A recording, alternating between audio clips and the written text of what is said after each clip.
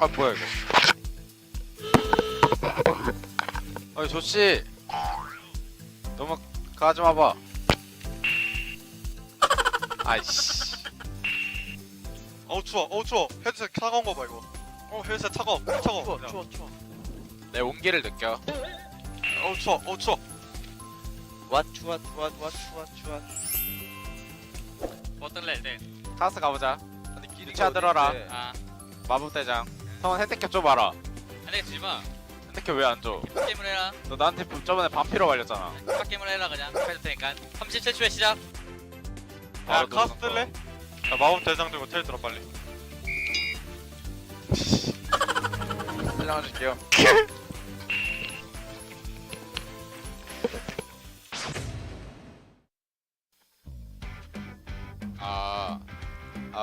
민아 안 들려. 안 들려? 안 들려. 들려서 대답하는 거 아니야? 오 깜짝. 들린다. 이 오른쪽에 있는 게 롤 소리지? 아 오른쪽에 있는 게 그거야. 뭐? 헤드셋. 아 헤드냐? PC 리슨. 아 오케이. 알가. 아 진짜. 쪽팔리게 하지 마라. 릴라 아니에요? 릴라 좀 오랜만에 나오죠. 맞습니다. 어색하긴 하네요. 네. 릴라 벤당했어요. 뭐부터 뽑을까요? 자, 혹시 1세트는 릴라 보여줬으니까. 오. 하나, 둘, 셋. 정신 화이팅. 이거 천천히 해도 돼. 천천히 봐도 돼. 크게 봐. 자, 15초. 지금부터 봐도 돼. 오히려 들어가면서. 지우 하이퍼기야 뭐예요? 안돼 더 빨리면 안 된다. 가자. 잭스 살아나면 텔대긴 해. 잭스 10초. 9, 8. 나 퀴즈. 잭스 이제 살아난다. 빼야 돼. 자, 기쁘름이 초대박. 끝났어. 한타가 망했습니다. 끝났습니다. 지우. 잭스 텔 땄다. 잭스 텔 땄어.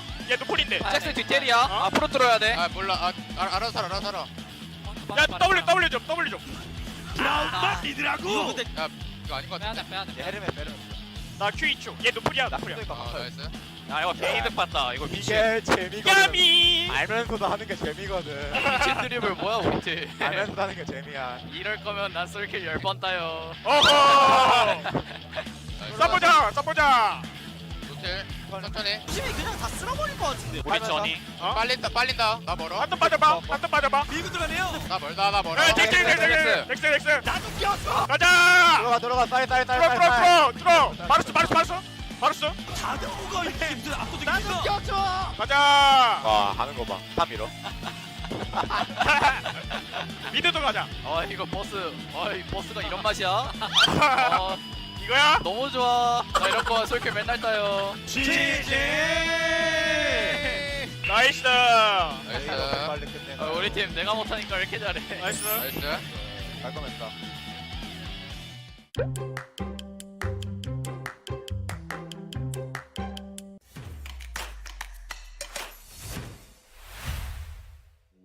자리를 잘 잡고 있습니다 KT. 맞습니다. 자, 속감비는 또 맞춰줬고. 자, 오히려 들어가면서 헤인. 근데 지금 한 방이라면 한 방이. 자, 한 방이 들어가죠. 체력이 들어갑니다. 용일부터. 스웨인이 풀베가 앞에서 비비고 있어요. 풀베가 앞에서 비비고 있어요. 제대로 맞았는데요. 이러면 잭스가 들어가서 할수 있나요? 어디까지 뭐 할까요? 아니, 풀베가 라이즈가 운동이 안 돼가지고. 라이즈가 오히려 라이즈가 이렇게 체력 1위였던 것 같은데. 계속 돌리면서 바로 지나니까 바로 녹죠. 이제 없어지는 거죠. 왔지만 이거 힘싸움 동심이 그냥 다 쓸어버릴 것 같은데요. 방패기를 밀고 들어가네요. 국회의 선수 대박 났어. 아칼리가 지금 오면서 그런 얘기하고 있을 것 같아요. 나도 꼈어. 나도 꼈어. 대박 났어. 야, 4명이 다 나도 돼. 그렇죠. 다 나도 돼. 자야 트리패클 지우. 자, 그리고 강철 신장세나 그리고 때려주고 있습니다. 근데 아리가 지금 뒤쪽으로 돌았어요. 저기 아리 대박. 여민 이거 2대 한타 끝난 거 같은데요? 저 이러면 다른요. 상황인데 그러니까 뭉치죠. 저 보라 타야 된다. 머리를 옵니다. 지금 딜러 불렀어요. 아 딜러 딜러 지우. 연기가 너무 잘 자 들어가는데요. 딜러 오래 살고 있습니다. 아니 어떻게 살아보려고 하는데 한번 더 살아요, 더 살아요, 더 살아요. 여기 뭐 기가 아니고 근데 오히려 기가 막히게 싸우게 되네요. 아니 이게 이렇게 돼요? 너 일로 와. 아니요. 와. 아니 그 상태. 미안해 그 상태가 다시 한번. 내가 죽긴 죽을 이동. 살아요. 와 이거 농심 그 상태. 야 역시 농크. 따입도 탈타 봅니다. 탈타 봅니다. 바로 일단 먹고 보자. 아 근데 데미지가 느려요. 구티 느려고. 그래도 황제진이 먹었고. 천국의 이후에 구티 일단 세게 밀어. 이러면 젠지가 하니 바로 다시 칠수 바로 갔는데요? 3천대. 자, 뛰어라. 일단 먹고 생각하는 게 낫지 않나요? 뛰어라. 뭘 만들어냈으니까 바로 아래 됐어. 근데 컬리전이 걸렸어요. 기합을 더 걸렸어요. 일단 가서 먹으면 문제는 도망가지.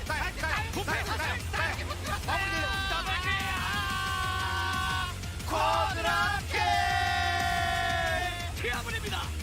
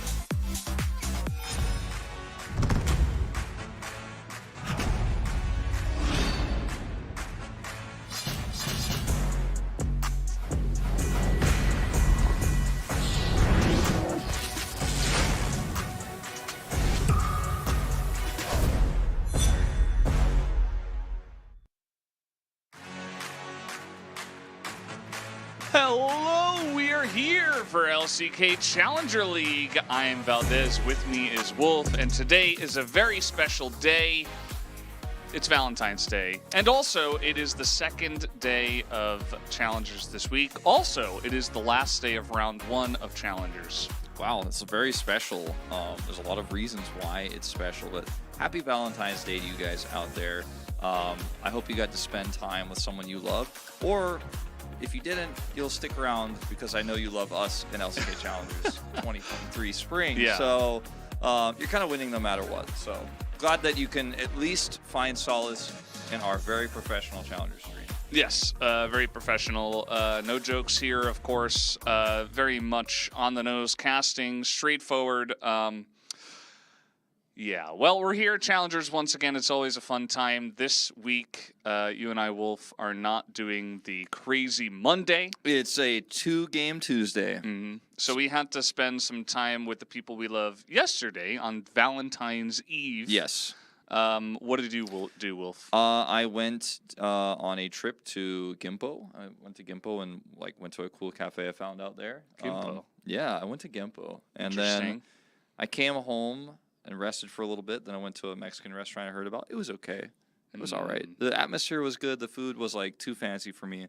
Too fancy. Yeah, I kind of like when the Mexican food is a little bit more authentic rather than it's Mexican food, but it's very nice. I'm like, well, I mean, it was very nice, and there is a way to spin Mexican food to be very nice, but I don't know, it was trying to be too fancy for me. Okay.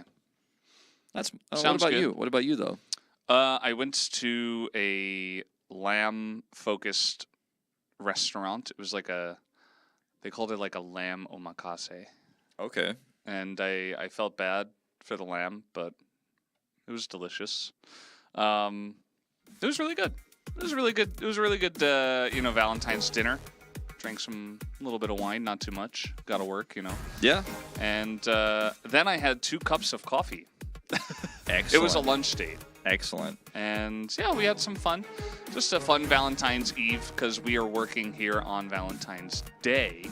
Yeah, these are our standings, by the way, in chat. You have D plus Kia slipping down after that loss last week to second place, but they could temporarily take it back today. Well, actually, you know, take it back just for the week, in fact, because if they win with any score, they'll pass KT Rolster here. So, looking for that win tonight against a relatively weaker opponent that they will face in Live Sandbox Youth. Live Sandbox has jumped up to 7th place, actually, so definitely pulling ahead of some of those weaker teams at the bottom side. And then we have later on DRX versus Kwangdong Freaks, so should be a close one there. I think much closer than our first one, as you can see here. Yeah, as you mentioned, first one could be a pretty fast one. Second one could be a long and arduous, maybe, you know, 45-minute games. 3 of them could happen.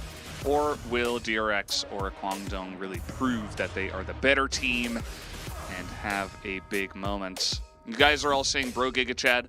They're not even playing today. They did lose yesterday, although they did take a game. They will not be playing. It was really tonight. sad. So, you know, it's okay. You can still say bro Giga Chad, but they're not playing today. Yeah, and there are still Giga Chads. True. So it's fine. It's all making sense. We do have, of course, if you guys watched yesterday, which I know most of you did, a new patch here in LCK Challengers that will also be played in LCK tomorrow. Just found out today. I thought we were doing an extra week of 13.1b, but no, we're going to 13.3. First matchup tonight is really interesting because we do have a new player coming through for D plus Kia. Saint will be playing in the mid lane, so he's the substitute mid player for this roster. I talked to the Korean commentators about this beforehand. He's a player that is really mechanically strong at champions like Akali, which is definitely his most famous champion, but he likes to play mids where he can make a big impact and show his mechanics. Yone comes to mind, right? But, you know, I asked the Korean commentators, like, why is he playing today? As you can see, he's there to your bottom left. And I was like, is it just because it's a weaker opponent? Is it because, you know, they think Poolbay hasn't been performing well? And basically, word on the street is D plus Kia just wants to give him some experience here and also, you know, make some competition between him and Poolbay. Yeah, that's, I think, a good idea. You know, especially if he's a strong player, you got to get him some stage experience. Now, Wolf, I have a question. Yes. What is Drapk and what is Herp? So Dragon percentage, Herald percentage. Are you sure it's not per game? Because it was 2.7. Yeah, no, you're right. You're right. Yeah, no, it must be per game. There you go. You figured it out. I didn't figure it out. Also, they would have definitely we did it together, kind of, you know. They would have definitely just used a percentage, yeah, icon or like character instead. Yeah, I don't think so, Toasty, but you might be close. Papa Smithy gave us a little not like this with Saint playing. I'm curious what his thoughts on Saint are, or maybe he just wanted to see Poolbay today, which is also understandable because Poolbay is a fantastic player.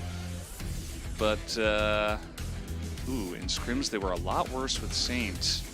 Papa Smithy given like the secret information in the chat, but that's interesting to see. Maybe that gives Live Sandbox a little bit of a better chance here. Well, I mean, I would say it's pretty obvious that D plus Kia have chosen their stronger mid laner. Like, we have a main mid laner and a substitute mid laner, and they want to give him some more experience and also, like I mentioned, further the competition between these two mid laners, so Poolbay doesn't feel like his job is like 110% secure and he can just coast. But I feel like Poolbay hasn't been coasting, and we know this. So it may be the case that if D plus messes this first game up, or if he has a weak performance, we see Poolbay right in for game number 2. But time will tell, and I'm always excited to see newer and different players, especially in a league like this where we have some very clear favorites, D plus being one of them. So we'll see how he performs, see if he gets his Akali, especially into something like an Azir. Cool kids never panic. She's like, I followed my friend here, and there's just an empty seat next to her, like where the arrow is pointing to where her friend should be. This is the key position, and this is actually the support role. So Pretty interesting to see this one highlighted. Generally in the LCK, we only see that if it's Keria. But in this case, Loopy versus Bull. Yeah, I think Bull has actually been a pretty big standout for this team. His Lux, even though he's 1 and 2 on it, is pretty good. His Heimerdinger was stronger at the very beginning of the season, much less powerful right now, but I do see the power of highlighting this matchup in particular from a production standpoint, because a lot of the other matchups not going to look as good, not going to look as close here for D+. And mid would have been one that maybe you would have zoomed in on, but because unfortunately Saint doesn't have any statistics here, it's hard to actually make that comparison right now with the data available. I mean, moving on to this patch, I'm glad that we have it in Challengers here, especially because Challengers is our kind of feeder league for the LCK. I personally would have rather seen this patch in the LCK after one more week of play, just because there hasn't been a lot of preparation time. The patch came out so recently. But what I'm getting at here is still pretty new, still not that solved. So I think we're going to see some big variance here when we go into these best of threes today, as Wukong will be taken away. Lucid's most famous pick. Yeah. We've been seeing the uprising of Nidalee. You and I were actually watching LEC last night. Unfortunately, because Bo's Nidalee was pretty very not good. It really fell on its face. I'm sure, he's a good player, but that was not it. And it's generally good into the Wukong, but who knows? Maybe we'll see it pop up once again, as Papa Smithy once again talking about Lucid's Nidalee and how it's crazy, crazy cracked. Well, instead of that, we're going to get Maokai versus Sejuani. Yep, Maokai Sejuani pretty standard here. Ashe not available, so feel a lot better about this for D+. But what is Liv Sandbox going to grab with this? With a lot less power on enchanters on this patch and a little bit more focus on melee supports, it does feel kind of weak to actually give the Maokai here and grab a Sejuani Varus, for example, which is what they're going to go for. See what they're allowed to have with it, because there's still a lot of picks available that work very well with this. We could see Plan B just pull out the Heimerdinger again, even though it's significantly nerfed. Illusion into Varus, definitely going to be a matchup you can win out early, but I would not recommend it. Yeah, the Blind Lysandra as well. Not a big fan of that one, but yes, it will be Lucian Nami instead. And now probably just the support pick here for Plan B. I know a lot of you guys are still waiting for Dongmu, probably in summer. Yeah, I would say. So especially because Liv Sandbox's LCK roster is doing so well. There's not a lot of movement here right now. Will be that Heimerdinger for Plan B. We talked about it. It was an our key player matchup. It's been very good at the champion despite the nerfs. And this does make the lane a lot harder to play, even with those nerfs, right? For Lucian Nami, you're going to be struggling to actually get into range to do your big combos after level 3. Down here for the Liv Sandbox bans, it gets a little bit tricky right now as to what you want to do, because you could focus on trying to get Guti, counterpick mid, try to protect those picks, or you could just take away Thanatos' Scion.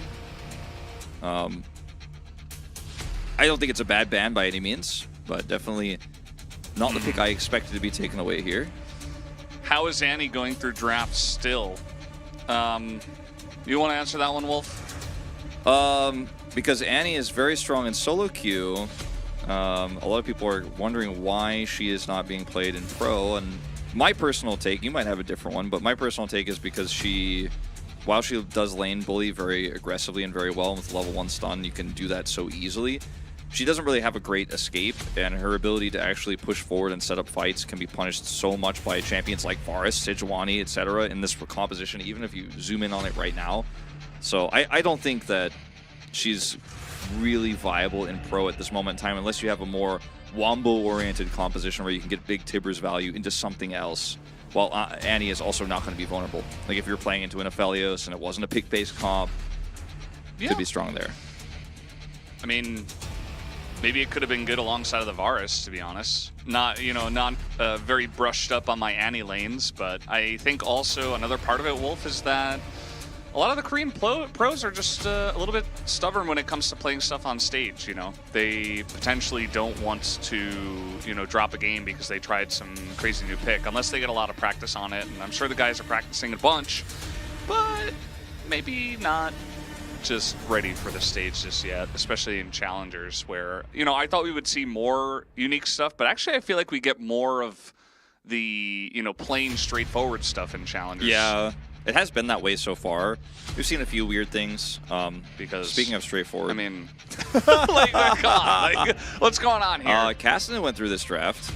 He did.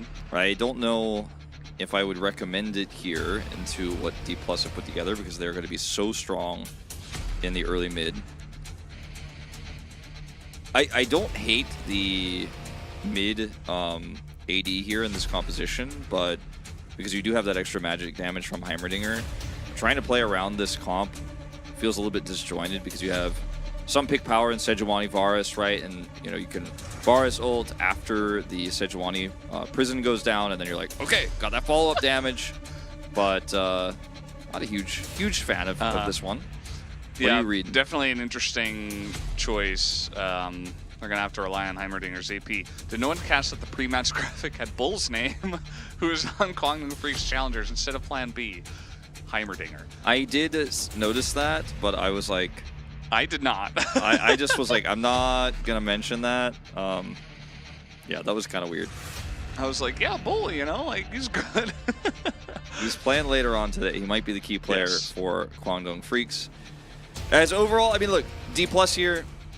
They got Azir, they've got Ornn. Their team fighting around early objectives is sick. They have the Lucian lane, where you're not going to have as much power into Varus Heimer as you would into like a Zeri lane.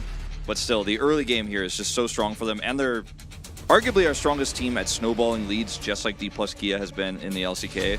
So, gonna strongly favor them as we get onto the Rift for Game 1. Yeah. Kevin Kim talking about how, you know, Saint definitely up there, I think, with Kalix is the other guy you mentioned, as a couple of the best mid laners from Academy, which is, you know, generally tier 2, but here in Korea it's tier 3, behind challengers, which is what we're doing now. And so very much looking forward to seeing his Azir, even though it's not, you know, the Akali or, you know, this crazy, insane, mechanically demanding champion. Azir certainly is still a strong pick. We'll see what he can do on it. As it looks like we're ready, let's hop into the Rift for game number 1.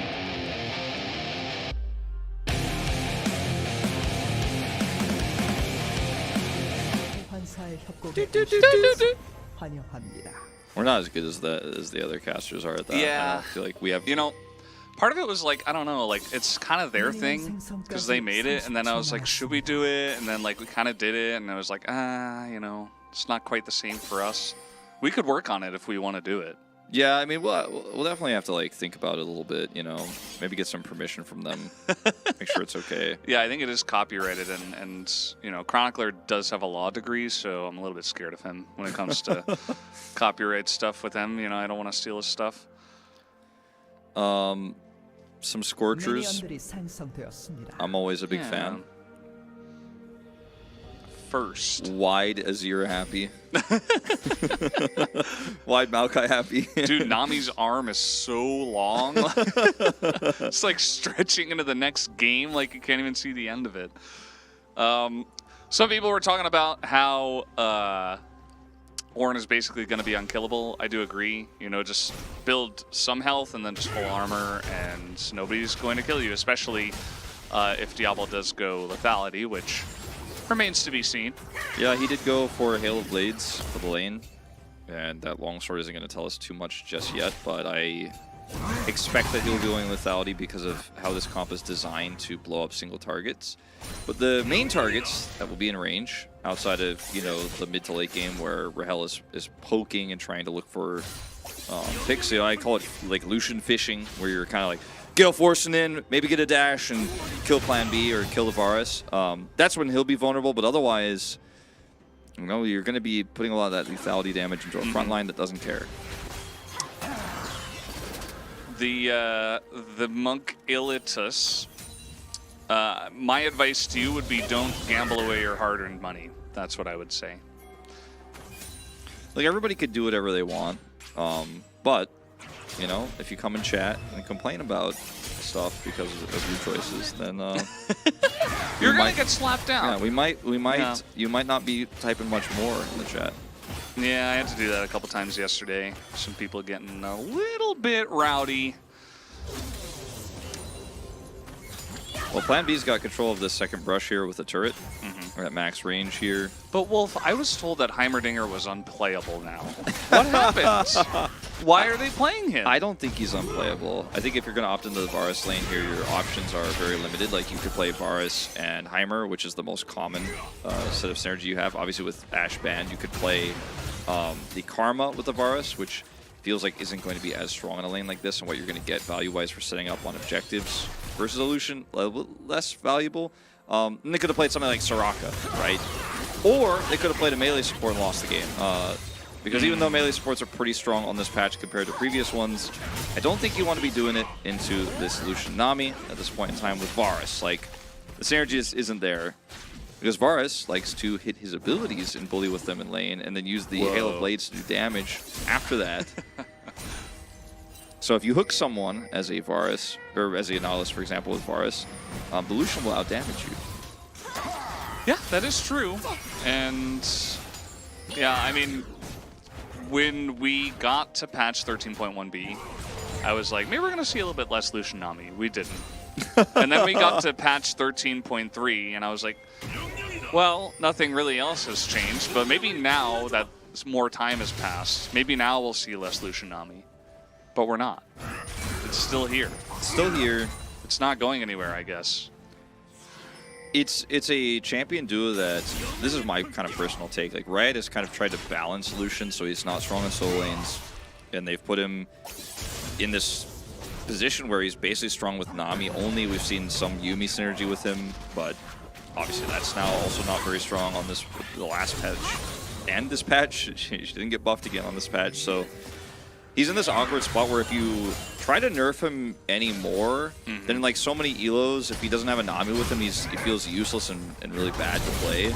But like at the pro level, he can just be so oppressive and forcing bans. So he's kind of been balanced into a corner and almost needs like a rework or something in order to be fixed, in my opinion. Is well, it's hard. It's hard. If you they tried that with Yuumi. yeah, that's a different story where they're like, yeah, we were trying to do that. It's not working yet. We're not ready yet. So just remove that for a little bit. And then she got played anyway. I think she was played in the LEC, I want to say.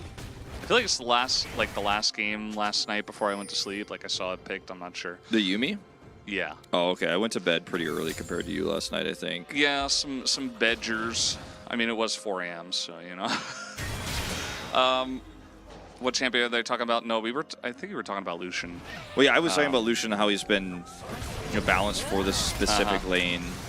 And it's problematic as Permafrost. We also had a question asked about why Maokai is not played in the LEC. It was kind of answered in the fact that LEC does have a different meta, but also I would say that they should be picking him because he is extremely strong, like top tier here in the LCK.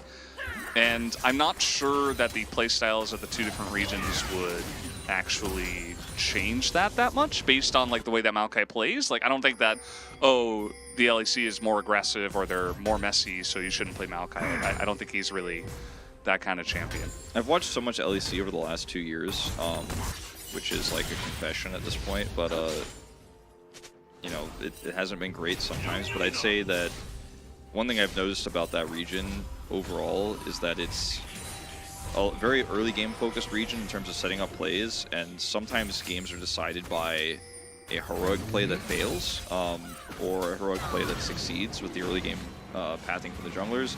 But then like the late game gets very messy and scrappy, and it's like fighting all the time, and it's everyone's trying to make hero plays. Liv Sandbox is going to take this first Drake with the Varus Prio. And I think Maokai doesn't work with that kind of playstyle very well in the late game because you need to be laser focused on like, we're sieging this turret right now at this timing, my jungler is there, he's going to ult towards them. Like the LEC focus is like, who can we kill with the Maokai ult? The LCK focus is like, how can we make sure we get this turret by zoning them away with the Maokai ult? You know, and I think the focus is very different. And so as a result, European teams don't enjoy playing him as much. That's kind of my take. Yeah, I think that's fair. Also, based on what I saw yesterday, I think they have a way to go. Like, I don't know, man. The game we watched was very extremely messy, and that's putting it lightly. Yeah, but you know, it is what it is. We'll see when it comes to MSI and international championships and stuff like that. Well, it's weird with like teams like Vitality just kind of really struggling to adapt to a new patch, right, and a new meta. And, you know, we've been on this kind of meta for so long in the LCK that for us we're like, well, who knows what's going to happen? But in the LEC, I feel like we were left with even more questions oftentimes. Yeah. I want to say that the new tournament format for LCK makes it better. Trying to make a play on the Satan. I think he's just dead. Yeah, 100 to 0, first blood. That goes the way of Liv's sandbox, and Saint just had no chance. Either had to flash the sedge, or he just dies. Yeah. It was the latter in this case. But he doesn't have teleport, so this is actually pretty significant for Liv's sandbox. They can turn this into, after stacking first Drake, now Herald advantage. Some back massage. Level 6 hit here. And Liv Sandbox going to take this Rift Herald. This is going to be an opportunity for Luce to go bot after a bit of damage was done, especially if they know that this Rift Herald is happening. They do know now. Yeah, they should identify it, but the problem is that with the wave clear, with the Heimer and the Varus, it's really hard to set up a dive here. Okay. Well, might be able to force a couple of flashes at least. Uh-oh, as Plan B is going to get isolated and killed. Diablo does not opt to flash the Maokai for some reason, and that is going to be a double kill in the bottom side for DK. The only other way you could handle this, which it looked like they were planning on doing, was just to focus the wave down as soon as possible and hide under turret. Instead, they backed away. And I don't have 100% track on like where the turrets are and what the cooldowns are looking like here, but yeah, going for a ward clear here is one of the other problems. And like they see this so late. I was giving them more credit thinking they were aware of this and they were going to try to rush down the wave so that the dive doesn't succeed. But in fact, I think they had really no idea. They were like, this might be a thing, but they were absolutely definitely not sure. Then they were like, uh-oh, we dead. Yeah. And then they were dead. As Diablo, you know, don't want to harp on it, just flash it. I'm sure that's what he's saying to himself as well. A bit unfortunate. Thought he could get out of range with the heal, but those little root tendrils are pretty deceptive when you see the hitbox of it. Maybe a little bit of a red steal here, perhaps? Nope. And Diablo is a very young player. We talk about this all the time, not to harp on this either. He's like 15 years old, you know? The guy's so young. Yeah. So, still developing. Actually 15. Yeah. And he'll be 15 until October. Yeah, he's 15 for a while. Yeah. For a whole year. He's 15. It's a long time. Yeah. Generally, that's how long you stay the same age, Wolf. Sane is having a rough time in mid. He really is. And I mean, this is part of why I think maybe Goody picked this Yone here, because he's like, all right, well, I've scrimmed against Sane. I know what his power level is, and I want to be the one who has a lot of agency here in mid. Can't even get a back off. And yeah, all it took was one gank. And I mean, Saint is ahead on CS. That's probably from the early game where the Azir can be annoying with the harass, but now it's going to look a lot different in that mid lane. Yeah, and also, you know, part of this power that you have with the Lucian Nami lane is to have mid prio, so you can utilize that to use first Drake fights to your advantage, force Liv Sandbox into uncomfortable positions where they have to give objectives up. But this is here not having prio has meant that, yeah, Rahel and Loopy did set up that one dive there with Lucia, but otherwise have been very muted in this early game. Dodge this Vincenzo angle. Get out of there. He just wants to drag the sapling and not going to get it. Yeah. The Maokai saplings, we've been seeing a lot more just pure AP. Knock up here in mid. Saint is just taking a beating. He is about to get teleport, but still, it's pretty rough. We're looking at the top lane for some reason, not sure why. You know, they're just hanging out farming. Anyway, back down to the bottom side. It's going to be 2 plates, actually, for this bottom lane of DK. And yeah, we've been seeing a lot of AP Maokai. They actually played a lot in LPL as well, is what I've been seeing in the chats. Watched a little bit yesterday, you know. It's very popular. Every streamer in Korea who plays Maokai I've seen has been just playing full AP. This is just fun to stream that too, like, to be totally fair. But I think it's pretty strong. As the timing of Diablo backing to try to get Ghostblade, it looks like here is going to really open up the plates here on bottom side. Live Sandbox will still be able to take this Drake, and D+ aren't going to fight for that. They don't want to, but they still get plate gold for their Lucian. It's not giving everything up here, and without that mid prio for the Azir, you just kind of have to play it this way. Now Saints teleports back up and back here. Doesn't have his mythic just yet, but is one step closer now, and I think this game is really going to start to like get more interesting and become more relevant for D+Kia's comp when we get to this next Drake fight in 4 minutes. But it's really unfortunate that because this Azir has been so behind in terms of lane control against a matchup that, you know, Guti forced him into, we haven't seen any early Ornn fights where you can get a lot of power of the ultimate, any Azir fights, right? So D+Kia feeling very frustrated because of the disjointedness between its power levels in bot and in the top side of the map, where they've just, unfortunately, through Guti, lost control. Or because of Guti, I should say. Looks like Saint going to build that Leandries, very nice, into what he's looking at. Yeah. And what's he looking at? He's looking at Live Sandbox. He's not looking at a champ, unfortunately, in this case. Yeah. Sorry, Live Sandbox, but you know, maybe in the future. They almost got to Worlds, you know. So, yeah. Somebody was saying, you know, why look at top? There's Thanatos there, yes, but he's playing Ornn. He's a great player, and Dihak also pretty young, and also a strong player. Not as young as I think he's 18 at this moment in time, so maybe not young in the scope of challengers, but still. As another Maokai ultimate, this time is going to catch the Heimer. I think it's a little early, as we also do have Vincenzo, one of the best names that we have in challengers. Flash forward, that looks like a dead Nami as Luffy goes down. A nice little setup there. That is, it's not quite Sejuani Ashe, but it's Sejuani Varus. Yeah, I mean, Sejuani Varus, I was talking about it in the draft. You can play this like, you know, a pick comp, and especially when D+ are playing this far forward.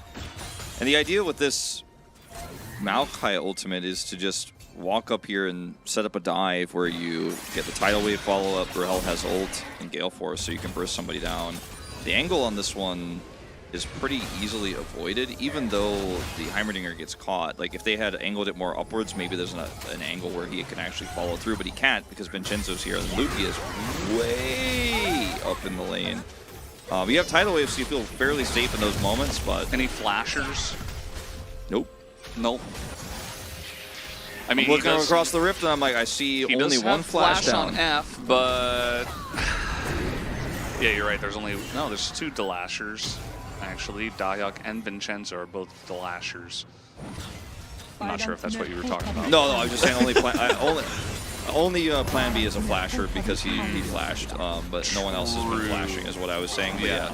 I'm not sure why we're electing not to flash in these scenarios. It's nice. Last hit from Saint, but that's not going to save his mid lane, which is entirely in shambles. As Vincenzo was able to pick up the Rift Herald, they drop it in mid, and now he doesn't have a mid turret.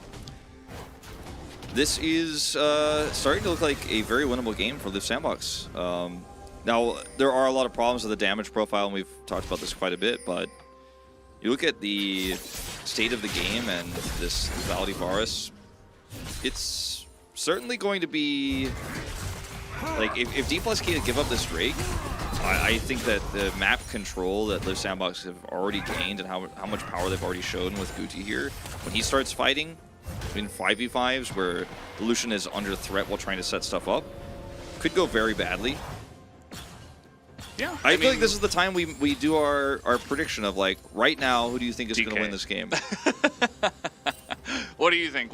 I also think DK, and the reason I was like, let's play the game, is because we said all the things why this could go well for Live Sandbox. But we did our, you know, the mandatory amount of analysis for a challenger game, and now now we get to play the game. Yes, Wolf, what do you think? I think DK, because I think they're a stronger team. I do still think some of those win conditions later on with the ornaments and the power of this Azir, who already has the Leon Grease for neutral setup, is going to be better. But Liv Sandbox have played this very well so far. Yeah, I just think Liv Sandbox's comp needed to get farther ahead, as maybe they were going to be able to do it here. Nice bubble onto the Heimerdinger. And Dialog is alone. Nobody was able to follow up because guess what? Maokai exists, Wolf.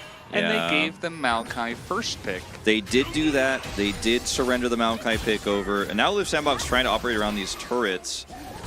I don't think D+ care very much. Well, now Lanby doesn't have flash, so he's just dead. As in goes Goody, he's trying to do something, but immediately is just running straight into full armor building Ornn and an insane amount of disengage as Lupi takes a massive chunk from Diablo. Actually a nice little poke from him there, but can they actually get into this pit is the other question. As look at Vincenzo, he's pretty zoned, but DK are going to respect this. I think with Emperor's Divide up for Saint, though, this is really hard to play out. I don't think you can actually collapse. You have to kind of just fight back and hope those arrows hit. That's your only Any hope here. flippers? I'm feeling a little flippy today. That's going to go the way. A double kill from Guti, who just assassinates the backline. Thanatos, he does not have flash. He's dead too. So, yeah, DK got the Drake, but what was the cost? I mean, Liv Sandbox, huge amount of kills. Yeah, several kills going over. The third kill here for Guti. It was really patiently played, and when the Drake health got buffed so long ago now, back in summer, we were like, this makes Varus much better in these types of fights, right? And you could see that even though Saint has Leandries, and he should be able to, with that burn damage, win these longer exchanges, they've taken so much damage from the Varus. The timing of Guti unbinding and then ulting here the backline while they go in for the smite attempt is just so perfectly coordinated. And D+ just really, I think, kind of feeling like they had that one in the bag, when in reality there was a big problem with their Azir in the front line getting so low, and they weren't able to put him into the pit to stop any sort of collapse into the Drake pit itself. And yeah, they got the Drake, they got the smite, but the team fight was way better for Liv Sandbox, and they were way more decisive there. And that's something I mean, at least I didn't think I'd be saying going into this best of 3 today. Yes, we are casting from Wolf's bathroom. That is correct. Yep. Thank you, Astronautilus. You win the prize. I don't know what the prize is, but you win it. But Maybe you're right. bathroom tour. Bathroom tour, nice, very nice. Goody, I'm not sure if he wins that matchup, actually. Thanatos, you know, he's playing Ornn, who can do actually decent damage, especially to the relatively squishy Yone. Although Yone does have shield bow at this point, and it's very fed.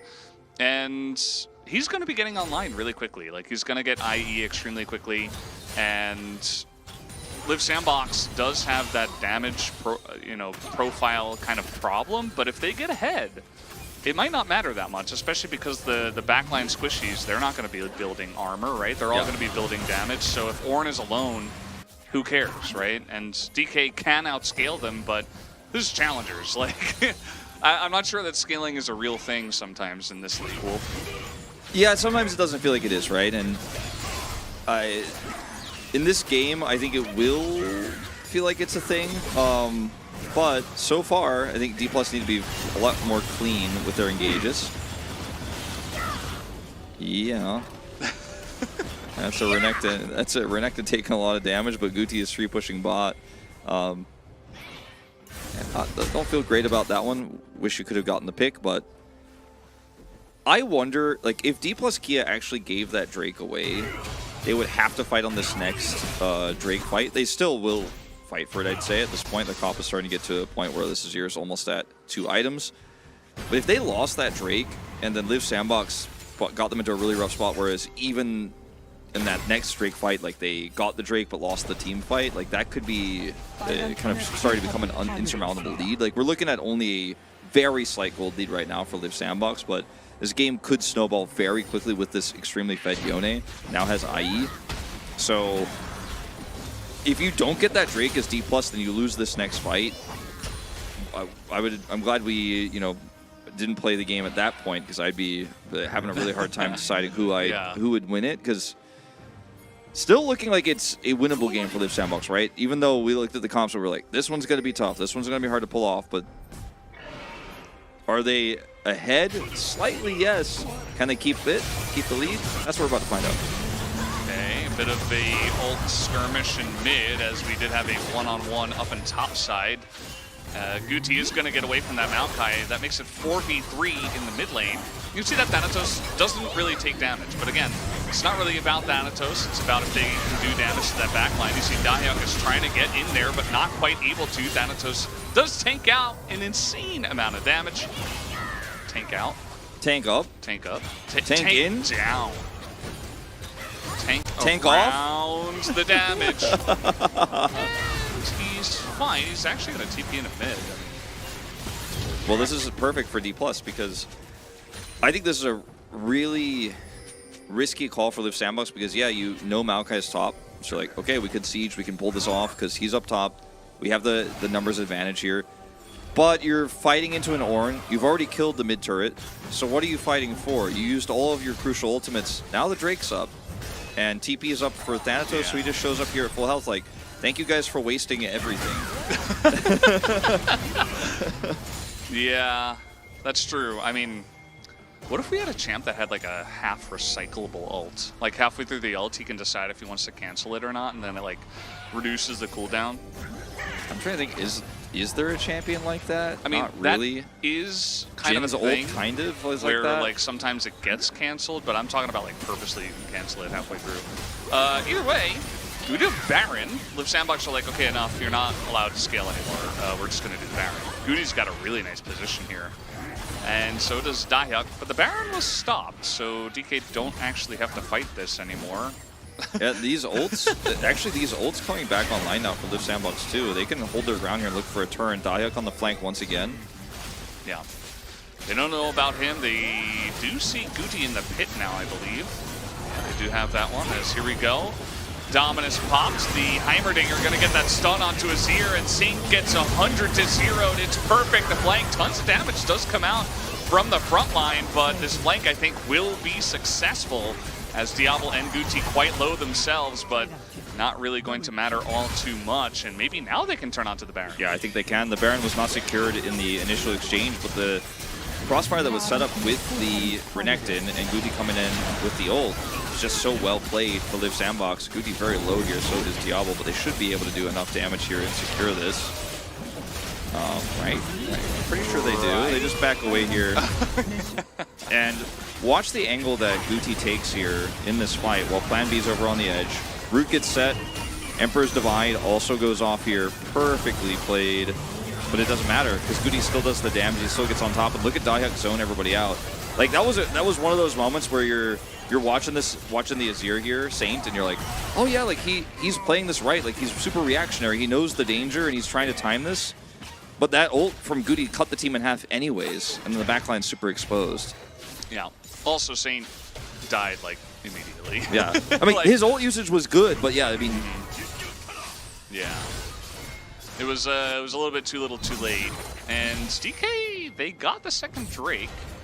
So seems like, you know, while that Baron was happening, I guess the mission just went down and picked it up. But this Baron's going to be pretty nice. I mean, this is exactly what Liv Sandbox won, right? They want to get this Baron. They want to start pushing inhibitors and try to snowball the lead that they have. That's what they want to do with this comp before they do eventually get outscaled. As you'll notice on the side of DK, you know, there's the upgraded Leandries. What is the name of that, actually? It's like... Leandri's Anguish, I think. Right? Isn't that just the new name? Of the Torment item? is the new name of the item, I think, and then Anguish got What did moved it into used to Ornn. be? No, I mean, I think it was Anguish before, and then now it's Torment, and then Anguish got moved to the Ornn item, right? Somebody in chat, I mean, I only know Leandri's, like, that's the only one I know. Maybe I'm saying it backwards, and actually it used to be, I don't know. Someone in Now chat I'm will know. confused. But I'm sure somebody knows. Lament. Okay, Lament, that's okay. right. That's, Yeah. So it is Anguish now on the regular item. Mm-hmm. Used to be Torment, and now it's Lament. Okay. Lulment. Yes. Yeah. Vincenzo, what's going on there? Rahel is trying his very best to push them away and try to like prevent. He's like essentially a poke champion in a way. As we are going to have this ult go straight into Loopy. He's going to flash the chains, though. As a couple of ults down now for Live Sandbox, but they get the flash out of the support, I guess. They're sieging super hard here in mid so that the Renekton can try to get that turret down on top side, but he is also being pushed back here by this Leandre's damage. So this is a really good defense so far here for D+. Bottom inner is already down, so there's no threat there. And if Sandbox, the Baron is expiring, they're going to back away here. But the fact that D+ have prevented Soul Point here means they have so much they could do on their terms for the rest of this game. 2-item Azir, 3-item Lucian here means that D+ are ready to fight. Gotta watch the positioning here of Saint going into these because, like I said, his ult usage was great in terms of what he tried to stop in the combo there, but because he was so far forward when he did it, he ended up dying instantly, and a lot of that damage is gone because Lucian isn't going to do damage like a Azir can in this fight. It's just not going to happen. And obviously the same can be true of Varus, right, in a lot of ways, but there's so much CC and so much burst that you can just win the fight outright in like 8 seconds or less if you're Live Sandbox, if you can set that combo up. If the fight goes any longer than that and the Azir's alive, you're not feeling good about your chances. The Azir alive and the Lucian alive for any longer than 10 seconds, I'd say, and it's definitely a good angle for DK. But they need to get there. Pulpe got abducted by Papa Smithy and is on a flight to FlyQuest headquarters. You know, I could see that. I could, you know, they've got a pretty good mid laner already, but as this one is going to go into Rahel, he's not even going to bother to use Cleanse. He's like, okay, cool, I mean, whatever. There's no actual threat after that. Yeah, the angle was pretty good for him. Gets under turret, and he's like, yeah, what are you going to do next? Diablo roots him even with his ult, and you're like, yeah, still cool enough damage to kill me. You can see how much damage he'll take from an arrow there. So if he got hit, he would have been fine. I actually really appreciate how carefully he positions, but also like how he's really conservative with his summers in this case. Does take a huge chunk of damage though, and if he gets hit by that one, we'll probably have to back. 50 seconds until this Drake fight. We're going into a really dicey situation for Live Sandbox if they can't win this fight. I think if you can kill the Azir again, you feel really good about your chances here, and you don't have, he doesn't have a stopwatch, so Saint is really going to be reliant on his positioning, his flash. He has gone for Void Staff, which I think is fine given the situation on the other side and the itemization as well. As it's pretty difficult for Rahel to get hit by those arrows actually, considering that he is Lucian. Yeah. I would have rather him buy a stopwatch than that blasting wand, just because the AP you're going to get from the blasting wand versus your life is saved, and then you're going to do insane amounts of damage if you just live for like a few more of your sand soldiers hitting, is I think worth it. But Casters trolling. This looks really easy for Live Sandbox this game. I invite you to stay a while and watch the Challenger League, and perhaps you will understand that we are in fact not trolling. And even if this was LCK, I'd be like, you know, there's actually a decent chance for DK to come back just because of the composition. Yeah, I mean, look, the ornaments are coming through. Now they have the third one. The Gale Force is upgraded, so it is very much a winnable game here for D+. Like, they have the damage, they have the composition that is going to outlast Live Sandbox. They just need to do it, right? And that's where we're like, well, let's see. Because Live Sandbox, if they mess this up too, in terms of setting up in neutral, somebody dies, the fight is over. Dahya keeps trying to flank, does at least to spot that he is spotted, so he's not going to do anything rash here. Again, the defensive setup of DK's comp too is quite strong, especially if you're fighting around an Azir turret, because you've got Azir, you've got Ornn, you've got Nami. Like, all these things are going to be very good for disengage, even the Maokai as well. And Rahel is really slippery, so it's not like an easy, straightforward engage for the Sandbox, which is why forcing the Baron fight and the Baron turn was really smart from them. Yeah. Unfortunately, while trying to group up for another Baron here and trying to force that kind of fight, they hit Thanatos.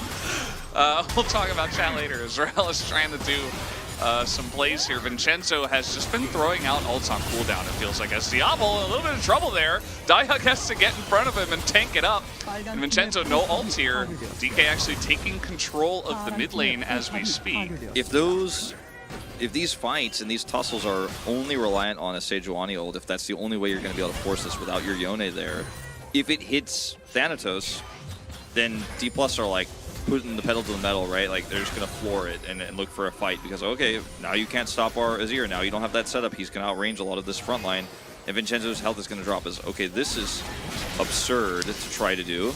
Yeah, I mean, they're going for this. Saint is around. You see that they will be able to get this down. Lucid cannot get into the pit. He throws out his ults. He really wants to force this fight. A big Ornhorn going to hit the front three, but Saint, once again, a bit out of position, but a very nice flash is able to get him right into position as DK are trying to follow a fight here, but actually the Sandbox not able to get in there. Diablo with the snipe onto Saint. As now Dahyuk trying to get into that back line, trying to get on top of the Lucian, can't quite do it. Down he will go, but he has opened up a lane for the rest of his team to push in as Diablo another kill.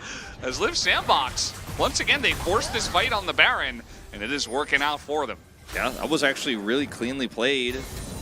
Some of the aspects of the team fight for D+ were good, like Saint's flash there and the Emperor's Divide, but he still just then stood in range of Diablo's arrows and was pushed out of the fight right afterwards without flash. And Liv Sandbox might just win the game from this. I mean, they don't have enough necessarily to actually push for the Nexus. So they're going to stop a back here. Maybe they can. Almost stop a back. Oh, not able to stop the teleport, though. Yeah. I think Liv Sandbox might still be able to get this as well.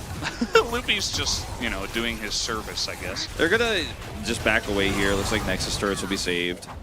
But man, that was a very good, risky play. Like, it was a calculated risk here. Dahyuk's in position to block the rest of the team from getting in here. Notice that Rahel is doing no damage to begin this. Baron's already down. And then Saint is out here in no man's land. Dashes, flashes, and ults. Vincenzo has to flash as a response. But at this point, you have to just say, all right, we lost the Baron. We're out. He gets rooted, and then gets caught by one more. Yep, Chains catch him, and then he gets hit by the second arrow. He's dead. And at this point, you can't even get home as D+. Yeah. And a lot of flashes in. Diablo played that fight excellently, like starting from his Chains of Corruption, just, you know, bouncing from person to person, and able to get on in there. So now Liv Sandbox in a fantastic spot at this, you know, potential Soul Drake as Dahyuk in a lot of trouble. He goes into his Sterix and has to flash away as we... What? Born is weird, just like man. figure skating, I guess.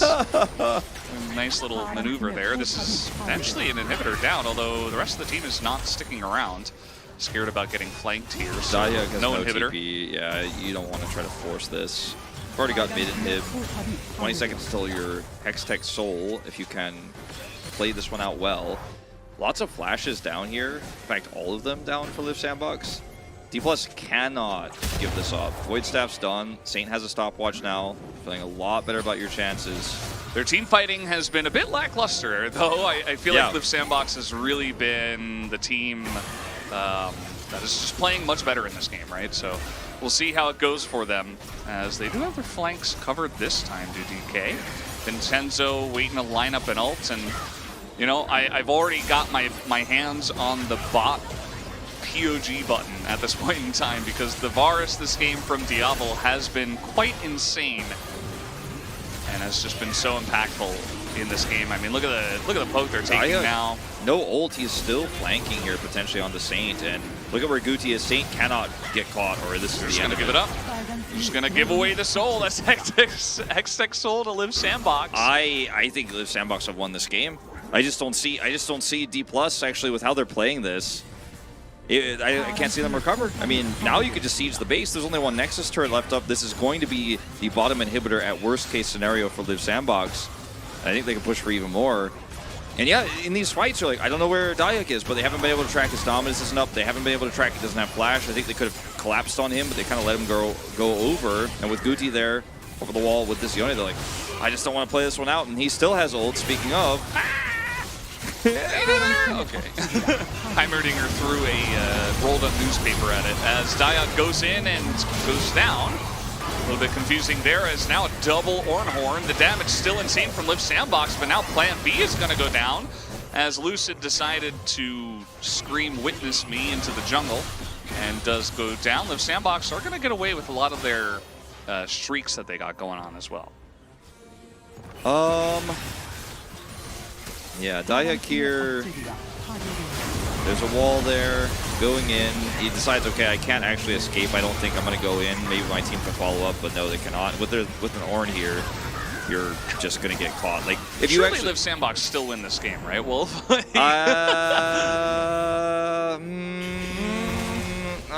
I mean, I want to say yes, I think so.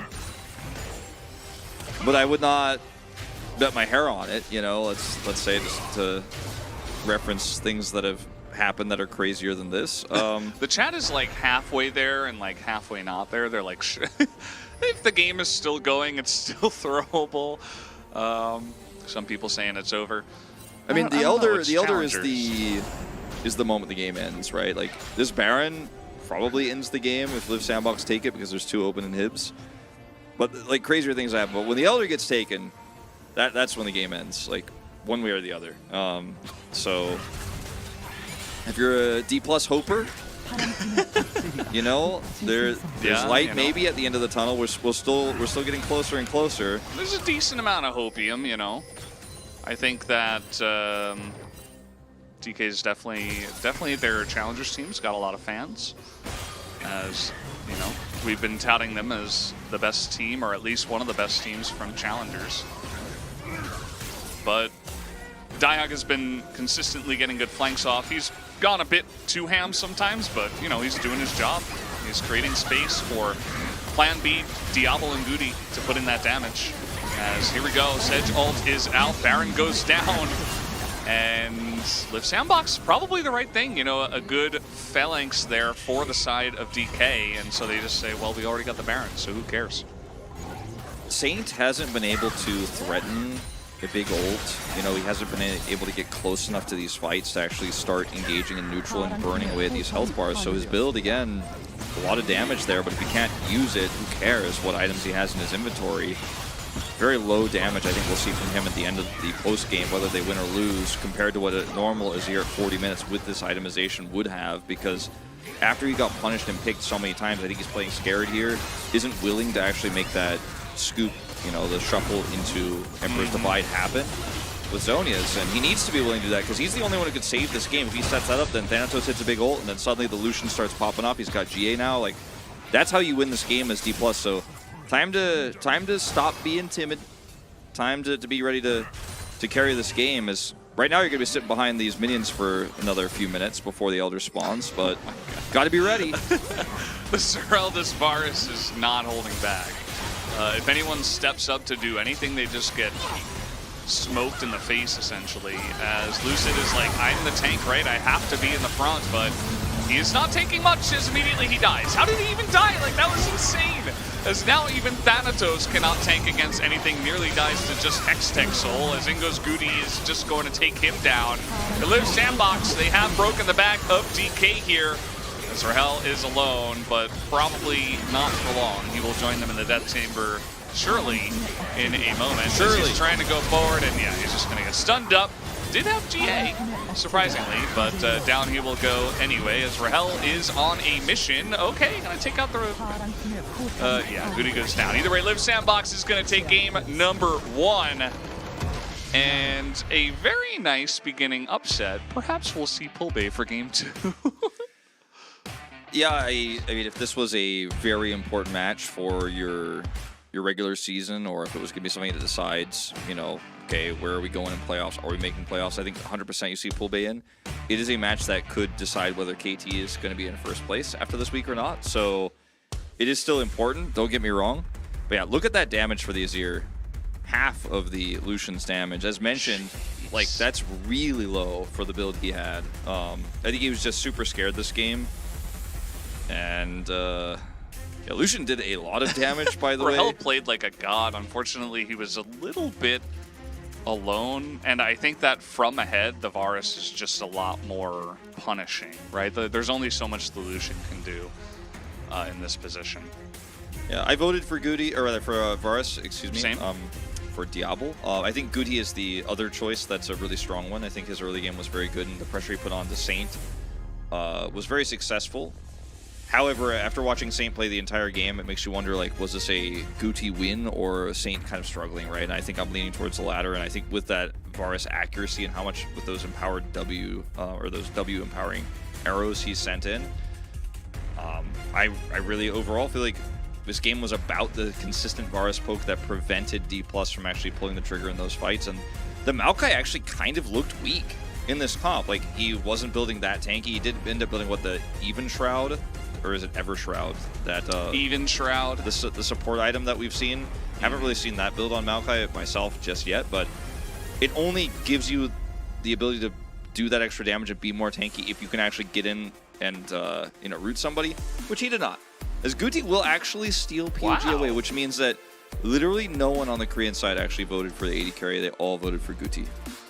Yeah, I don't really get that. I mean, he did set up the early game alongside of the Sejuani, but that kind of felt like a two-man squad, you know, getting the Yone ahead. And he played well, and like, he had some of those like really nice ults in some of the earlier team fights, but after that, it was like all Varus all the time. And the reason why I am so on the Varus train here is because what Guti did wasn't actually game deciding. He got the team a lead, but then their comp struggles in late game if those Varus pokes aren't so pristine and so good. And like, yeah, he got them a lead, but then they didn't actually get so ahead that it was like over by default, right? Like, he actually had to, Diablo, play that Varus to a T in the later parts. So that's why for me, he was the player of the game. Same. And, you know, both of our chats are like, what? You know, Diablo robbed, but you always got to know, guys, different points of view. You know, the Korean cast might have been going insane on Guti and some of his plays early, and maybe that's why they did go for his vote. He played well. The Sandbox played really well. They get this first game here. And guys, we're going to take a break. We'll be right back.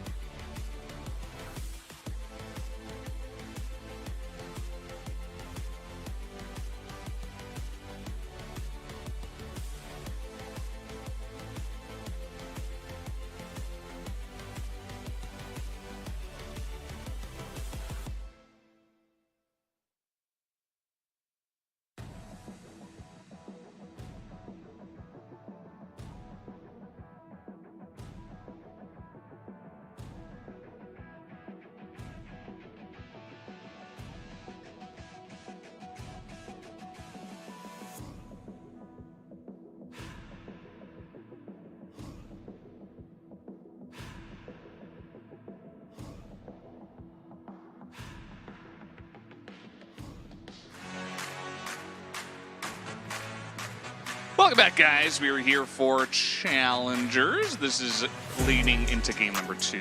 Game number 1 was won here by Live Sandbox. Definitely a big surprise as D+ Kia still having a lot of fans coming on in, trying to support them, trying to make them get the win. Will it happen, though, Wolf? Well, they are going to be substituting Pulbay back in. So Saint is out, Pulbay is in. After game number 1, that's not a surprise. I thought, well, I mean, I actually find it like very slightly surprising considering if you're trying to create competition between your mid laners and you're trying to get this guy experience, you don't put him in and then he goes like 0-4 and then you're like, all right, that's it, you're out. Like, Nice try, Bucko. Like, maybe next time. That has like a really counterproductive sort of effect based on what I heard as to why he was in. That being said, as was discussed right before this, this is a series that if you lose, you might lose your first place seed going into playoffs. So we're only at the end of the first round robin, going into round robin 2. Still, that is going to be pretty massive. Like you lose a game like this, where you are massively the favorite, and KT doesn't lose that one, like their chances of taking that first place away from you are pretty huge. Yeah, absolutely. And you and I were on the KT hype train when we saw them playing in one of the first weeks. They're looking pretty good, and honestly, definitely a lot better than D+ looked in that last game. So, Live Sandbox as well. Seems like they have prepared really well for the series. Getting a big win in game number 1 is a great first step, but now you're definitely playing against the real guys, you know, with Pulbay coming back in, and, you know, I assume even besides the play, you know, having a different mid laner who is going to be more confident, probably making some better calls, is more experienced, definitely going to help out a lot outside of just the player and his mechanics. Yeah, well, here's the substitution we talked about. I want to let everyone know that we were just told that D+ also selected blue side, and that's not a surprise to me at all. Going into this draft, I think even if we see like a salty run back, as it's often called, the performance of the Azir really hurts your ability to actually play around those neutrals. And by neutral, I mean set up on objectives, where it's essentially 5 players walking towards each other and the objective and playing that kind of scuffle around there. So I want to say, like, I'm excited because we get the real D+ now. Pulbay's in, like, this is the turnaround. But can't help but feel sad for Saint just kind of being put into this position. He struggles and then he's instantly yoinked out. It's a tough coaching decision to make in a situation like this. It is. And happy Valentine's Day, guys. I know you've been saying it multiple times, so shout out to all the people here who are giving us the love. And DK and Live Sandbox are giving you guys the love. We are giving you the love as well. Yeah. The love is in the air. Love's in the air. Annie and Aurelian Soul, not banned or anything like that. They are available, but they are not seeing play, and I expect that will continue. I know everyone in chat, every time the draft spots are like, is this the Aurelian Soul time? I'm like, no, sorry chat. No Maokai this game either. No Maokai. Definitely a good idea. Although banning it on blue side is interesting. But I suppose that DK say, well, didn't really work out for us in game 1. Let's try something else. Yeah, and the Lucian part of this comp can still be what they go for if that's their plan to get Rahelhead, because we all know he had a great game. Results be damned. So actually gonna take the Varus away. So even D+ Kia voted for Diablo now. Yeah, POG. even D+ Kia are voting for the correct POG from game number 1. You and I were talking about this. It's Nuclear on the cast today. I'm surprised Nuclear didn't vote for him, man.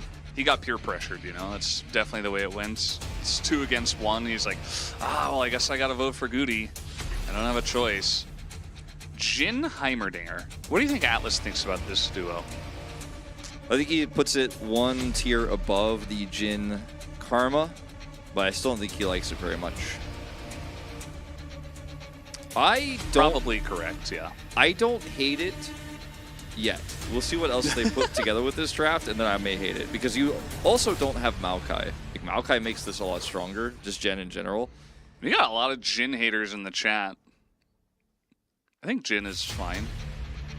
My favorite copy pasta recently is the Jin trick y'all, man. Yeah, you know, AD carry, like, whatever that copy pasta. Someone post that in the chat, please.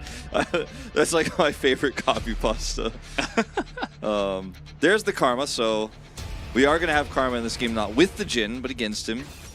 And Renekton, once again here, prioritized very highly. Thanatos, we picked that one up this time. Feels like DK are... They're like, okay, we're the better team. They looked really good on these champs. Let's just ban or pick away everything that they played in the last game and just deny them outside of the Heimerdinger, I suppose. Because they take the Varus, they take the Renekton, they ban the Sejuani. It's going to be a different game at this point if you, very much you so. change this many things. No Nidalee for Lucid with the Renekton here, and Lucid's proclivity to playing the Nidalee extremely well. I do like this ban. You know, we did see, as you mentioned in game one, a little bit of LEC Nidalee from Bo yesterday, which did not go well, but I think that is more a product of how that game was played out than the strength of the champion. I think she's very strong, especially when she has a Renekton to play alongside. Hey, we didn't say absolutely. We predicted that based on what we knew. Daryl doesn't get it, man. He needs some time. You know, imagine talking about win conditions of the losing team. Like, how dare we? It's okay. He'll figure it out. He needs a couple of years. Yeah, this The casters are very biased towards T1, by the way. That's Yes. very true. Yeah. This Jin copy boss is great. He's just running around doing nothing. The one I saw that I loved the most, actually, instead of saying doing nothing, was he just running around reloading, which is like just so good. It's so true. Ooh, Goody's gonna pick up the Azir this time. He's like throwing down the gauntlet, saying, "Okay, well, you didn't do it. Well, it's a different mid laner this time, so probably just a top tier pick." Nah, not in this draft, right? Surely not. Wait a minute. Hold on. Oh, please don't play Swain with the. Don't play Swain with the Varus, please. What is this? Do not play Swain in this comp, Pulbe. Pulbe, I know. Chronicle's like, but Pulbe's Swain is so good. I'm like, oh, now they're teasing the Annie.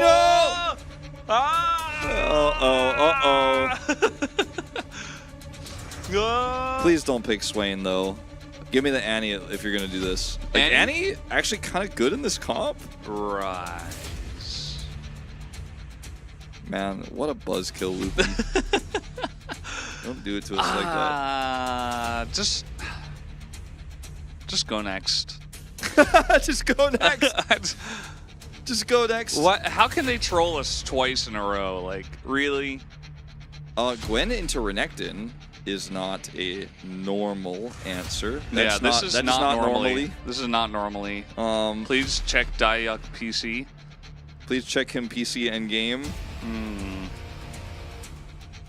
Very good player, Yeah. but I mean, technically, into the top side of the map, it can do well in team fights, but the lane is kind of bad. the lane's gonna struggle because Renekton wants to be in your W, in your mist to do his damage. So it's very. I mean, you get some extra resistances, but this comp for D+ has power in bottom side, where you can chip away at Jin. You have the Rise in mid, which is going to give you a lot of prio. You can Realm Warp play. Viego is amazing with this amount of frontline and pick. I am giving a pretty big edge here to D+ Kia going to this one.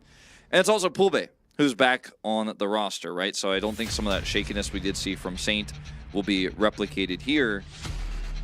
We had Guti also not playing. Like, Guti, in my experience with casting him, very limited experience this season, has been better on non-control mages and like when he's got an assassin, if he's playing the Akali, if he's playing the Yone. He looks very good on those types of champions. Put him on an Azir. He's been fine, but he hasn't been a hero. I think that Vincenzo also plays better when Guti is on something that's good to set him up. If it was Vi Ari, for example, I'd be like, oh yeah, this makes sense to me. I'm not saying that's better right now in this meta, but not playing to their strong suits here with this draft.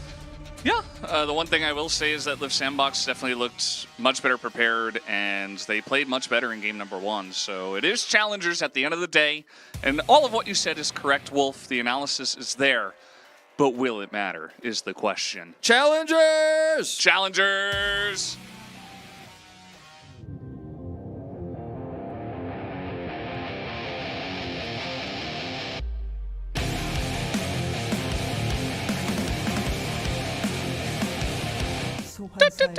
Challengers is so good. 환영합니다. I love challengers. Is that your thing now? 미니언 생성까지 30초 These players are sick.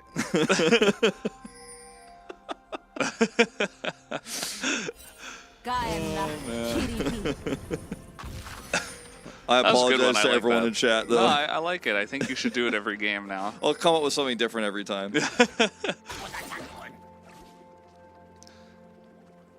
Guys, so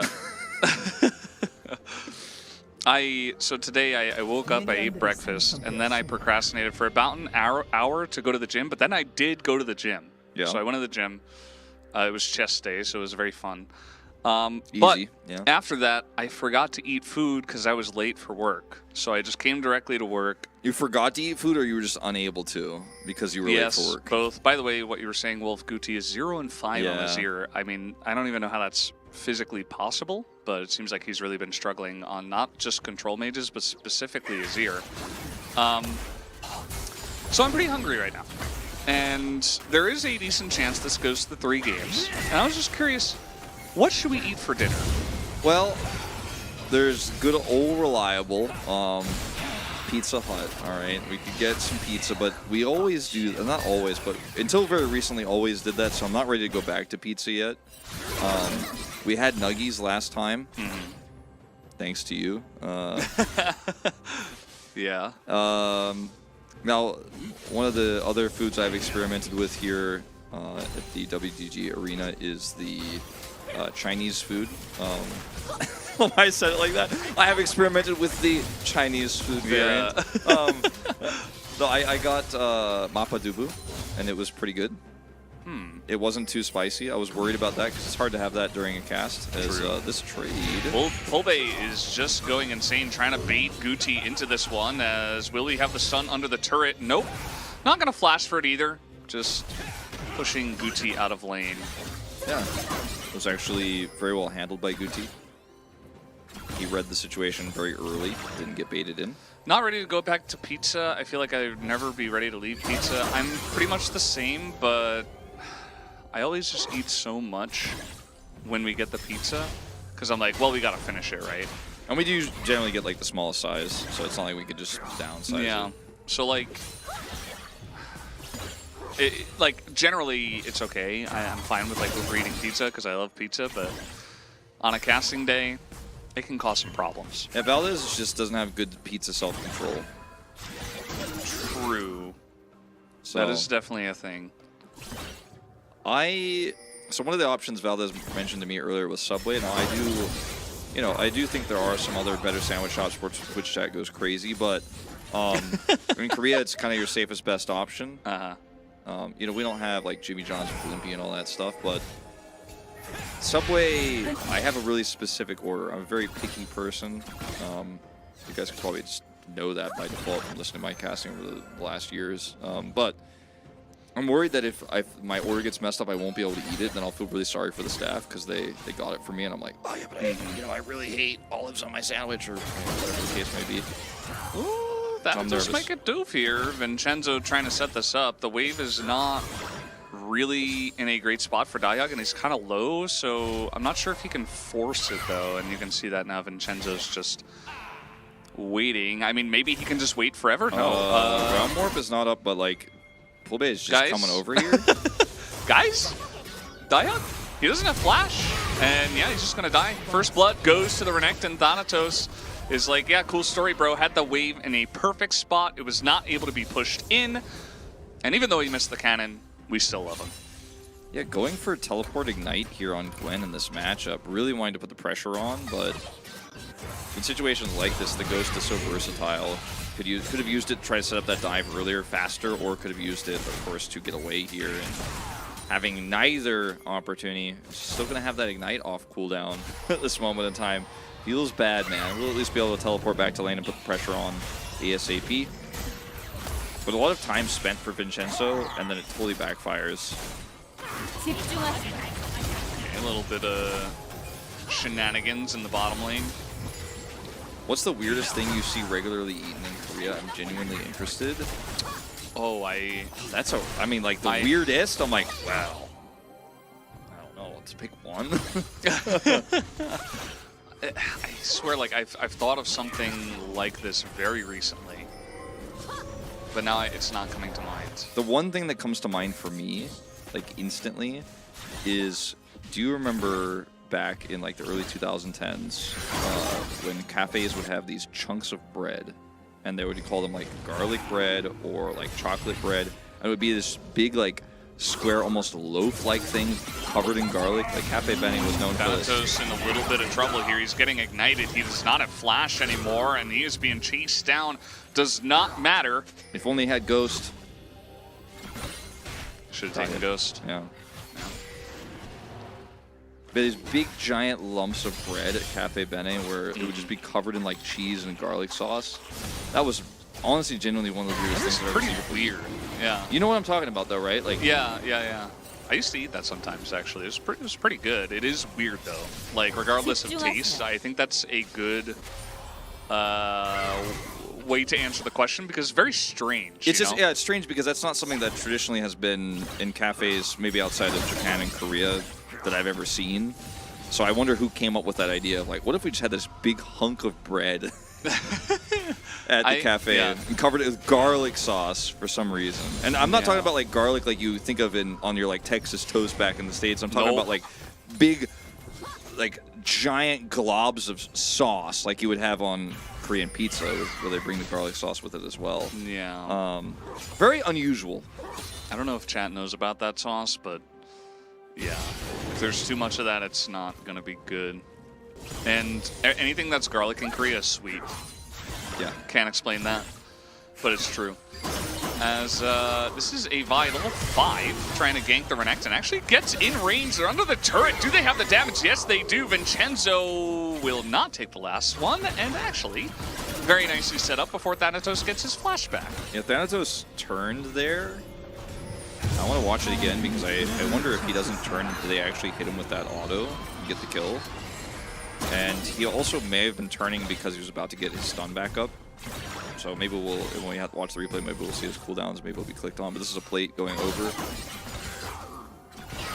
He does not stun in this exchange, so maybe he's thinking he can turn and stun here onto Vincenzo. See that turn I'm talking about? I think he still dies if he doesn't turn, but yeah, maybe he's hoping he's going to get that stun off and then get the kill. Yeah, definitely looked like that. No teleport for Thanatos. Has to walk it out, loses a lot of XP and gold.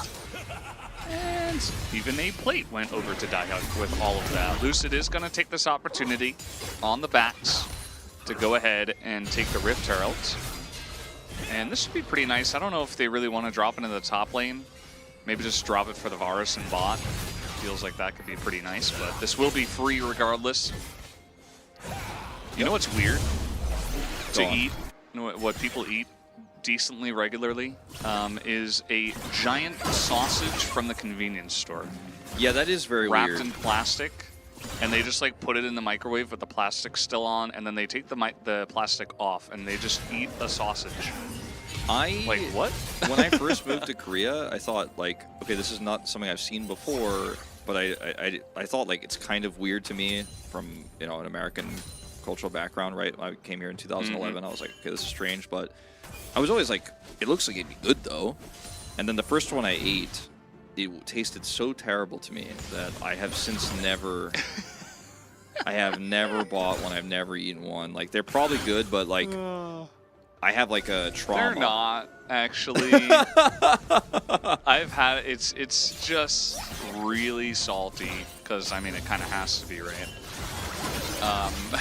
I wouldn't recommend it. As they're really trying to bully Thanatos in the top lane, I do not condone bullying, But in this case, it might actually be smart because, you know, we were talking about how this lane can get rough for the Gwen. Well, if you're getting this much attention, Vincenzo's essentially camping the top lane and the Renekton's very far behind because even though they did get the kill, you know, he had to use flash, he got out of position, the lane wasn't in a great spot. You can still get behind on this Renekton and really struggle into this, especially after level 6. All right, here comes Lucid, though. There Just goes saying Lucid, hello. though. Oh, here comes Lucid, though. Dropping the Herald here over the wall, trying to force this without a minion wave. Kobe should be able to pick up that gold, but a little bit awkward here. Boom! Nope, doesn't get it. It's okay, Viego's the carry. Just got to be careful about dropping heralds like that. You know, the whole point of grabbing this herald and putting it mid is obviously you're going to get some value out of taking the mid turret out later in the game with maybe a second herald, but getting that plate gold to your mid laner is the objective.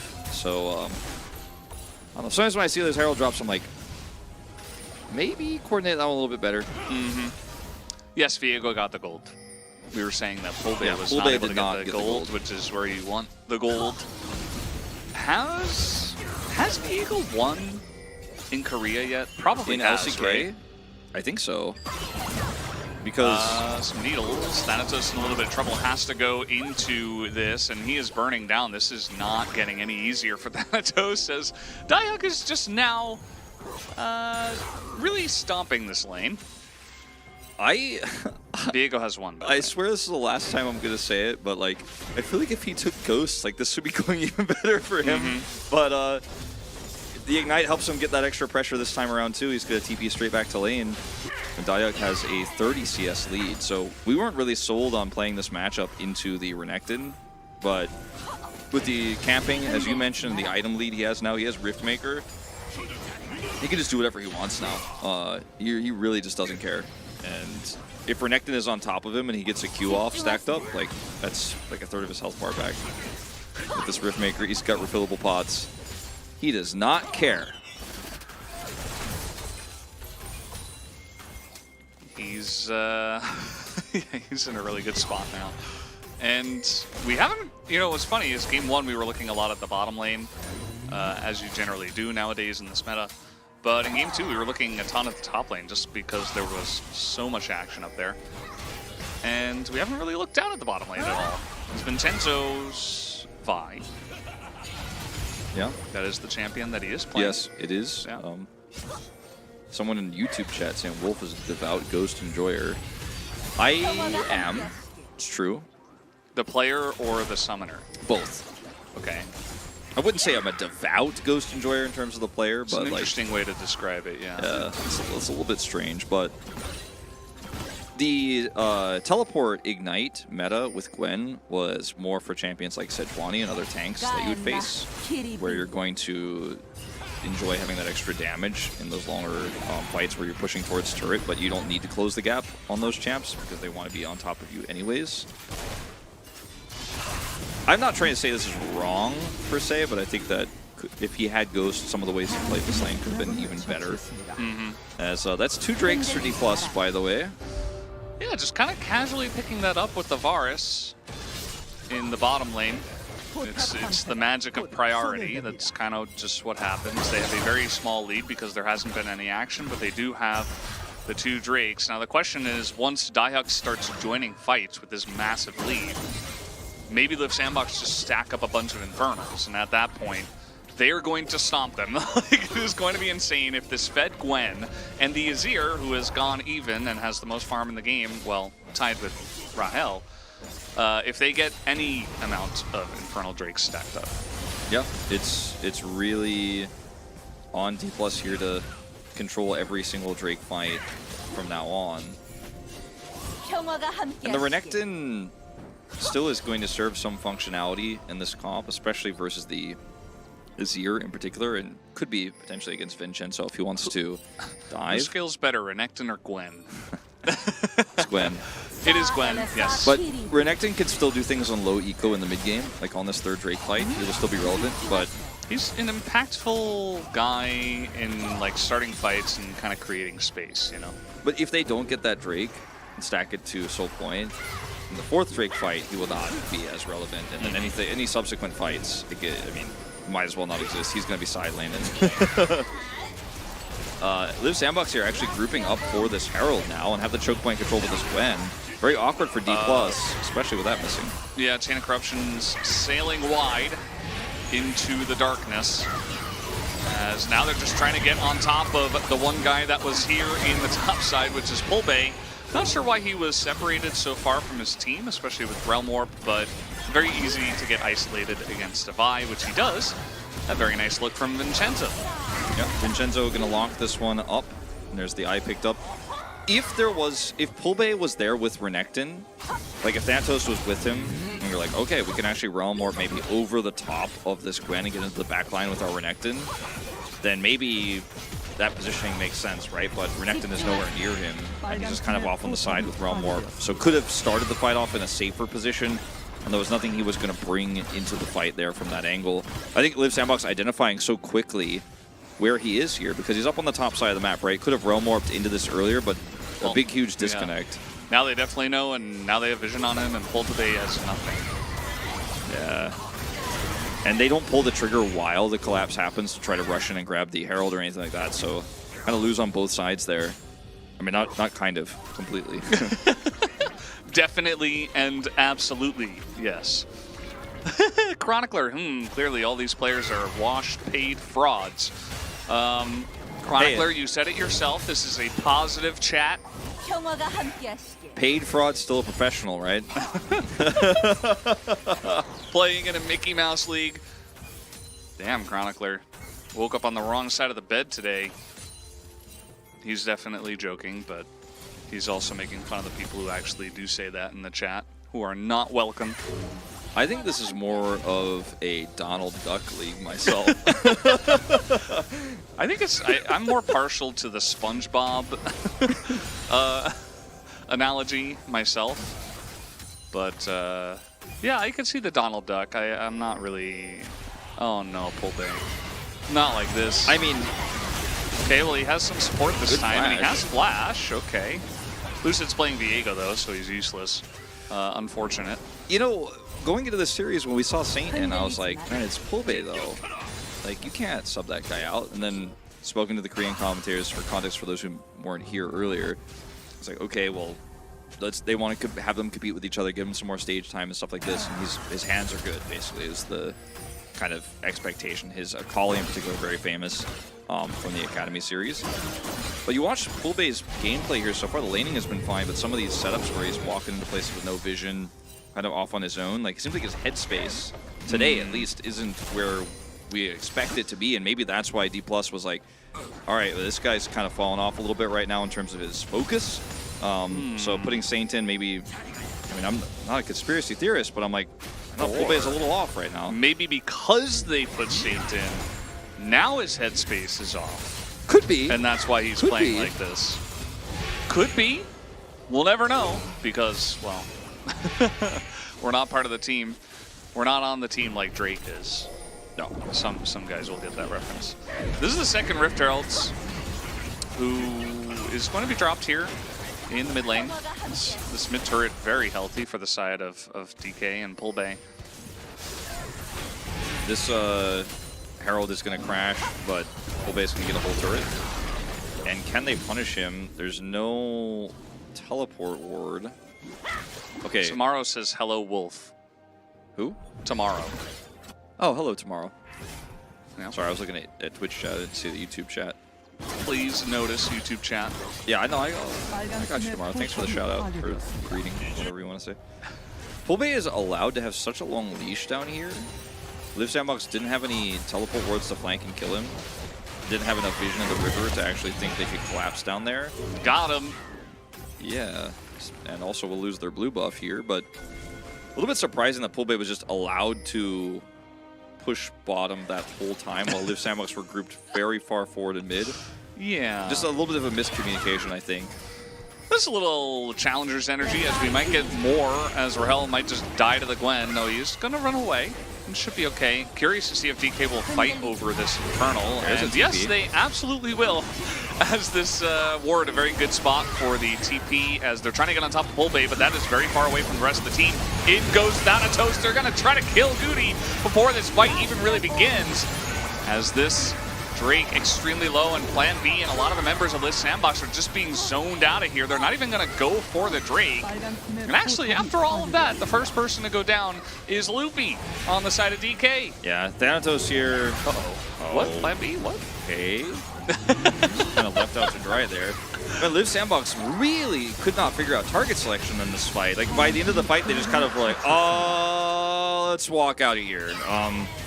And we literally talked about this about 4 minutes ago, how Thanatos, despite being behind this game, is still renekton and can still point and click on somebody and stun them. Watch Thanatos just go like, all right, Guti's over here, flash on him, ult on him. He has to flash and dash over the wall, so no Azir in this fight. The fight is essentially won in this moment, and Kolbe has so much space to work with here, not taking any damage from anybody. And then Liv Sandbox are like, do we flank here? Do we try to actually set up some turrets to make sure they can't get out? And then half of the team is deciding we're backing away. Vincenzo and Plan B are like, no, no, no, we're going in. You could just see there's a completely disjointed lack of focus after that fight is lost when Thanatos gets on top of the Azir. Yeah, that's definitely what can happen. Diok threw a bunch of needles into a Karma, so that's kind of what happened to him. And so, because the fight was so broken up, it wasn't a front to back. It wasn't like they were running into a Glen or anything. So, even though Diok is very fed, wasn't able to use the lead in the fight. Always important to know is might be able to use it in this fight. The stun is down, but yeah, I'm just gonna let him go with the turret there. He's got a needlessly large rod going for a second item. Yeah, it doesn't really need to be that big. I mean, people. It's needlessly large. Yeah, I feel like this isn't discussed enough. The like actual like middle part of it, the yin yang looking thing, is it like wolves? Is it bears? What is it? You know what I'm talking about? Like if you actually see it in like a high quality texture, like there's animals inside of it, but I don't know what they are. I've never seen that before. I want to look I've this been up. playing this game for a long time. All right, I'm looking it up right now. I don't think there's anything Is in it the a needlessly dragon? large Chat rod. says it's a dragon. I don't know about that. Is it? Dragon, I think. I'm not Oh, convinced. it is a dragon. Wow. Yeah. Yeah, but why is it needlessly large, though? I don't know. Does It anybody doesn't know? need to be. Like, It doesn't need to be. does Riot know why it's needlessly large? Maybe that's how they justified its item cost, you know? They're like, well, it's really big, so it has to be expensive. Does casting the game for a living make you better in solo queue? No. Are you quicker to get mad? Yes. But that might just be solo queue vibes as well. Oh, I think just becoming a League of Legends caster, I am much quicker to get mad. But yeah, I don't think it really, being a caster doesn't really help your solo queue. Not really. You could, because like again, you could maybe make like the correct macro play because you saw, you know, some team do it, but you could have just watched. It doesn't that matter. It's like whether you're a caster or not. Because it's solo queue, and Yeah. you're like, okay, guys, we should do this, and then you know you've got one guy who's soft inting in the top lane, and you know there's another guy who's AFK in base, and your mastery is soloing the Baron for some reason. Uti is trying to bait this one. Looks like. Obey. Or do they just not know? They just don't know. Hide on bush. Is he going to get his rod to finish before he goes for it? I just thought maybe he was going to look for a big all-in there with Viego nearby. Man, Diok is so fed right now. Like, look He at his is. items compared to the Renekton. Yeah, he is, but there's a lot of range damage on the side of D+. I give a lot of the credit to how clutch these players are in challengers. That's kind of what we focus on oftentimes, and Thanatos did way more than he did in that last fight by just getting on top of Guti, so his value is higher. So Liv Sandbox need to somehow force a situation by like aggressively side laning with this when to where they are the first ones on this next Drake, so that Daihook can actually hit not Karma in a fight, or can, if Thanatos tries to go in that deep, he will be punished for doing so. Like push him out on the side. Like he got a free teleport off last time because they didn't clear teleport flank wards. So Live Sandbox have the tools to win a fight. Need to use them. As sending Daihuk to the bottom side of the map here, you know, might be one way to get faster Drake Cryo, but they're gonna rather put him on the top side where there's no turret to kill. So there's not that much threat for D+ right now. Because yeah, Daihuk can teleport in, but they're like, yeah, well, we don't have to like chase him down or deal with him. Poolbay also has TP, so use your tools, Live Sandbox. It's very important to use your tools, especially with the Infernal Drake about to spawn. TK decide, you know what, let's not. Like Live Sandbox can't give this up. They have to fight for this, Yeah. but they have not set themselves up for success here. TK, very interesting. They're just giving up position on the Drake to push mid, get mid prio, and I suppose maybe poke them down and not get cornered is the idea. Because they have not, they had a good position, but they did not go for the Drake, as now Lucid is trying to farm control wards. It looks like D+ are just like, this is kind of too good to be true. Like, we have Soul Point, we don't have to fight for this, we could just push mid, but Live Sandbox is not contesting mid, and they're over here very late. And we have no vision. Daihuk is under turret, like their most fed member is not here, and can be interrupted if he tries to TP now, so like, you're like, okay, I guess we go. Ooh, plan B, getting a little worrisome. Okay, they're both just gonna TP as Lucid is in the pit, but it goes to the chin of all people. Fourth shot, OP, I suppose, is Gucci. Nice divide, and now we have Daihuk trying to frontline, but they're trying to get on top of him, and they will be able to. Even with that stopwatch going down, immediately just gets burst by the Varus. So a couple of kills to the side of DK as one snipe, two snipe, stopwatch. As Goody might just die now. Very nice flash forward from Poolbay as they will look to head to the Baron now. Yep, just gonna rush over with Realmore, clear that mid wave, and take it over. So yeah, you got the Drake as Live Sandbox, but you did not win the fight. And Gwen coming in so late from that very awkward angle meant she couldn't do anything until it was very, very late into the fight. And Vincenzo and Diablo playing that snipe on the Dragon itself with Smite and the Jin shot worked very well.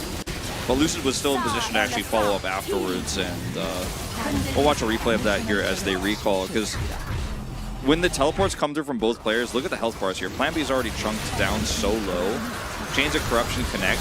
Frontline is just trashed, unfortunately. And Guti's like, I'm out. I'm ulting, I'm out of this fight. And Daihuk is like, I'm here, I'm Gwen, I'm fed, I'm CC'd, I'm golden. And Thanatos, again, way less money, way larger impact in this fight. Prevents them from coming in. Does die ultimately in the end. But this fight was decided before they both got here because Poolbay's side laning against the Gwen, who could have been bottom side, right, to walk into this fight, but ultimately decided not to. Yep. Apparently it was 1374 fourth shot on the Drake, which is more than Smite even in this day and age. Is it possible that it added the grenade as well? Not 100% sure. It is possible. Because that seems incredibly large at this point in time. Yeah, I thought that it was Vincenzo smiting with him, and the replay kind of came in like as it was happening, so we didn't get that close of a look at it. Had the crit indicator. It was probably a fourth shot, I guess. Probably. Oh, the secret buy in the bush. Vincenzo having to walk away from this one, but takes a beating as they were trying to set up a little bit of a gank brush. Just a small one, just a small vibe gank brush, you know. Jin trick y'all, man, like he doing damage. He don't physically hurt nobody, man. He just running around, hurting my feelings. Hurting my feelings. Reloading. Yeah. That's just Jin things. Hey, but Diablo got a kill, you know, he's 2-0. He is? Yeah, he's got a nice KDA. I think it's okay. That'll make it worth. Yeah, I think it's good. Going right to the stats books. Prowler's Claw Varus again.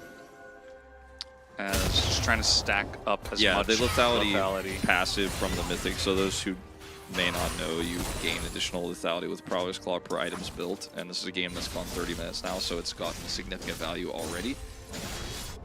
even though the activatable is not that useful. It can be, but like very rarely. Yeah, some chasing moments. You used to be able to use it on a lot more targets, and it was actually really cool. You could use it like as an escape, as a really cool chase thing where you could use it on a minion and then follow up on somebody. Not so great now. As look at the build here for Vincenzo. He's also building that formerly support-only item, essentially. Here, this is kind of the new Radiant Virtue with the nerfs there. It's the new thing. It's the new item on the block. And it's interesting because it's new. And not 집중하세요. old. True. Not bought every single game. I mean, it's an older item, but it's being used now. It's like Checks suddenly out. trending, trending item. Stopwatch here for Rahel. It's going to be very nice before this incredibly important next fight. I want to see Daihook get something done in this next fight, because the lead he had is, it's still significant, but it's not what it once was. And yes, what Gwen can do damage-wise and siding is better than Renekton will do for the rest of this game, regardless of what happens. But I want to see him get some team fight value, or get some sidelining value before or during a team fight, so that this lead isn't completely wasted. You might be asking too much, or maybe DK just runs straight at the Gwen as 5. That could also happen because, it's Challengers. So It is Challengers. this is the Challenger League of the LCK, if you were unaware. This time, Guti can TP in to a safe location. Gwen is bottom side for this Drake, so can already kind of by default go and challenge this Renekton. Ouch. Yeah, plan B, now he's just going to be on backline poke duty. Even Vincenzo's going to take a big one. His turret's doing a lot, Valdez. Yeah, to the Drake. Yeah, Lucid's going to get in here. This is, again, just a flip, and again, it goes to the Jhin. And you guys said Jhin wasn't useful. Got 2 Drakes in this game. The shots here not great, but at the end of the day, they might get Lucid, and they do, but they only get Lucid, and that's not good. As 5 members on the side of Live Sandbox will go down as they are TPing mid to look to end the game. Going to a 3rd game here in this first series. There's the Realm Warp push through. TP coming over from Thanatos. Goes ahead and grabs a stopwatch, some extra magic resistance. I don't know if he had that stopwatch before the fight or not, but he certainly was not under any threat to use it. And that's going to be the end of the game. So clean team fighting here from D+. Gwen lead, who cares? Gwen Schmin. Gensmin here as DK will be taking down the turrets and the Nexus. Only Plan B will respawn. As Rahel is just going to get a bunch more damage. I'm voting for top. Uh-oh. Voting for top. I'm actually voting for the Renekton, who was massively behind the whole game, but actually made way bigger impacts in those team fights. I'm still voting for him. Yeah. Are you a Varus voter again? No, I'm a top voter. Because I just want the recognition to be there for this guy who did 8,000 less damage, but every time he was in a team fight, he did way more. Yeah, it was kind of like, he gets the tilt proof, and then he also gets like the carry kind of honor, because he actually set up those fights really, really well. And I think the top laners, once it comes down to the team fights, I was saying before, like the Fed Gwen should be able to get a lot of value, but when did we see one fight that Live Sandbox kind of fought on their terms where it was front to back and the Gwen actually did get value? The Jhin ultimate and the deadly flourishes and stuff like that were often used to try to secure the objective itself or win the neutral fight, instead of being used orchestrated with some good turret setups and a really nice Azir ultimate with a Gwen frontlining. The comp was fine. I know not everyone loves Genheimer, but I think if you get the right amount of objective control with your side laning, this can work. I just think Live Sandbox knew what they wanted to do with this comp, but they just couldn't actually, because of their lack of experience at this point, execute it well. Like, it's a good draft. The coaching staff definitely had a plan. The players, I think, knew the plan, but it kind of all fell apart, and they got lost in the weeds a little bit in the mid-game. And it's not like a draft diff, it's just execution diff. And that's generally what it comes down to, Wolf. That is the magic of Challengers. Gatoran, sorry about that. Nightbot is very sensitive. What did Nightbot Be do careful. to my man Gatoran? Gave him a 10-minute timeout for saying a bad word. It's the way it goes sometimes. We're all tied up at 1. Curious to see who's going to get the Pog, but If Pulbay gets it, I will be upset. But I feel like otherwise, top mid jungle is fine. Yeah. Rewarded for great team fighting despite losing out in lane early. yeah, tilt proof, amazing team fights, flashing and dashing and getting on top of people's faces and pressing his stun button like you should as a Croc. That's what you do. Top diff. Yeah. 2,000 Very gold down clearly. doesn't matter. Yeah. Doesn't matter. Very nicely I done. love that the Korean commentators, at least one of them, because since we both voted for him, we know if one votes, then we have the advantage. This is a 5-vote system. I'm glad at least somebody was thinking the same thing as us. I actually didn't think I thought we were going to once again be robbed. Our vote is robbed, but no, not this time. Yep. So guys, we're all tied up at 1. It's anybody series from here. We'll have to see what happens after this break.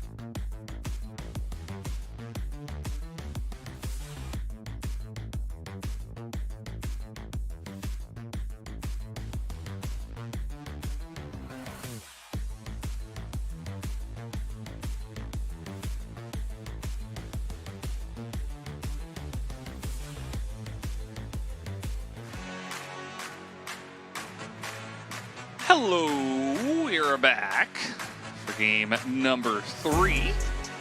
And this is going to be a pretty interesting one. DK definitely proving that they were the better team in game number 2. Pulbabe was back in. He wasn't the cleanest, but they got the win in the end anyway, Wolf. So I learned today, thanks to our observer, who is always in the chat, because he listens to us, because he loves us, and we love him too. Valentine's Day. He's my Valentine. So he told me that actually, so I was led to believe incorrectly that we have 2 votes and the Korean desk has 3 votes. So I thought there was 5 votes in total because I had not heard anything otherwise. But there are 2 referee votes as well as 3 votes on the observing side. And the vote was extremely split. I think it was a 3-way tie in that last one. AD carry and mid picking up a lot of votes, even 1 jungle vote in there. So I find that really interesting. I really just didn't expect that. It was one of those games where it was like, well, the Sandbox didn't play the team fights very well, and they kind of just got bopped by everybody. And Thanatos lost lane. Like, if he won lane, he would have been the obvious one, but he lost lane. He played very well in the team fights, but the rest of the team was just kind of like doing their jobs. Nobody really stood out, so it was a pretty difficult one to choose. So True. Don't really mind. Yeah, no, I was just curious to see like how many AD carry votes there were, but then I found out there were also mid and jungle votes, and I was like, oh, okay. So yeah, it's pretty common in the LCK with stomps like that. Yeah, Caracasters love the fan signs. I like the Thanatos Renekton. 4 Very a.m. Girl appropriate. Scout cookies for sure. By the way, Queen Derpy. It has to be the Oh, Girl I mean, Scout easily. cookies. What Girl Scout cookies do you have, though? Do the casters have a favorite Yordle? Bard. Bard's not a Yordle, but he's my favorite anyway. I was gonna say I don't think he is. But does anyone really know what he is? Like, where's Bard from in the universe? What is my favorite Yordle? I think Kennen. Kennen's a good one. Yeah. He's nice. Is Heimerdinger a Yordle? Yeah. So is Vex, I'm pretty sure. And Yeah, Vex is a Yordle. Teemo, obviously. Gnar. Is Poppy a Yordle? Yes. Okay. She's kind of big. Is Rumble a Yordle? Yeah, I think he is, actually. Bard is a celestial being. Tristana, Thank you, guys. Veigar's not a Yordle, though, right? Yeah, he is. Really? Really? Yeah. I thought he was like a caster minion that like got superpowers or something. Because he looks like a caster minion. But he... No. He looks like that guy from Final Fantasy. Oh, Vi? Or not Vi. What's his name? Vivian. Vivian? What's his name? Final Fantasy 9 character. He is Vivi. Vivi. Yeah. He is a corrupted Yordle. Hold on. Veigar is a Yordle that got tortured by Mordekaiser for like 5 billion years. Yes, but where is Bard from, though? Like, in Runeterra? I guess he is a Yordle, huh? Yeah. That breaks my like He's small. headcanon. Targon? Oh, that makes sense, right? He's like from the mountain. Okay. He like landed on the mountain or whatever. All right, let's take a look at this draft. Kled is All right, the I've best looked at it Yordle. enough. Bard's lore is very weird. I'm just ready to do the raid on Mount Targon, man. I don't.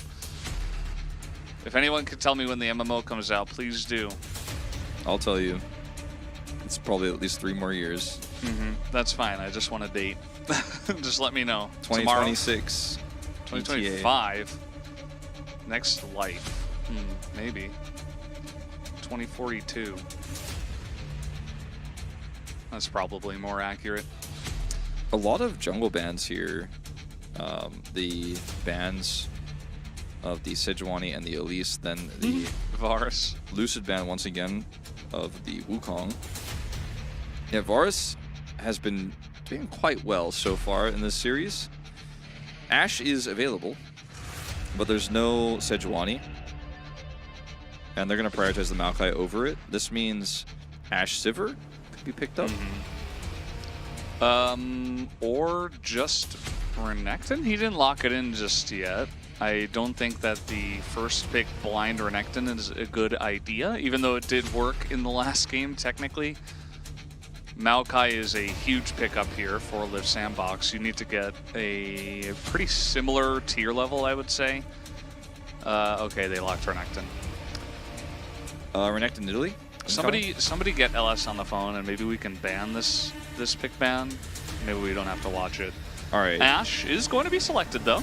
You don't need to get the Nidalee now because they already have the Maokai. So I think that D+ just want Renekton Nidalee, and that's why they drafted this Renekton this highly. Because if you go like Nidalee Ashe, then they can take the Renekton away from you. So you do it in this order, so you still get the Ashe, and you're gonna have the Nidalee follow up here. Jace is up, and it's gonna feel pretty good into the Renekton in terms of the early laning phase. But if there is a Nidalee with this Renekton, you're going to feel very bad about picking this into it because Diuk isn't going to have Vincenzo's help in those fights, and then 2v2s you're going to lose out, especially if there's an Ashe arrow that comes into play. That's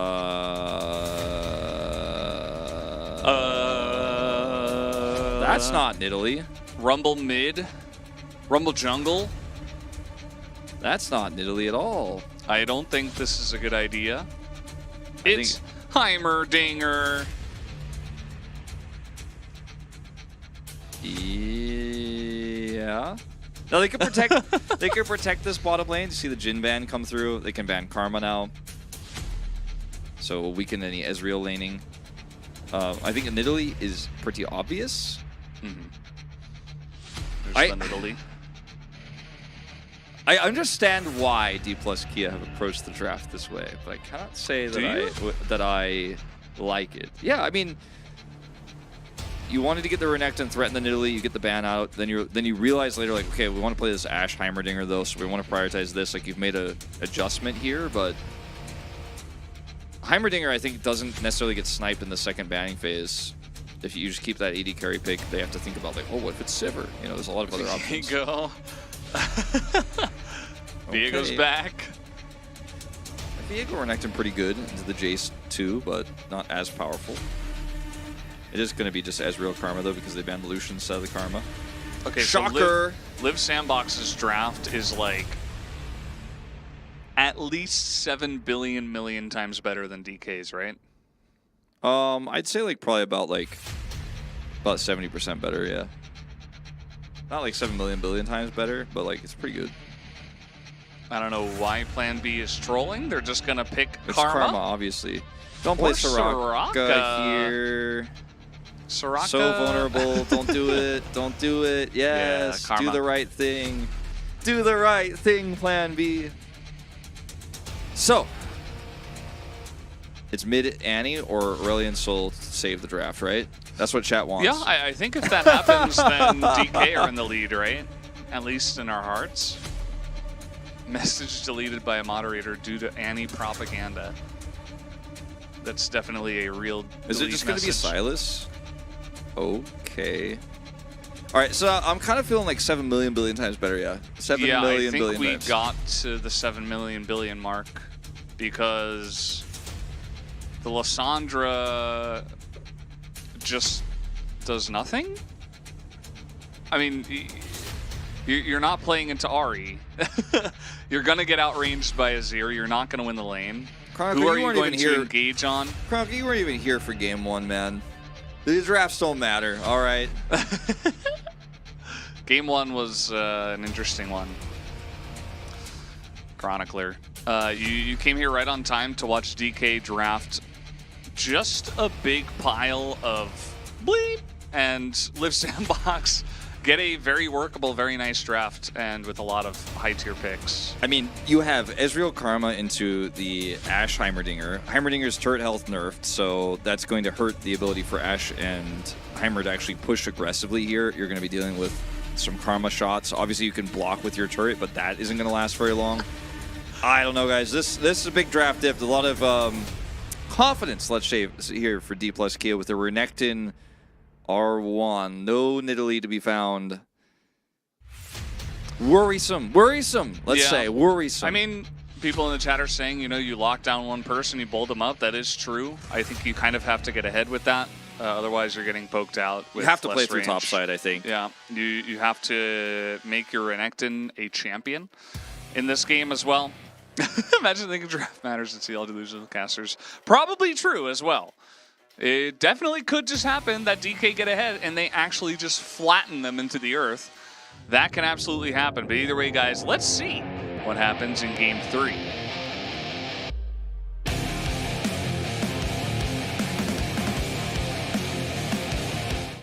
This draft is not good.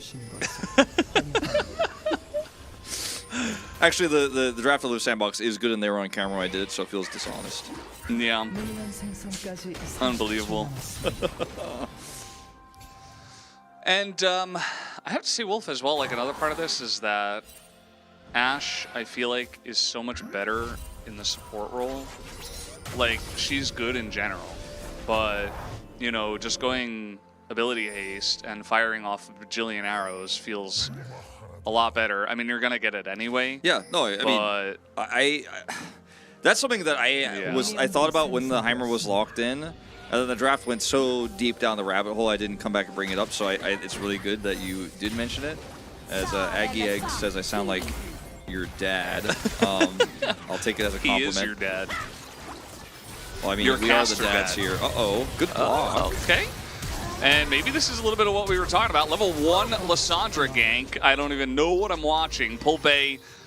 We actually saw, was this yesterday that we saw a Silas try to gank bot? Yes. And it like, he didn't go for it, but this time it's a Lissandra? It's really common to fight at level 1 when you think you have a... Just murder them, forehead. Yeah. You think you have a powerful play to set up your Ashe Heimer because of the slows. Like, that was really well played by Diablo, blocking the arrow. I believe it was he who blocked it, and then, like, watch this again. Oh, this is just greed too, man. He goes up there to Q the turret, and then... Yeah, they're trying to get level 1 prio, right? Which is Heal for why the we're chase. seeing more of these level 1 ganks. Sorry, it was Plan B who blocked the arrow there. Still going to go down to the damage and the flash there.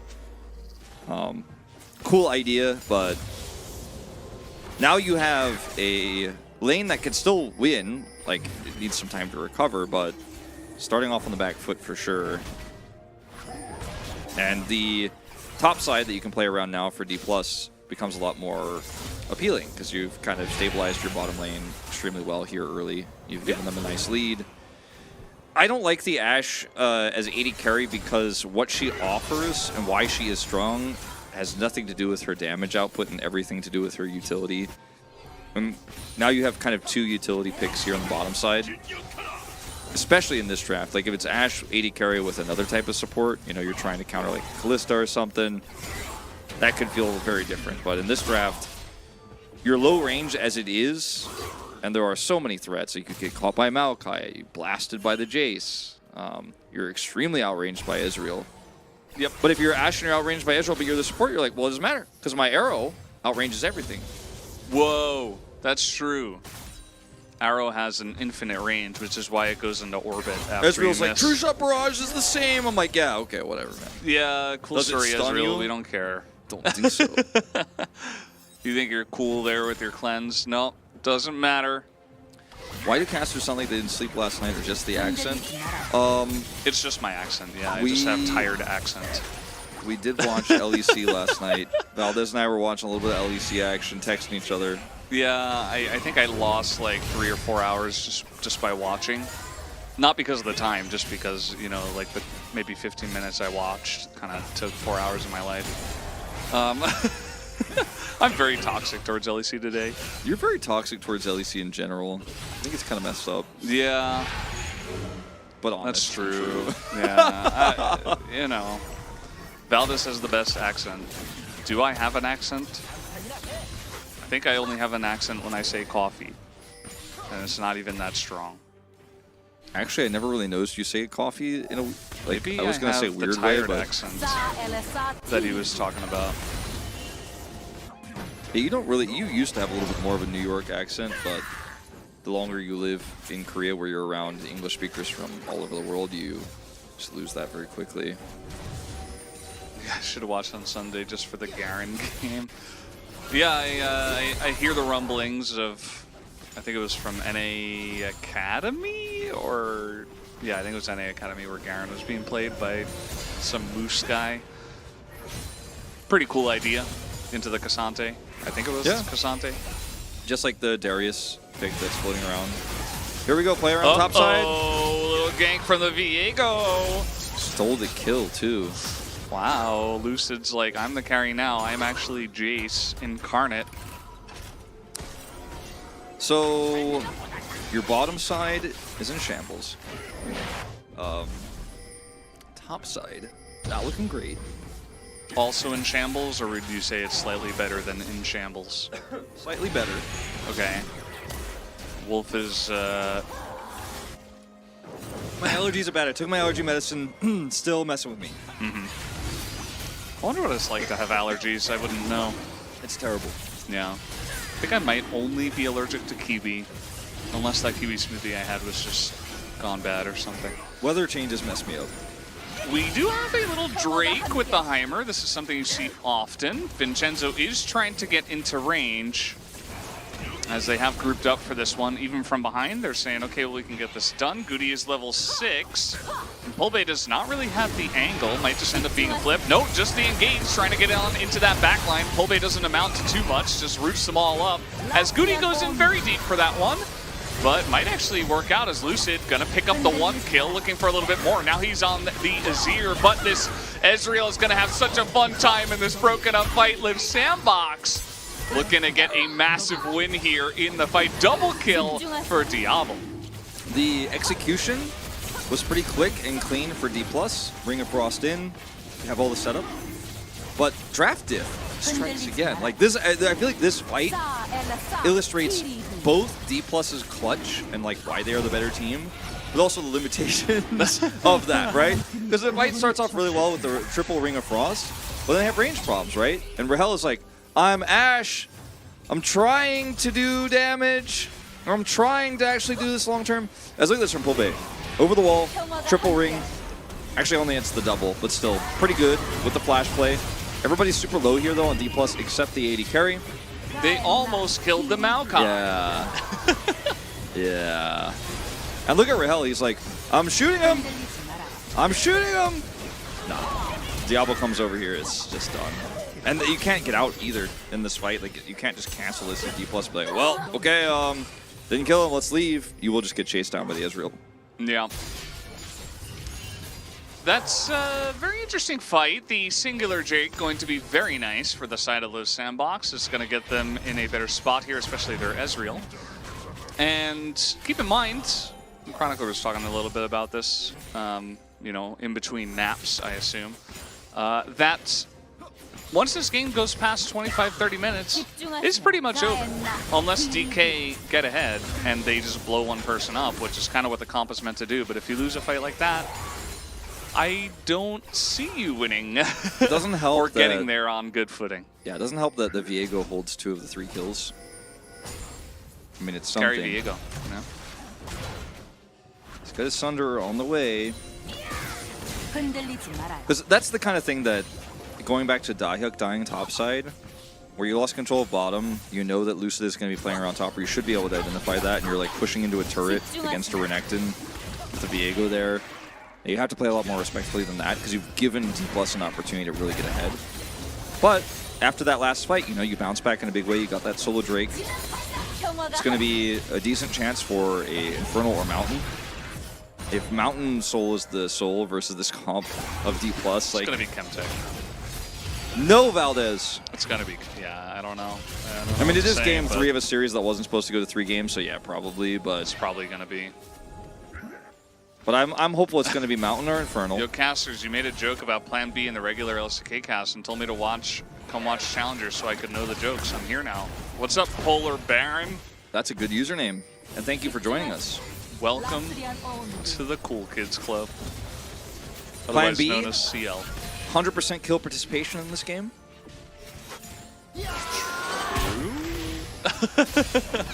Yeah. You came on a good game for Plan B, okay? Plan B has had some off days, all right? He has had some okay days. He hasn't had amazing days yet, but he's still very young, still a developing player.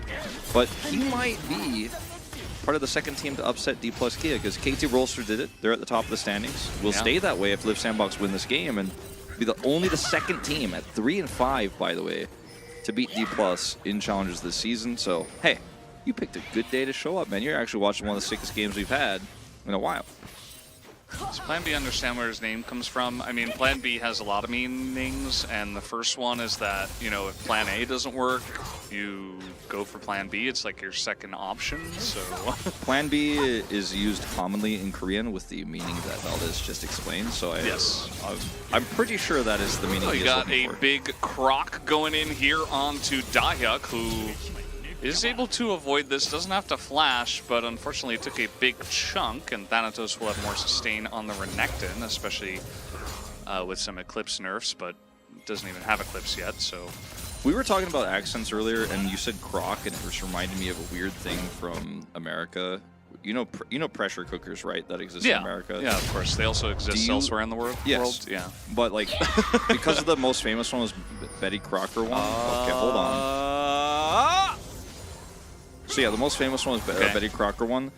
In Georgia, when I grew up, people would call it a crock pot. Yeah. Is that a thing that you guys called it in New York as well? Yes, Okay. of course. I was wondering if that was a Southern thing or just a colloquialism. No, I mean, look at the chat. They're even calling it a crock pot. Oh, I didn't even think see might be, we have a fight in the top lane. Dahyuk just gonna eliminate him. As A fight, Lucid quote was. unquote. Yeah, I mean, not very fair. Lucid should be able to collect this kill, and he will. Dahyuk not even gonna flash away from that one, but a very nice solo kill from Dahyuk there after Thanatos started off the first fight. Is that the name of the brand? I thought it was like Betty Crocker made it, and that's why people called it a crock No, pot. Crockpot is the name of the brand. Ah, Yes. okay. Well, For that explains everything. For a pressure cooker, so you are correct. I just got bone apple teed, I guess, sort of. That plate, did he not get that? That looked really weird. I think he did, right? Diablo? Just didn't see the line go to the champion. Did he? I don't know. I don't think, there's 3 plates, so 2 plates are down. So yes. Yeah, it just didn't, maybe we panned over like right Pressure before. cooker does not equal crock pot. Oh, I thought they did.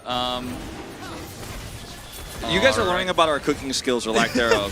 Lucid is running straight into a Maokai, cannot get in range because Maokai roots, that's what he does. And Lucid now is in a really bad spot. He's probably gonna die. No, he does get away, as Polbey is gonna get healed and run away. And when your engage comp is literally just turned back to the entirety of the enemy team, things are not going well. I want to go back to Chronicler saying they were going to smash. You know, they did get that early kill bottom. Did see that early kill top. But team fights not looking so good. Could have gone Renekton Diddley. A little bit of stun action in the bottom side. Flash from Diablo, flash forward, and they get baited in. Rahel looks dead. We got baited as casters. Will he die, though? Loopy with a nice block. And it looks like Rahel will barely get away, but... yeah, DK, I don't know. I'm not sure about this one. Hold on. Hold up!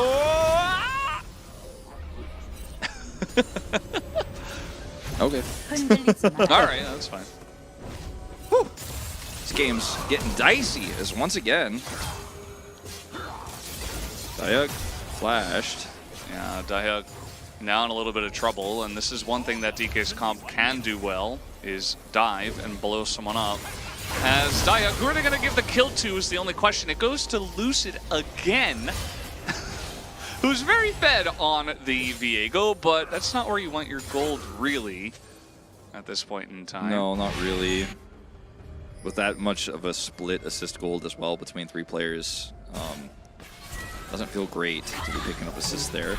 As yeah, this arrow comes through, Diablo is then follow-up stunned. And he just arcane shifts away with the last of his mana. Flash the as volley well. didn't hit him. I think if it did, it would have killed him. And then Vincenzo wants to toss this sapling in, but it's fine. And then the shift, or rather the true shot. False shot, am I right? Put it through the wave. False shot. FizzX, Wolf, you casted an Overwatch tournament I played in a long time ago. I came over to league with you and you decided to come cast this game instead. Thanks for following me. Was your nickname back then FizzX, or was it a different nickname? And what tournament was it? Just curious. It was Apex. I feel like I would He's, know. what's his name? Rujay Hong? That's him, actually.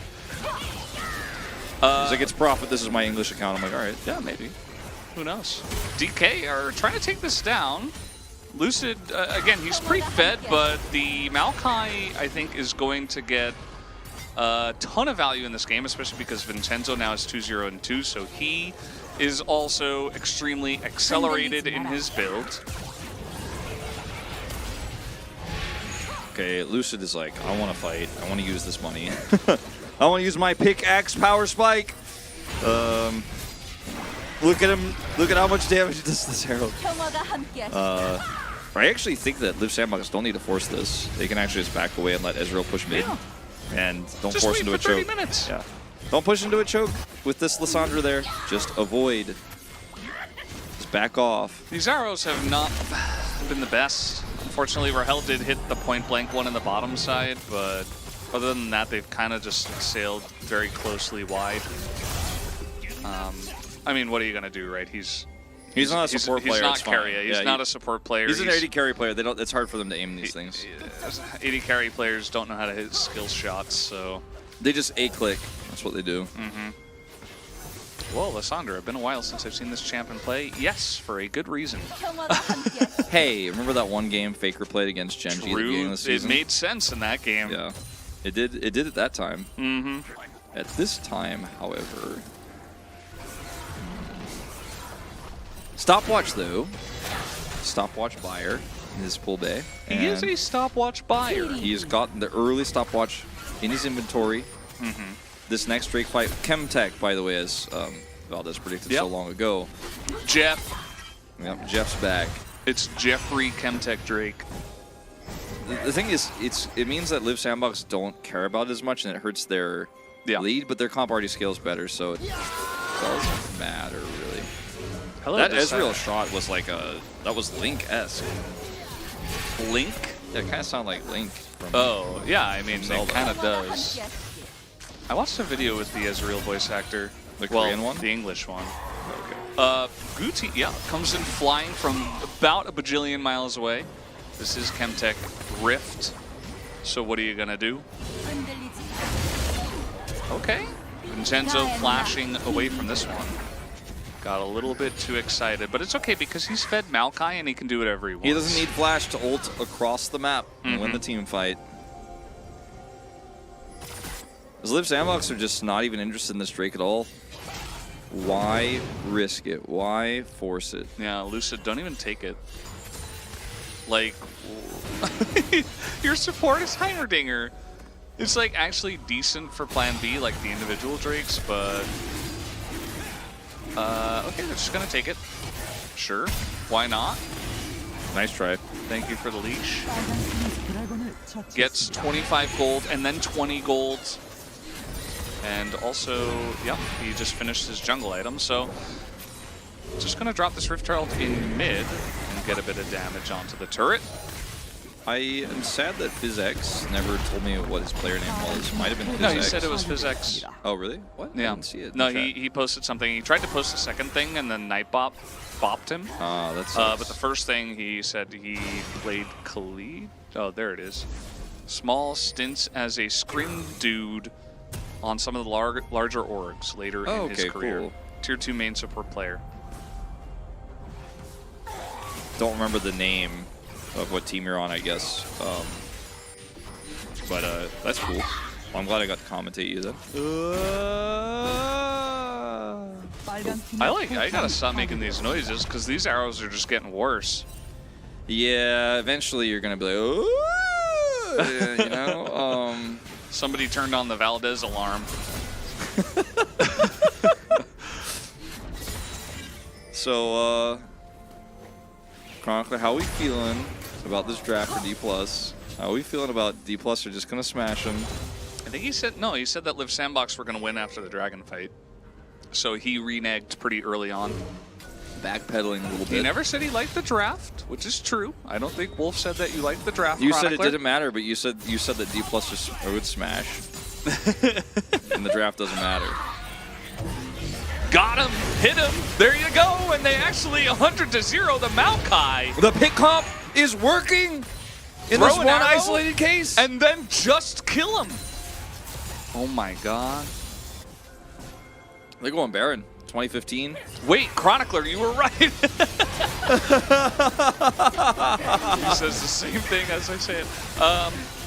Okay, that is real. It's actually got some good value. I think with the amount of poke from the Ezreal and the Azir, there is a chance. I mean, yeah. 4v5. Oh, and they Thanatos- also have Jace. Forgot about him. Thanatos needs to come and block this choke point. Yeah. He's doing a decent job now. This is getting lower. Remember, there's no jungle as Loopy nearly dies. Giga Chad. And yeah, this is going to be the Baron that just goes the way of Lucid. Nicely Is he just done. going to get away with this, Loopy? Yep. Okay. Chronicler was right, you know, it's just challenger things. Just press your buttons and flatten the enemy. And that's It all starts with one arrow. that's what this comp does. And no Maokai in this fight is the big problem. Because if Maokai, and he also ulted there. Rough times. If Maokai is there with ult in that fight, just throws it in, and unplayable for D+. But they wouldn't have started it, of course, if the Maokai didn't die, so... Alright, so what I'm saying is there's a chance for D+ fans here. I mean, they're ahead in gold. I mean, they picked up a lot of gold from these, like... Their Viego is so ballooned out of control. Like, he's big, but the thing is, he's gonna pop. Not really, but he's... Yeah. The bigger he gets, the smaller everyone around him is. Pulpe gonna grab a turret at least. Finally, the outer goes down. Okay, he's actually hitting them now. This is very nice to see, as that will be Dahyuk dead. And the power of Ashe continues. Especially when you're ahead and you just get to throw out free arrows like this and just look for picks. Kaboom. Kabam. And a lot of players, or not players, chatters are talking about the win rate of Guti and how he is 0-6 currently and could go to 0-7 the dream. You guys are right. He hasn't had the best game. I think that it's rough. He's looked a lot better on stuff like Akale, even Akale? Akale and the Yone in game number 1. I'm sorry, No. chat. Yeah. He's, I don't know. His Azir is okay, but hasn't really gotten a chance to do much in this game. Oh! Good walked into analysis. I mean, that is the analysis of the fight. Let's see if I hit him. If I hit him, like, he tells Thanatos, like, I'm trying to hit him. If I hit him, kill him. He's like, okay. And then he goes in and he does it. You guys are doing a much better job than Atlas and I did at keeping it together. Well, you guys were on day 7. Are we? I watched some of yesterday. It was a little bit off the rails. Here we go again, as it's Maokai again, and ult schmult. They say they do not care. Although Vincenzo goes under the rockets, as again Lucid is huge, but he's taken a lot of damage in this fight. They're chasing a Karma throughout the entire rift. Not the best idea, as Rahel is going to flash away from this one, but it doesn't matter that they were chasing Karma because Dahyuk just gets isolated and killed. What are we fighting for here? Besides in D+ Kia's case, first place in Challengers, I mean, what is the objective that we're fighting over right now? Because the Chemtech Drake is on the other side of the map. But Baron is not up. It was just despawning. Or just here we running go out. again. as the Karma isolated Guti trying to frontline, and that is going to be the shutdown as Lucid goes in alone. Pulbe here on the flank. We have gone full challengers at this moment in time. Always go full challengers. Always go full challengers. And again, Luffy. these Chemtech Drakes, not bad for the Karma. Okay, Let's Luffy gonna buy some time here, hopefully, is what he's hoping to do. All right, should be getting the straight. Again, DK not going to fight too incredibly hard over this one. Pull-based flank will be spotted. Pulbe with no flash really hurts his ability to collapse and do damage here, even though he had a nice flank angle, wasn't seen. I think he's actually gonna get out. Yeah, he's definitely gonna get out, in fact. He's like, am I getting out or am I killing a turret wolf? I'm like, damn. I guess so, man. I guess you're gonna get a lot of that health down. D+ need to be able to team fight with picks consistently though to win this game, and like 3,000 gold up is nice, and yeah, you have a lot of map control, a lot of vision, but some of these have been messy. As we go back to fighting over a Rift Scuttler, that's what this was actually about. He ults instantly into this fight, which isn't going to lead to a great setup for the follow-up in this team fight, as Dahyuk is just isolated here. This is really well played from Thanatos and Pulbe. Just killed the Jace. But, as you mentioned, the rest of the team is chasing a Karma, so that doesn't go too great. Yeah. Akase in the chat was saying that Chemtech is actually huge because of the tenacity and what it will do against... 10 out of 10 tenacity. What? 10 tenacity. And what it will do for against DK's composition. And, I mean, yes, that is true. I think we also have Merc Treads for Vincenzo. It's not an 8 tenacity. It's not 8 tenacity? No. All right. Thank you, Wolf, for the essential analysis. And yes, I believe you are correct. It is important to mention. It is important to mention. Would you consider the other CCs on in the game as well? Like, it's quite significant, but I don't think it's going to be. If there is a follow-up for an arrow, that tenacity, especially on one Chemtech Drake, is probably not going to be what saves you. That Who plus knows? Merc Treads, maybe. Yeah, it's a lot of tenacity, as 37.63, repeating, of course, seconds is the cooldown currently of Rahel's arrow. And he's level 14, so he's getting closer. Yeah, that is the one thing you get as AD carry Ashe. You get the level 16 arrow, you know? Support's usually not going to get that. Yes, Larry, we are high on life, having a great time. Did you push the game changes that led to shorter team fights so you can save your throat and voice? Yes, I talked with Freak directly and let him know that I would like to have shorter team fights. And Freak, I mean, he used to be a caster, so he totally understood. He gets it, and yeah. he was like, oh, okay. I got you guys. You guys are casting a Absolutely lot. what happens. And we are, but we love it. That's what we enjoy. That's what we do. Nobody's complaining here. I love their Leroy reference, yeah. I was a WoWer since 2004. Also, he's in Hearthstone. So yeah, a lot of people have watched the video now. I used to play Face Hunter. All right, Guti. Oh, he's in a lot of trouble, actually. Love this setup from the side of DK. Not enough tenacity this time. They give the kill to the Viego. Again. He is really the carry. I mean, the thing is, he does so much damage that it's kind of hard. Like, he's like accidentally taking it. He's like, oh, my bad. I just hit him twice and he died. Sorry. That was really clean, though. Yeah. I mean, this is what I was saying. Like, the tenacity is helpful, but if everyone's there, like, you're not going to escape by that arrow. If they layer it well, it's still going to be doable. As Rahel, speaking of well, he is not well. He is dead. As now Thanatos just going to be frontlining. Can Lucid and the boys get in the fight? The answer is no. As now the Ezreal is just going to wreak havoc. And what are you going to do as a Renekton? Well, you're just going to die. I mean, it looks like he's trying to buy time for the rest of the team to retreat, but now that the Baron is up and ripe for the taking, D+ are like, can't really get out of here, can't retreat.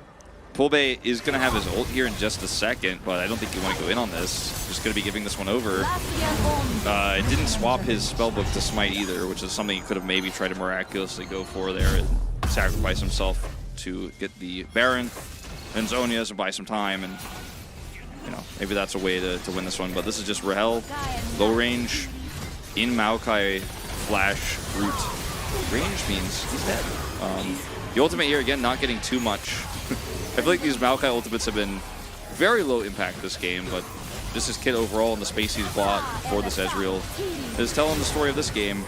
And we've been talking about this the whole time, like, oh, we hit 30 minutes. Suddenly this is going to be really a big problem. And it was. The Rahel can't be subsequently doing damage and also safe against the Maokai. So you either do nothing, is this Ashe, or you put yourself in harm's way. Guys, Any they're game enders? attacking your base as you are doing a singular Chemtech Drake. Not... I mean, I guess they were maybe just going to lose that inhibitor anyway. So 10 out of 10 Nasty. 10 out of 10 Nasty here, maybe even 11 out of 10. As Lucid isolated, remember he is the carry. He's got Hex Drinker now and a stopwatch as he will go on his merry way. And in these broken up fights, this is actually going to favor Liv Sandbox, who have excellent kiting power and range, whereas DK want to just clobber one guy. Well, they do until they start breaking apart, right? And then players could get trapped. Like, the pick comp loves when Liv Sandbox are like, all right, we're grouped and now we need to split, but we don't have vision. I don't know if you want to go in on this one, though, however, and they will just back away. Liv Sandbox playing a little bit scared here because, like, something doesn't seem right. We don't have vision on the left side of the pit, and I have no idea where anyone on D+ is right now, not showing on the map at all, so they kind of just take the free reset with the Baron empowered recalls. But that took a lot of the Baron time away, actually. D+ handling it pretty well. Still ahead in gold, which shows you how far ahead in gold they were this whole game. That now that we've reached this point, the Baron going over and team fights being won by Liv Sandbox, they still technically are ahead on gold. But how much that matters going to these upcoming team fights is yet to be seen. Having the Hex Trigger and the stopwatch is like exactly what Lucid would like to have, but the rest of his team is very far behind. Yep, this game is after 30 minutes, so Ezreal, Azir, and Jace are going to have a fun time. As long as somebody doesn't get 100-0, and even if they do, if it's not Ezreal or even Azir at this point, I'm not sure that it matters for Liv Sandbox. I think they just are still going to end up just poking them down, outscaling them. As we can see that Loopy is not really in the fight anymore. DK are trying to pull off some kind of flank here. I mean, if Pulbe hits a Ring of Frost here from behind, who's the follow-up damage? Like the Renekton is actually in this game. Ult actually doesn't really hit much because everybody's behind them. Here we go, here we go. Here's Pulbe, watch this. Okay, we get the arrow, hits nothing. Oh, he doesn't take the claw. That's the end of that. Yep. Liv Sandbox like, you don't take the claw. Free push. Yep, so free inhibitor, perhaps, although Thanatos and Pulbe still somewhat on the flank, still somewhat looking for the play. That control ward is so big. Yeah, he's like, God damn, that control ward, I gotta take it down. Now there's a sapling too. Woohoo! That damage. Loopy nearly dies. It's a war of attrition you're not going to win here as D+ with those mid minions coming through. The game is not over yet, but it is also seemingly over, Wolf. What do you think? The Nexus is alive, but I'd call it here. You know, I would definitely. Yeah, that's not doing him any favors. I would definitely, like, if the game doesn't change in any drastic way for D+ in this next fight, which again, the Sandbox don't even need to take. I don't see how they win 5v5s, and the 2 inhibitors being down for the timer of this Drake spawner, like, Liv Sandbox are happy to take this and get the Elder to spawn, because even a flip of the Elder at this point seems pretty unlikely. Because it's so late. I mean, we're 33 minutes plus, and this comp just has so much more range. Like, it's hard to flip this as Liv Sandbox. Like, it's hard to throw. Yeah. Now, it is challengers. There are ways. We have seen the dark technology that some of these teams have brought out in the past.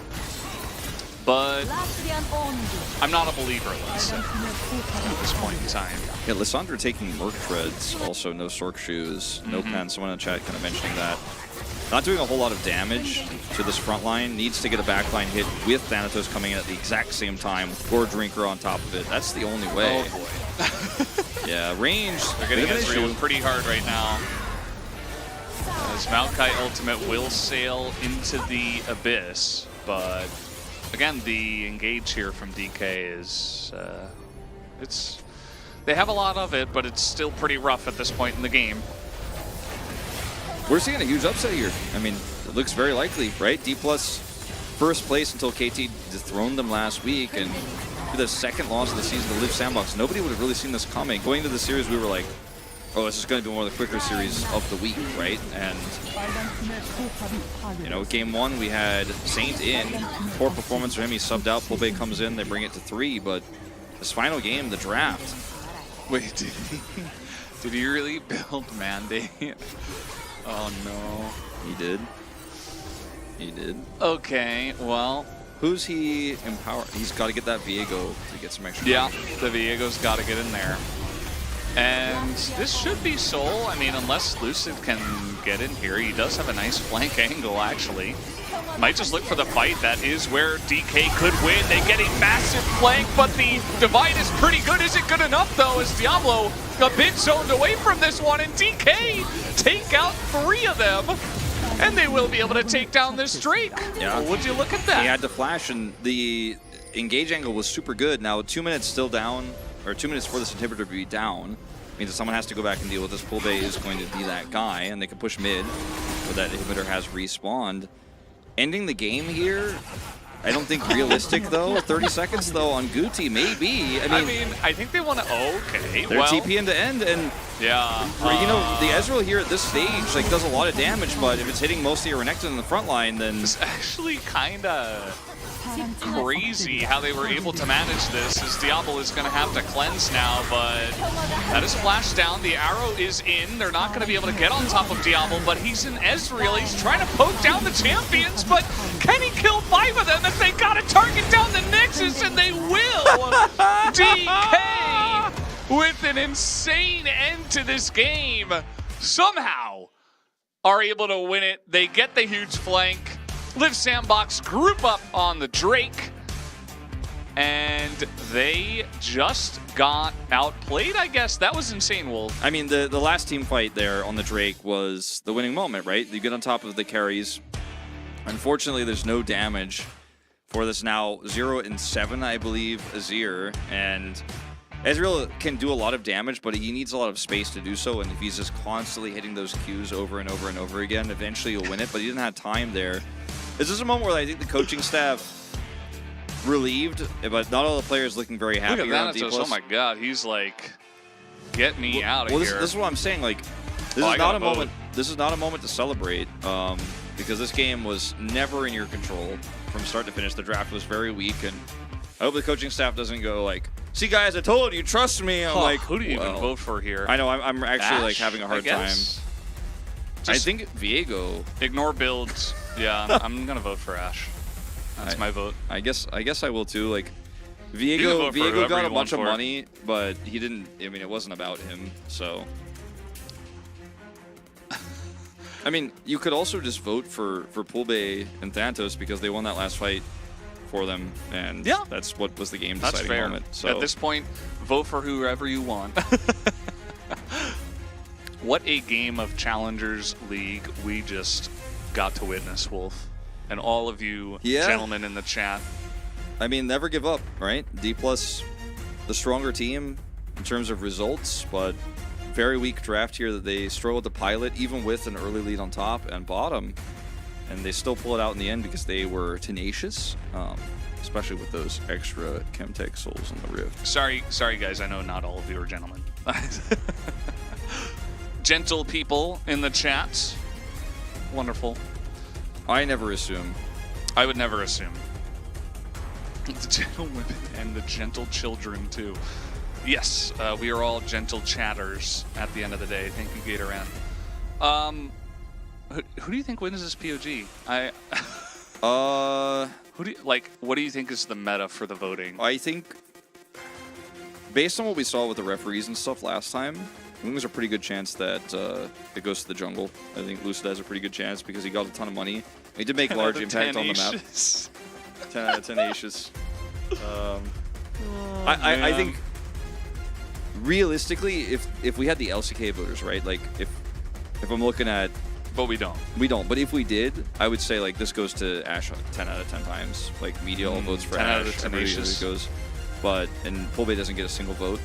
But in this, I'm like it's gonna be split between Viego, the Sandra, and the Ash. I think no Heimerdinger, no. I don't think Renekton gets that many votes here. We played a good game, but Rahel gets it. I mean, he you and I both voted for him, so he got +2 from that CC score of 920. every time, man. So many CCs. We gotta talk to them about this. Dude, he's got a credit score of 920. That's really high. I'm feeling a Croc vote.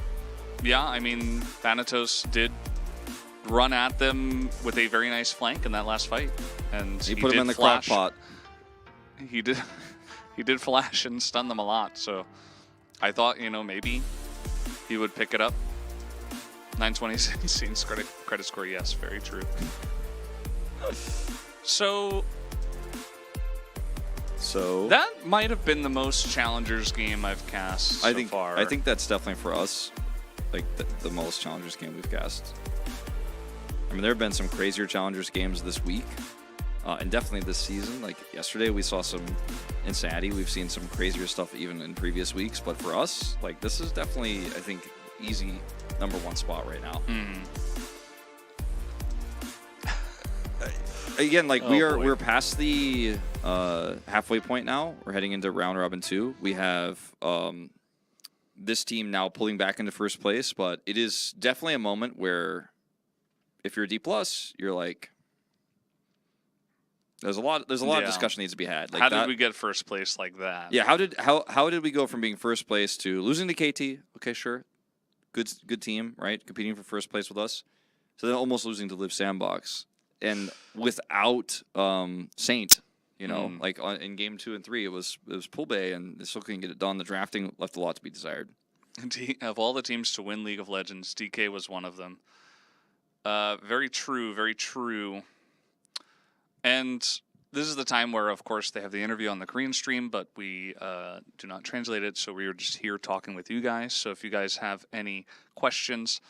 Bro, the caster eye bags, did they even sleep? No, actually, I stayed up all night, and here I am. No, not actually true. I went to bed last night at like 3. I was a 4 a.m.er last night, but I woke up at 12, so 8 hours. I slept like 8 hours. I woke up in the middle of the night. I had a crazy dream that something really funny happened in Challengers, and I made a really funny joke about it. Then you like made the joke even funnier, and I was like giggling, and I woke up, and then I couldn't go back to sleep. But I did eventually go back to sleep. I don't remember what the joke was, but it was really funny in my dream. Is Guti keeping his 100% loss record on Azir actually a win for him? No. 0-7 now is Guti, which is rough. I mean, a mid laner currently playing professional League of Legends in Korea has not won a game on Azir out of 7 games. How is that even? It's very hard. Very hard. I mean, this is also a team that is not even in last place or anything like that. So yeah, kind of middle of the pack, you know. Lil Kenny got buffed. I haven't personally seen the 13.4 changes. No.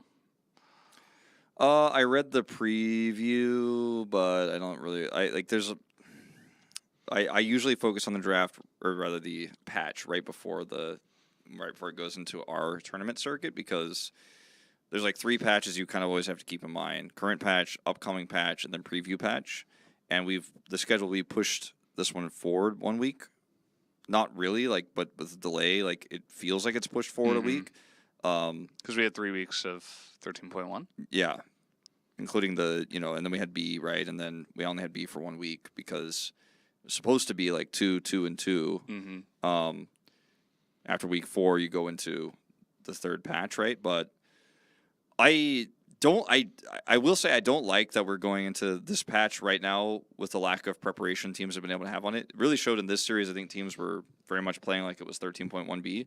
I think the LCK teams will likely be sort of doing that as well, because you only had a week to play the game on it while you were also playing on a previous patch in the LCK that week. Couldn't scrim very much. You had only a few days to scrim, so I think it's going to be a pretty weird week of LCK overall.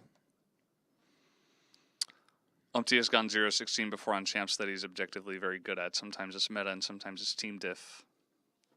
Objectively gone. Oh, okay. I thought he was saying objectively went 0-16. I'm like, did he objectively go 0-16? He went like, like I want to see those very stats. 0-16 actually. Well, I mean, I just misread what he said. I thought actually he went objectively 0-16. I'm like, what champion was that? I'm really curious. Will That's we like get really... ASOL played in our next match? No. No. But it might get hovered. It did get hovered, yeah, in this series. If you had to choose one of the 4 ninjas, Kennen, I think I just went off screen, Kennen, Akali, Shen. What is the 4th ninja? Kennen, Akali, Shen, and it's not Katarina. She doesn't count as a ninja. Zed. Zed. You had to choose one to defend yourself against the other 3. Who would you choose? Is this like a real-life situation, or is this in-game? I would probably pick Kennen because of his ult. Yeah, like Kennen's really good at disengaging because you just pop the ult and. But I mean, if 3 people are coming at me, then like I need the Kennen ult, right? Like, yeah, exactly. I mean, Zed can. Shen is not gonna help. Yeah, Shen he's like, who can I ult? Yeah, Kali would just kind of do a backflip and probably just go into the shroud. Yeah, like while Akali I die. can get away for a minute and then die. Zed can get away for a minute and then die. Zed would probably like burst down 1, and then I would die. So the thing is also if Kennen's on the other side, you just die no matter what. Like he will stun you. So like it's done. Like you have to pick Kennen actually. I think definitely Kennen. I don't know why those guys would fight. Maybe they were losing their mind because Kennen is the obvious answer. At what point and why does Ashe seem to be a better support than an AD carry? I think there's a lot that goes into that question. But essentially she can be played as support because you're just kind of an ult bot and you provide Imperial Mandate and AD supports are very strong. Yeah, you get slows, you have vision. You're really good at trading in the lane, so you don't necessarily have to use her as an AD carry when she provides like 95% of her kit as a support as well. So just pick an AD carry with her. I think that's part of the reason.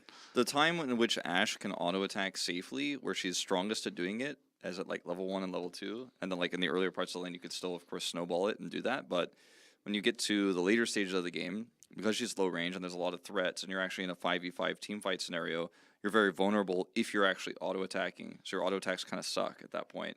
Whereas in the lane, they're extremely oppressive and strong. So you want to be strong early as a support, build up that gold early, then get support items, and then be all over the map and doing other sorts of utility things. So you have an AD carry that will be stronger later at auto-attacking stuff next to you. Yep, exactly. Just the fact that she can be played in the support role and she was so strong in that is like, might as well just get a real AD carry to play. Like, you can play Ashe AD carry, as we just saw, but it's almost like support utility Ashe AD carry. You know, it's not even like real AD carry. I think part of the reason why they went for it in this case is because of their comp, where it's just like, we just need excellent burst damage, which Heimer also provides, even from the support role. He can just kind of, you know, go full AP and use Ashe as a technically just utility support in this case. As we're like sit up straight a little really bit. serious here for this Challengers. Yeah. We're just like going really in depth about Ashe and all this stuff. Yeah, just trying to not help even chat talking about Mayo Nuggets. No. It's crazy.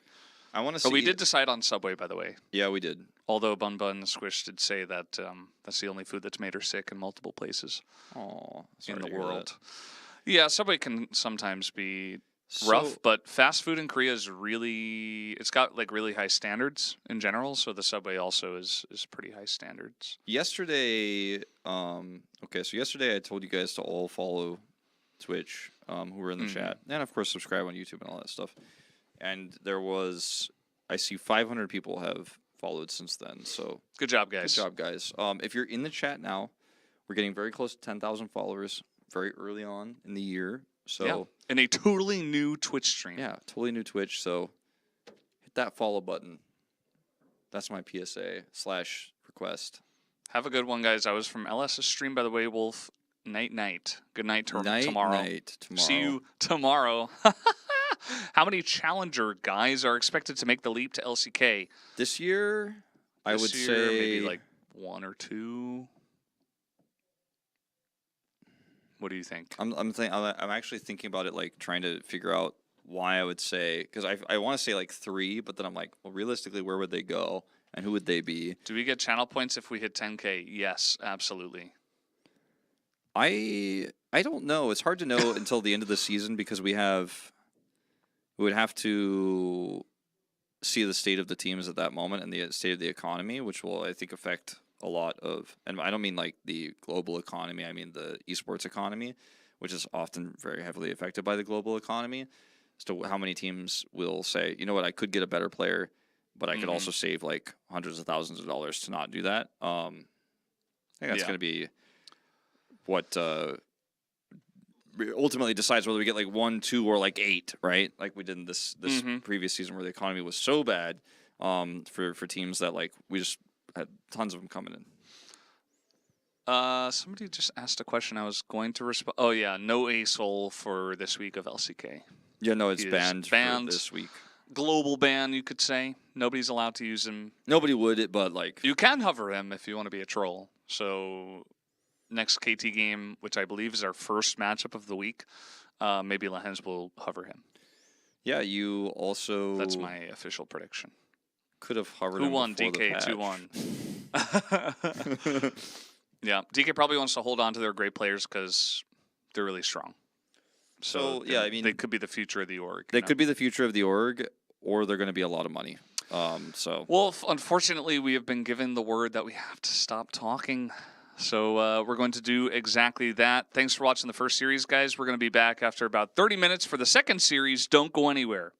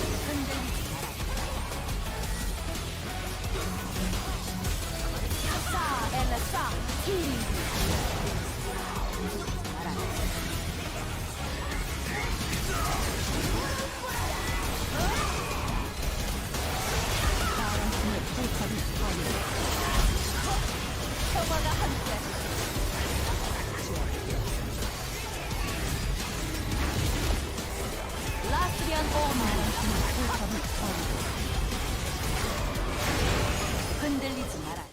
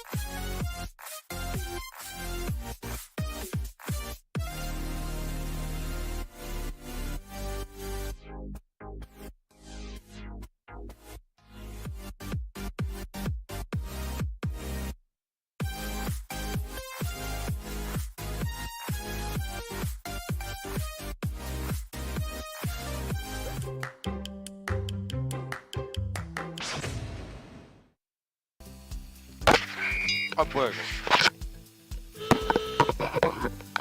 아니 좋지.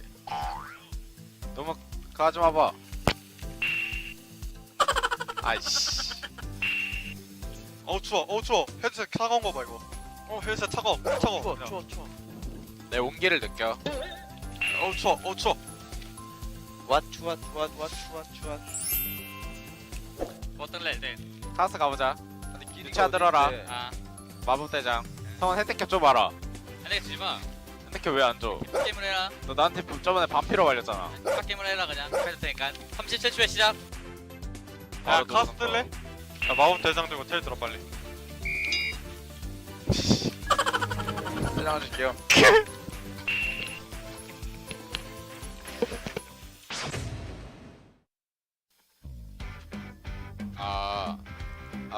민아 안 들려.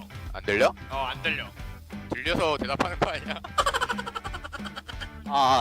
오 깜짝. 들린다. 이 오른쪽에 있는 게 롤 소리지? 아 오른쪽에 있는 게 그거야 뭐? 헤드셋 아 헤드냐? PC 리슨 아 오케이. 알가. 아 진짜 쪽팔리게 하지 마라 릴라 아니에요? 릴라 좀 오랜만에 나오죠. 그렇죠, 맞습니다. 어색하긴 하네요. 네. 릴라 벤당했어요. 어떤 법 할까요? 자 혹시 1세트는 릴라 보여줬으니까 오. 어? 넘친 화이팅. 이거 천천히 해도 돼 천천히 봐도 돼 크게 봐. 15초 지금부터 봐도 돼 오히려 들어가면서 지우 하이폭이야 뭐예요? 안돼 더 빨리면 안 된다. 가자 잭스 살아나면 텔덱이네 어? 잭스 10초 9 8 나 퀴즈 좀 잭스 이제 살아난다 빼야돼 자, 기쁘름이 초대박. 끝났어. 끝났어. 한타가 망했습니다. 끝났습니다. 지우. 잭스 텔 탔다 잭스 텔 탔어 얘 노폴인데 잭스 뒤텔이야 앞으로 뚫어야 돼 아 몰라. 알아서 살아. 야 W 좀 리드라고. 이거 아닌 거 같은데. 빼야돼 나 퀴즈 얘 노폴이야 나이스. 야 이거 게이득 봤다 이거 미친 야미 알면서도 하는 게 재미거든. 미친 드리블 뭐야 우리 팀 알면서도 하는 게 재미야. 이럴 거면 난 솔킬 10번 따요 어허 싸보자 호텔 천천히. 팀이 그냥 다 쓸어버릴 것 같은데요. 우리 전이 빨린다. 나 멀어. 한턴 빠져봐. 한턴 빠져봐. 밀고 들어가네요. 나 멀다. 나 멀어. 넥스. 나도 꼈어. 가자. 들어가 빨리. 들어. 바루스. 자동우가 지금 압도적인 나도 리더. 꼈어. 가자. 와 하는 거 봐. 다 밀어. 미드도 가자. 이거 버스 이 버스가 이런 맛이야? 이거야? 너무 좋아. 나 이런 거 솔킬 맨날 따요. 나이스. 나이스. 빨리 끝내. 우리 팀 내가 못하니까 왜 이렇게 잘해? 나이스. 나이스. 깔끔했다.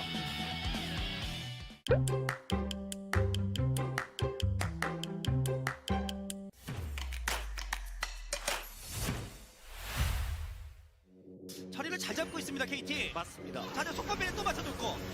자, 오히려 들어가면서 헤인. 근데 지금 한 방이라면 한 방이. 자, 한 방이 들어가죠. 체력이 들어갑니다. 용일부터. 남겨놨어요. 풀베가 앞에서 비비고 있어요. 풀베가 앞에서 비비고 있어요. 제대로 맞았는데 이러면 잭스가 들어가서 할수 있나요? 어디까지 뭐 할까요? 아니 풀베가 지금 좀 라이즈가 센데요. 공이 안 돼가지고. 아니, 풀베가 맞죠? 오히려 라이즈가 진짜 이렇게. 체력 1위였던 것 같은데. 계속 돌리면서 바로 지나니까 바로 녹죠. 없어지는 거죠. 왔지만 이거 싸움도 안 좋아. 동심이 그냥 다 쓸어버릴 것 같은데요. 방패기를 밀고 들어가네요. 국회의 선수 대박 사건. 아칼리가 지금 오면서 그런 얘기하고 있을 것 같아요. 나도 꼈어. 나도 꼈어.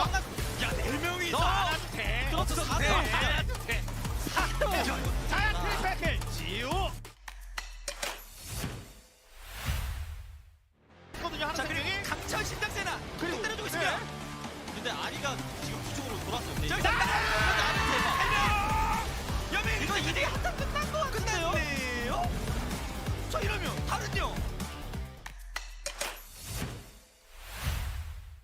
상황인데 그렇죠. 그러니까 뭉치죠. 저 보라 해야 된다. 예. 머리를 들이받아야 하는 조합이거든요. 그러면 들어가야 돌진 조합이거든요. 나옵니다. 지금 딜러 밀렸어요. 딜러 지우. 연기가 너무 잘 들어가는데요. 우리 살고 있습니다. 아니 어떻게 살아보려고 하는지 한번 더 살아요. 근데 여기 뭐 기가 아니고 근데 오히려 기가 막히게 싸우게 되네요. 아니 이게 이렇게 돼요? 너 일로 와. 아니야. 와. 미안해 캐스트가 다시 한번. 내가 죽긴 죽을 이동을. 살아요. 와 이거 농심 그 상태. 야 역시 농크. 따입도 탈타고 옵니다. 바로 일단 먹고 보자. 아 근데 데미지가 느려요. 구티 느려고. 그래도 황제진이 먹었고. 천국세 이후에 일단 세게 밀어. 이러면 아니 잠깐만. 젠지가 하나 살리. 바로 다시 칠수 있어. 바로 갔는데요? 3천대. 자, 피오라. 일단 먹고 생각하는 게 낫지 않나요? 피오라 뭘 만들어냈으니까 바로 박수. 아니 됐어. 근데 커리가 일단 가져가 먹는데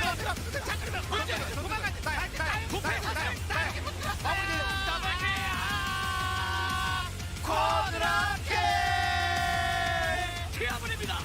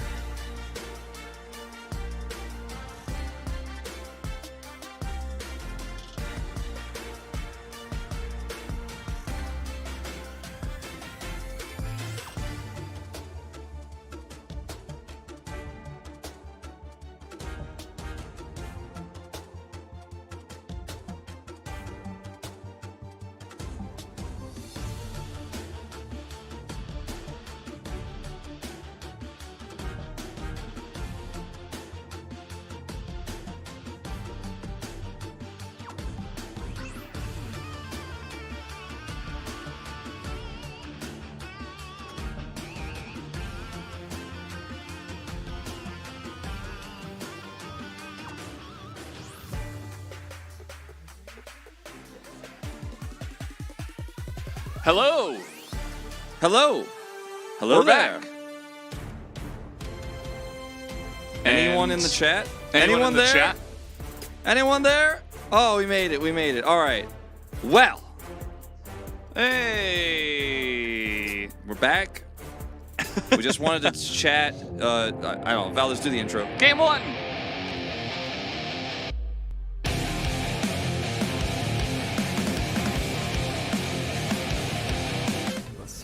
환영합니다. Our mics are working. I don't know. That one was terrible. I don't know. Oh, it's I just okay. I got nervous. It's still new, you know. Like yeah, I got nervous. Yeah, you got to work on it a little bit. Like do it a couple more, and then I think you'll be in a good spot. So, chat, to be clear, this absolutely was a bit, and Valdez gave up on it early, but I really wanted to cast in Twitch chat by typing, not letting Twitch chat cast for us, and then I got really nervous when we got to the do part. I had to actually just drop the bit, so we turned the mics back on. Yeah.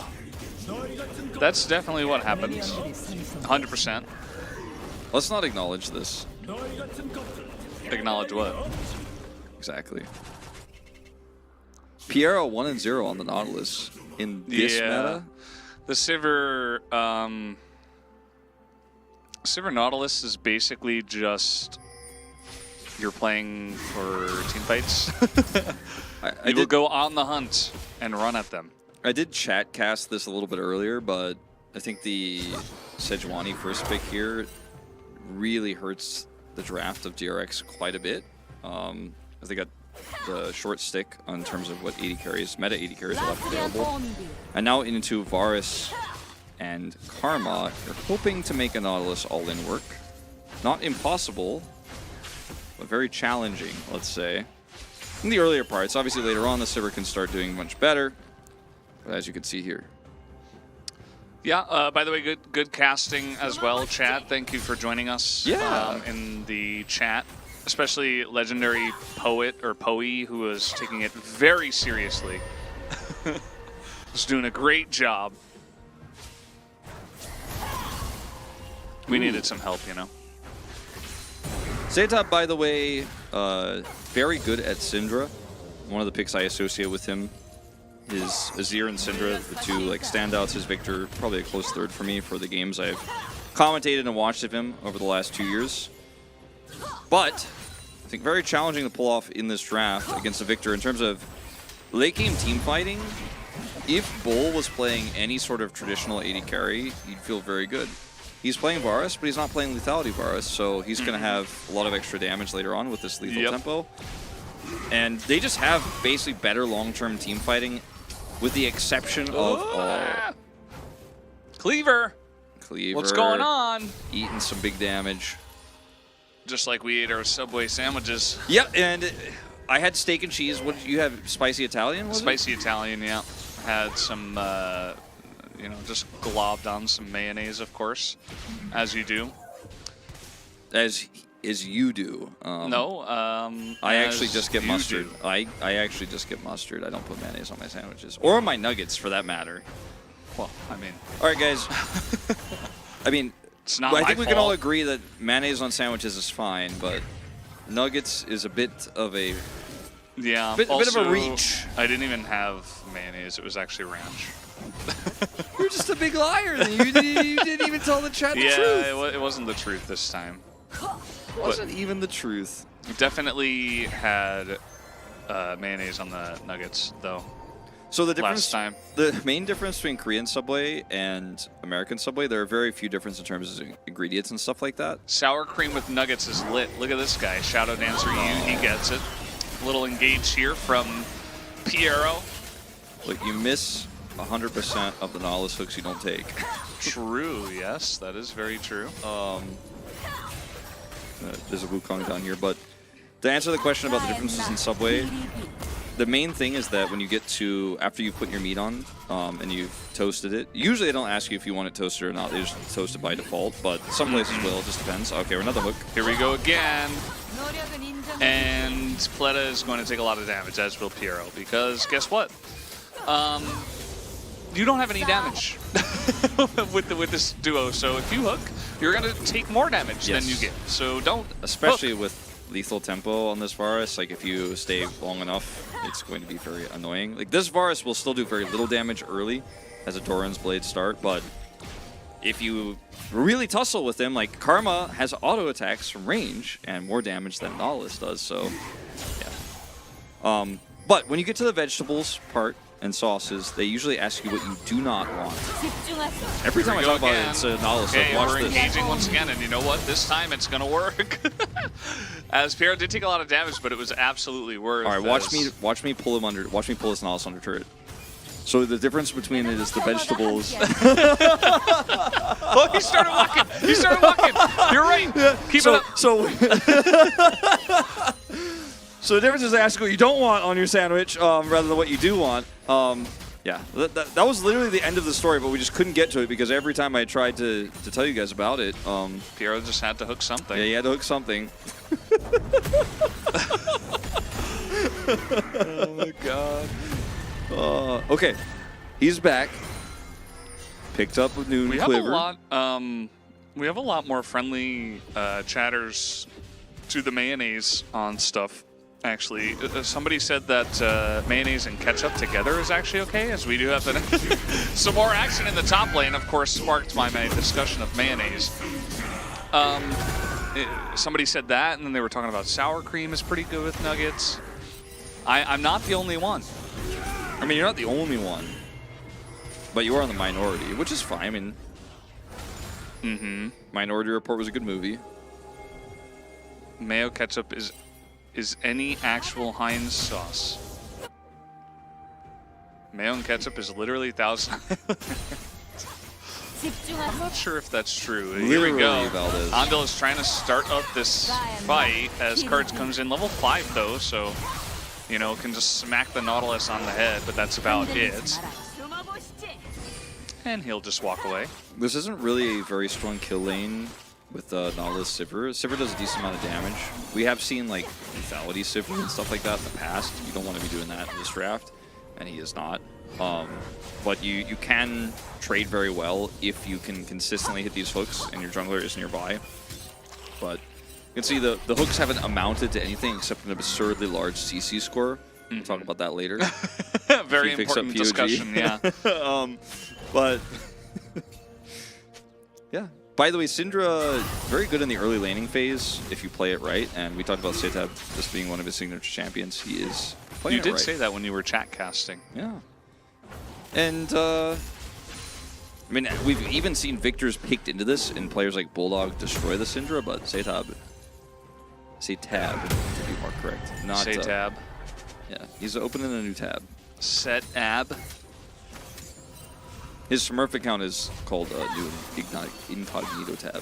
Struggle to get that one out. Ooh. That would make sense for a Smurf account, I guess. Yeah. Casters avoiding having to pronounce Worcestershire. Worcestershire? That's hard. It's definitely not how you say it. I just wanted to tilt him. The Worcestershire. Wait, isn't it like Worcester sauce or something? You like don't pronounce the whole thing or something. Worcester sauce? Worcester is like Worcester a sauce? place in New York. I don't think that's the way. Setab is going to get a plate, right? Yes. Yes. Okay, 175. Is this the time where we get sponged for the first time? The other casters got sponged, we didn't. They got sponged. I don't know if Sponge is going to do that to Courage. Or us. Be careful, that's what Worcestershire. Sivir said. Worcestershire. Sorry, Sivir. Worcestershire. Worcestershire.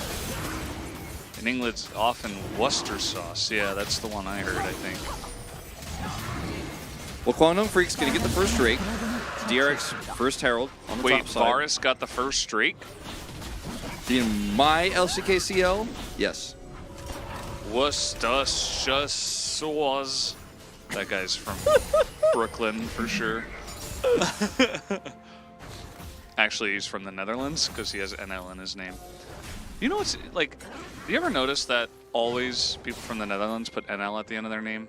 I mean, not always, but yeah. I mean, every time it's NL, they're always from the Netherlands. Yeah, I've noticed that. But also, Well, I mean, if you put NL and you're not from the Netherlands, what are you even trying to say? You're an imposter. Yeah, but I meant like there aren't a lot of other places, like countries that people are from where they put it at the end of their name.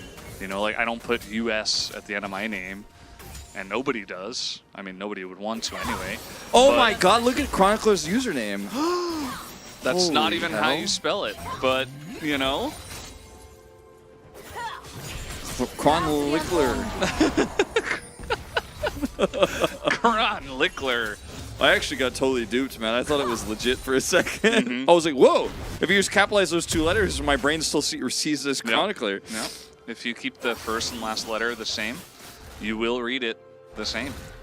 I had a lot of Korean friends growing up in the States, and there was a lot of KR in the name as well on like these messaging services. I've never really seen that myself. Cronny Keckler NL. Yeah, but yeah, you don't really see like Jur for Germans or like DEU or anything like that. Flash in a little bit of trouble, but he will survive for now. He gets a huge amount of damage off on the monkey, and he will go down, but he did his job. He pressed the gameplay button, and Cleaver will survive somehow, and we end up with a 1-for-1. That reminds me of every time I like forget to change my runes and I end up with like Aftershock Syndra or like Aftershock Oriana, and I like ult and I'm like, it's still alive over here. Yeah, he lives for a really long time actually, and he has to flash the wall. Doesn't want to walk through that gravity field, is going towards Sponge, who comes over and saves him for a long time. Of course, does eventually go down. But it's a good trade here overall for DRX. Bit of a flash going down there at the end. Didn't realize he used that one in the last fight. But a kill to Satab himself and 1 to the victor. Still has the same lead he had before in CS. Well, now they're going to gank Cleaver, who does not have flash, But he's got moves, Valdez! he did run backwards in a straight line with his Merc Treads. A very We good call early that pickup. moonwalking, Valdez. This is going to be a lot of plates. Nice. I liked when Sponge rode over to mid lane and shouted, "It's spongin' time." Yeah, that's what he said. That is what he said. By the way, Astronautilus TX. Texas is actually another one that would do that because they're trying to become their own country, right? So they're like, we're very important. Is that what they're trying to do? Yeah. They Are you are, sure about actually. that? They're trying to seed from the US, yes. And so you don't, I guess you don't know if that's a real thing. Bull elected not to get the melee minion there. Are you So, sure he's yeah. doesn't just work at Texaco? You don't know. Texas is a country, see? He's just here for LCK. K Kona, that's right. Yeah, see? Texas. Texas. US. Tex US. Texaco, K Kona. You guys remember Texaco? The gas station? I'm not sure if they had those in New York. I mean, Texas. I'm not sure. But yeah, like Texas is one other It's place big. where I would see it. Yeah, you're right. Texas is big. It's big. It's got a large population. It's got its own moniker, you know, its own little ending suffix, TX. It does, yeah. How many countries is Texas bigger than? A lot. I'm just curious about the number. I don't know exactly Is how it many. above 50? It probably... I think it'd be pretty close. Yeah, I'd say like somewhere between 50 and 65. All right, well, we're going to Lancer? try to kill the Scion. They got him down to 60% health. Can they get him to 50? No, they can't. That's the end.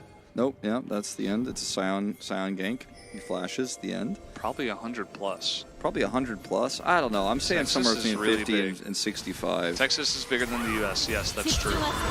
Here we go. We are flashing onto Ondil as a massive cyclone. Quantar are Courage, not going to man. go quietly into the Courage. night. He just does. He does things on Wukong that aren't supposed to happen. Like teams just walk into him. His cyclones are always high value. Dude, it was Ondil. Perfect bait. Perfect. You see them bait. like flash hook a Karma and miss? Yes. Amazing. We'll watch it again in slow motion. Actually, it might just be regular speed. Hold on, we'll find out. DRX wins. Schmiggles 28. Here we go. Slow motion. So first Dodge, that misses, dodge. this misses, they ult him, and then 4 people are in bad position. Come and get me. That's my analysis. Yeah, I mean, that was good work. Like, that's what happened. Cyclone was good. He dodged stuff. Some flashes were burned. Texas would be the 39th largest country by land area in the world, coming in just behind Zambia and ahead of Myanmar. So yeah, so like I said, like about 140 smaller. So yeah. Yeah, that's correct. They're going to take down the mid turret here. This is very nice. DRX, you know, even though they got kind of bamboozled. What the hell was that? Did you just see that? No. I was reading chat. What did I he miss? just bounce off the turret? I don't think he bounced off the Am turret. I losing my mind? Wait, why does Sion bounce off of your own turrets? I don't think so. I think it Well, just that's interrupts what you. he did. Did he boing? He boinged off the turret. I didn't know that was a thing. Spectator bug? Maybe. Yeah, I think it's a spectator bug. It looked very strange, but also funny. Been in the game for months. That's how you can tell we never cast this game, League. He didn't oil League of his Legends. axles. The wagon fell apart halfway through. Oh, Valdez. I wonder, I do wonder sometimes about the state of the meta. What do you mean? We're having a great time. Yeah, no, sometimes I do wonder. You know, we have the Nautilus pick. It is not going very well. Piero's 1-0 on the pick as well. Okay, here we go. Hold on. Die of opportunity. Okay. Or Trying to just get on go top straight of into courage. Wukong. Yeah. Must fight. See enemy champion. Hit enemy champion. Very, very nice. Oh, dude, that clone got shreked. Oh, but they Oh, didn't get the man. gold from the clone. Oh. -1s in the chat. Oh. If you're gonna Gosh commit, darn it. if you're gonna commit your ult to the clone, you gotta get the money at least. They did a lot to that clone. That Courage was- didn't even ult. Yeah. Dude, he's so good with this clone. Really good with A that. trickster, you could say. What did you guys eat for dinner? We had sandwiches. Sub sandwiches. Yeah. That was the way we decided to go. And DRX are Sorry. All right, go on. Hoagies. All right.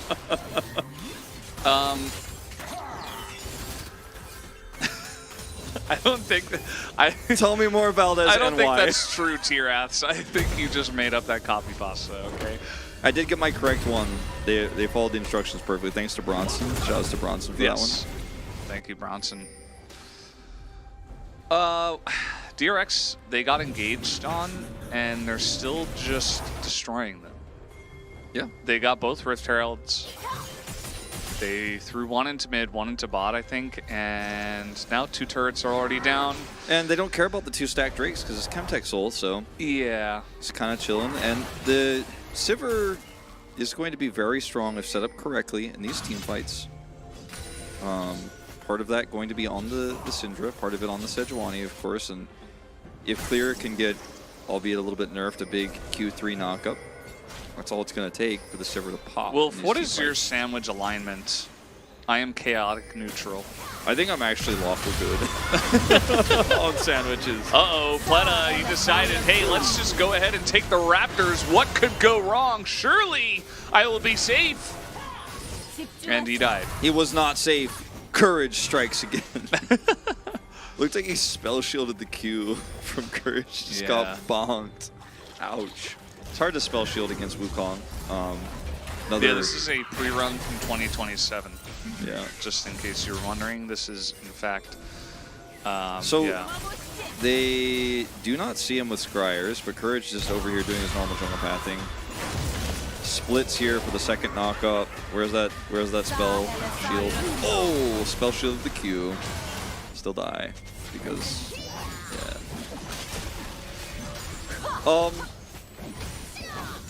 My sandwich alignment is neutral good because I don't put a lot of weird stuff in my sandwiches. I always get the same one, and during the summer I don't toast. I don't even toast. because it's not the right. That's a little bit chaotic, I think. No, I don't. Actually, I don't think so. Is it? I think toasting makes more sense in the winter, right? Not in the summer. All sandwiches should be toasted every time. Okay, do you toast your peanut butter jelly sandwiches? Occasionally, yeah. What about your hot dogs? Yeah, generally you toast them on the grill.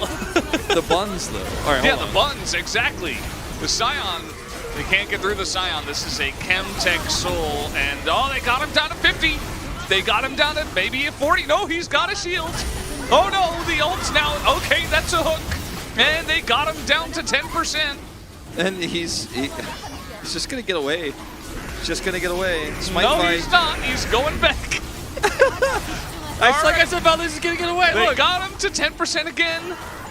Nothing else has happened in this fight. That was a really cool stock. Yeah, but where's the Sponge follow-up? is trying to kill the Drake by himself. He's not even going to get the smite, and then he died. You sponged yourself. And Clear is just going to walk away. That's going to be a nice fight here for Guangdong. We're still down on gold, but they're one step closer to the soul. Whoa, what was that? Okay, we're still fighting. Courage trying to go in onto a Cassante. Generally not a good idea. Although he had a lot of courage on the play. Let me get this straight. Hold on. Let me just get this straight. Okay, so we're gonna watch this whole replay and miss the game. This replay lasts about 20 minutes. Yeah. Watch Lancer. Yeah. Just keep watching him. Hold on. Look at the Scion. Just keep watching him. Oh. Yeah. Yep. He goes out and back in. He declared Bouncy Castle his residency. Yeah. Look at him go! He just 1v4s this fight, and Sponge is like, guys? Anyone want to hit the Drake with me, or should I just like flash out of the pit? I don't have flash. I'm knocked up. Courage makes that play to collapse on him, kill him, and take the Drake, and then just instantly goes and dies. So that's what I was gonna say. Just let me get this straight. Like Courage makes the play, sick play, punish play there with Lancer, and then goes off and dies. Yeah. Yeah. That's He didn't even have to take that much damage, but he proved to us that he could. So that was pretty cool. His damage tanked at the end of the game is going to be so high. Someone tell me why DRX is winning in gold even though the kills are 1 to 5. Turret I don't gold. know. Okay, he asked the same question again. I don't know. Is this like... This is like the game we play where it's like, who's going to win this game? Is it DRX or Guangdong? But in this case, it's like, is he trolling or not? I'm not sure. No, I don't think he's trolling. All right, well, Cleaver is going to take a lot of damage, but that shield was massive, and Sponge, he's just going to sponge his way out of here. His Lancer's trying to lance down into the river, but it doesn't amount to too much. Can chat cast the next team fight? I don't know about that. I know that happened yesterday, but I missed it. All right, they're trying to kill Lancer again. Those are words you could say out loud, Valdez. Yeah, they are trying. Sivir only 300 CS away from winning the game. Only 300 CS away. Remember that one time Teddy had 1,000 CS? Yeah, on Sivir? I remember that. Yeah. He's almost 800 away from that. Yeah. I didn't cast the 94-minute game that was Achilles on play-by-play, but I did cast the 74-minute game. Or was it 76? It was like the second longest, and I think the AD carry had like 900 CS in that game, or 800. Fun times. My Fun longest times. is like 52 or something like that. One of those like weird Breon Dom 1 games, 2021 I want to say. Yeah. I think you've done over 60 minutes. Maybe I have. Maybe like one time. If the LCK players, casters are playing D&D, what is everybody playing and who is DMing? Well, Chronicler's definitely DMing. I would play a mage. Or a wizard, or whatever it is. I usually end up playing healer in those types of groups because nobody wants to do it, and I'm just like, all right, I'll do it. And no one ever finishes those campaigns anyways. Has anyone ever even finished a D&D campaign in the history of the world? Like, is that even No, happened? that's impossible. I don't think that's ever happened. Yeah. I think we're still waiting on the first one. I'm pretty sure it would be news if it does happen. Gatorin says I have, yeah. No, I don't know about that. I don't see any proof. You may think you did, but I'm not sure that you did. I actually have no Yeah, idea. finished means like it ends, right? Not that like you stopped playing. Because yeah, we've all finished, of course, stopping playing. But A 3-year campaign. Alice and Chronicler thought Wolf was a druid or monk. yeah, like Makes Monk. sense. They had a pretty good read on us. I Yeah. mean, I'm always a wizard, so that's easier. But for Wolf, I think it's a harder read. We got a game going on Bull here. flashed that. Sponge did throw his sponge ult at Bull, but it did miss. And Bull did have to flash. We are K-ramming hard right now. Take Well. this. Yeah. Kwangdong are like, we have the Scion that's unkillable. What do we do, though? Yeah, it's How like do we win a fight? wait for with the him? courage flank. The courage flank, that's how you do it with this team comp. You just go, look how at long he's Courage. going. Look at him going.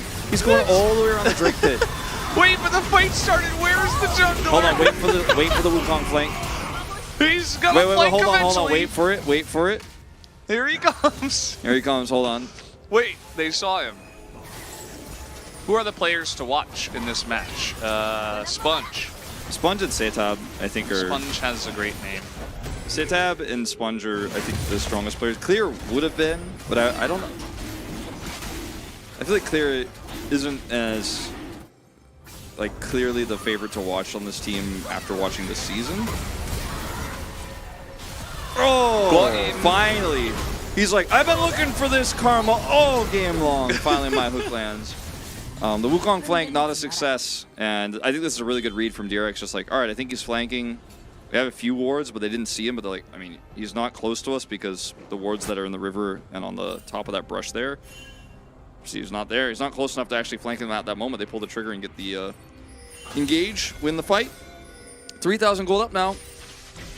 And, uh-oh, teleport fight. Yeah, but Cassante, he went all out, but he didn't do anything. He went all out, then he got all out of there. Yeah. He's out. All out. Rough times Yeah. with the turret going down. Why did DRX have to take that Drake? Well, because they wanted to deny the soul. Okay, I was just gonna say tell him to ask his parents when he's older, but yeah. To get to the other side. Some questions are better left in the family. It's only Jeff Soul. Scion is indeed unkillable. Why is Valdez never with Atlas? Well, we're both play-by-plays, so that makes it impossible. Actually, physically impossible to be in the same place at the same time, yeah. That's why Atlas and I, we like the theory of hanging out with each other, but we're not allowed to. It's just not. I mean, there's a barrier that's created. Yeah. They're It's like opposites attract, but if you're the same, then you bounce off of each other. Yeah, right? repel. Yeah. Yeah, repel. It's like a Venn diagram that will never cross. Like, as soon as they bump into each other, that's as close as they can get. Lancer is just going to walk at them, quite literally. Yeah. And that's what he should Baron do. set up control goes to Among the Freaks. Like, Bull used Ghost. true. He kind of stood there for a little bit just to take it all in, you know? It's an intimidation game. Yeah. Alright, they're still trying to deal damage to the Scion. I actually don't know how many stacks Setab has, but with how many of these combos he's hit onto the Scion, I'm pretty sure he's finished it by now. Yeah. He's got to have. Courage for the first time, not going to use his clone to soak the damage as we are once again K-ramming 5v5. I don't know where Setab is going. He's rejecting the K-ram. Courage looking for the flank again. Setab is like, well, I'm just going to farm. They don't have good siege. They have the ability to wave clear, but then hitting the turret is not going to happen, so I'm just going to get money. And now Quantum Freak's like, oh, he's down there getting money. Let's group for Baron. And Courage is getting spotted, so they know that there's no jungler here. He's like really selling this, like, no, there's no jungler over there. What do you We're do? definitely not doing it. What do you do when you don't know what to do? Do Baron. That is the answer. Just hit What do the you do when you can't do Baron, though? Sit in mid Turn? and wait. As they are trying to turn. That's actually a pretty nice cyclone to turn. Where did Courage go? Okay, he's dead. Bull also is by himself 7 bajillion miles behind the team, so DRX will be able to clean this one up. A very nice flank that comes in from them. And Satab also just blew up the jungler of the enemy team. Is that the end of the game? I mean, Yeah, I think so. it was like the one fight we had in this game, it feels like, as the Sivir actually did some incredible damage. So remember when I asked the question, what do you do when you can't do Baron? I guess the answer is get wiped and lose the game. I guess we figured it out. We figured it out. Okay. The flowchart is complete, Valdez. The flowchart is complete when you just aren't patient enough. Got him Another again. one. They really hate Ondel in this game, man. They just keep going after this karma. Well, that's a mid hog vote for me. Yeah, it's looking like it. A lot of low health bars here. Piero will go down. Satab just gonna scatter the weak, as in this case, the weak is Courage. And down he will go. They are going to hit the Nexus and end the game. G. GG. Remember GG buttons? Remember when that was a thing? Yeah. That's when esports became not mainstream, but like big enough to where people would have GG buttons in their house. It's a wild phenomena that happened. Almost as wild as a game where a Scion tanked about infinity damage and they K-rammed hoping for the Courage flank to win them the game, and then he died. That was the end of that. Yeah. This game was not clean by any means. Don't try this at home. Varus damage. Yeah, he was playing on hit for some reason. Bull really loves to play on hit Varus, but I have not seen it work yet. Look, I mean, So, yeah, maybe change that up for next game. He didn't have a lot of space to work with. You know, there was a lot of sleeping. I mean, he did less damage than Karma. I know, so- I know. Yeah. He did more damage than Nautilus. True. So, you know, at least there's that. He's got that going for him. I think strategy-wise here, Guangdong had a draft that could have worked with a different 80 carry, but they felt like, oh, okay, well, we're going to have control of this with Varus Karma, then drafted something that doesn't have any sort of topside control, doesn't have any sort of early objective control. Like, they got the first 2 Drakes, but then after that, you're really just trying to set up team fights with flanks from your Wukong instead of just trying to straight up 5v5 with your front-to-back team comp. And, like, they used the Scion as, like, a taunt button rather than a frontliner. It felt like, I don't know, it's hard to explain how this went wrong for Guangdong, because I thought the draft was decent, but it's poor execution. This is, unfortunately, the Challenger's motto. Good draft, good concept, good idea, execution, we'll see. You just never know what you're going to get when you open up the box of challengers.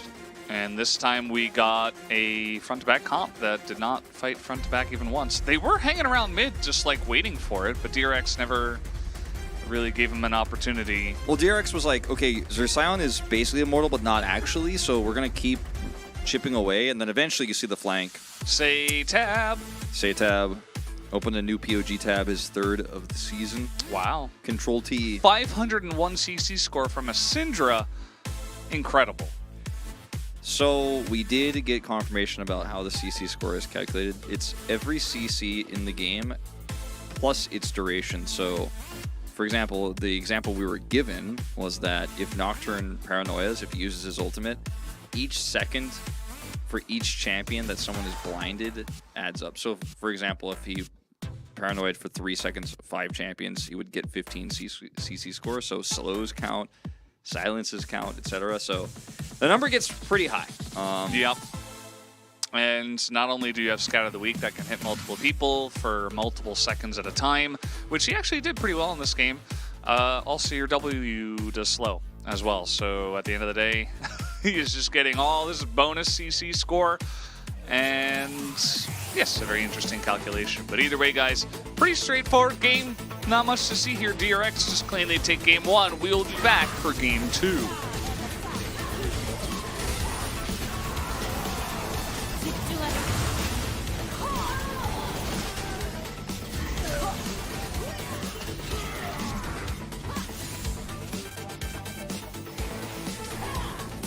흔들리지 마라.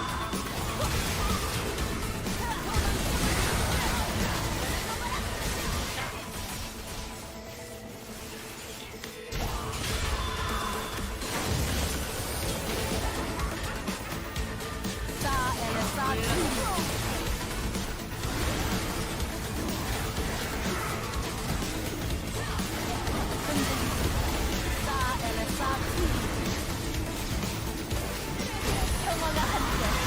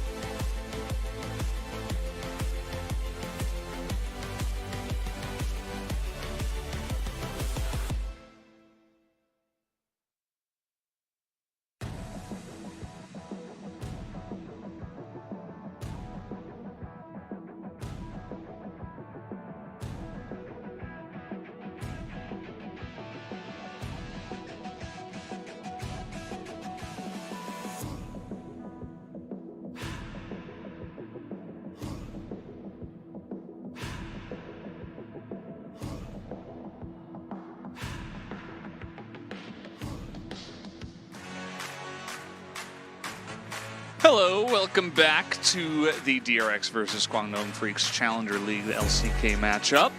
Yes, we are here heading into Game 2 shortly. Guangdong Freaks with a very interesting front-to-back composition that ultimately they just K-rammed with and lost. That was a weird game. I think that Guangdong are really struggling with pressing their buttons all together in the same direction. That's Valdez's way of telling me to turn off my watch notifications. Yeah, that's exactly what I Sorry, said. chat. It's off. It's off. Sorry, chat. Caster said it's banned for the week in Not- LCK. Yeah, not in Challengers. In Challengers, in fact, it has not been banned one time. What? It's never been banned. No, globally banned. Yes, it is globally banned in LCK. Is it globally banned in Challengers? No, Well, there you go. Hasn't been banned. but it hasn't been banned picked. yet. Shihan, who won? The fans won, actually, for game number 1. I don't that chat is picky. We just want any new champ outside of the only 30 champs pros seem to own. Well, This is actually a good fact, a good time to mention that the players don't own the champs directly. Actually, those are owned by Riot Games. Well, these, I mean, more specifically, these accounts are not the players' personal accounts. They are used only for logging into the server here and playing locally. And they have all champions and all skins unlocked. So yeah, that's how they have their own private accounts where they can or cannot unlock whatever champions they want at home. I would venture to say that probably 95% of pros on their personal accounts have every champion unlocked. I wouldn't say every skin, but I mean, that's not why these picks are being made. I know that Astronautilus knows this, but for those who may not, the reason why a lot of these champions, we're seeing them over and over and over again, is because some of them are very strong right now. Others All are champs just meta. unlocked? Yeah, right. Why haven't we seen anything else then? Clearly they don't have every champ unlocked, Wolf. I think this guy is just trying to get your goat, Valdez. He's trying to get my goat. Yeah. I don't have a goat. Well, guess he's not going to be successful then, is he? Even he's trying, I guess. ATD, interesting name. Why haven't we seen anything else? Nice try. Guangdong selected blue side. I'm going to say that was a good decision. Just don't first pick on-hit Varus and do nothing with it in this game, and I'll be happy with it. Yeah, I'd rather see The Heimer ban. I thought you were trolling. My water was actually blocking that part of the screen where the left band is. You thought I was joking, but no, it's actually real life. It's real. Well, I think that tells us everything we need to know. What are you trying to say? They're not planning on playing. They don't want to play Heimer. They don't want to play Heimer. No, I don't think they want. They want to have like maybe a Varus first pick here or an Ashe first pick where there's no great counter lane. Like Varus. Ashe is banned. Yeah, Ashe is banned now, and now Heimer and Karma work very well with Varus specifically. Okay. So they're saying I don't want to play Varus, and you can red side pick Varus, but you won't have the best pairings with it. So we'll be a Jace instead. Sejuani coming through. And now if you're Guangdong Freaks and you lock up a strong AD carry here, the Varus still feels like a bad option, and they won't be able to get their support or their AD carry because of the Sejuani lock-in.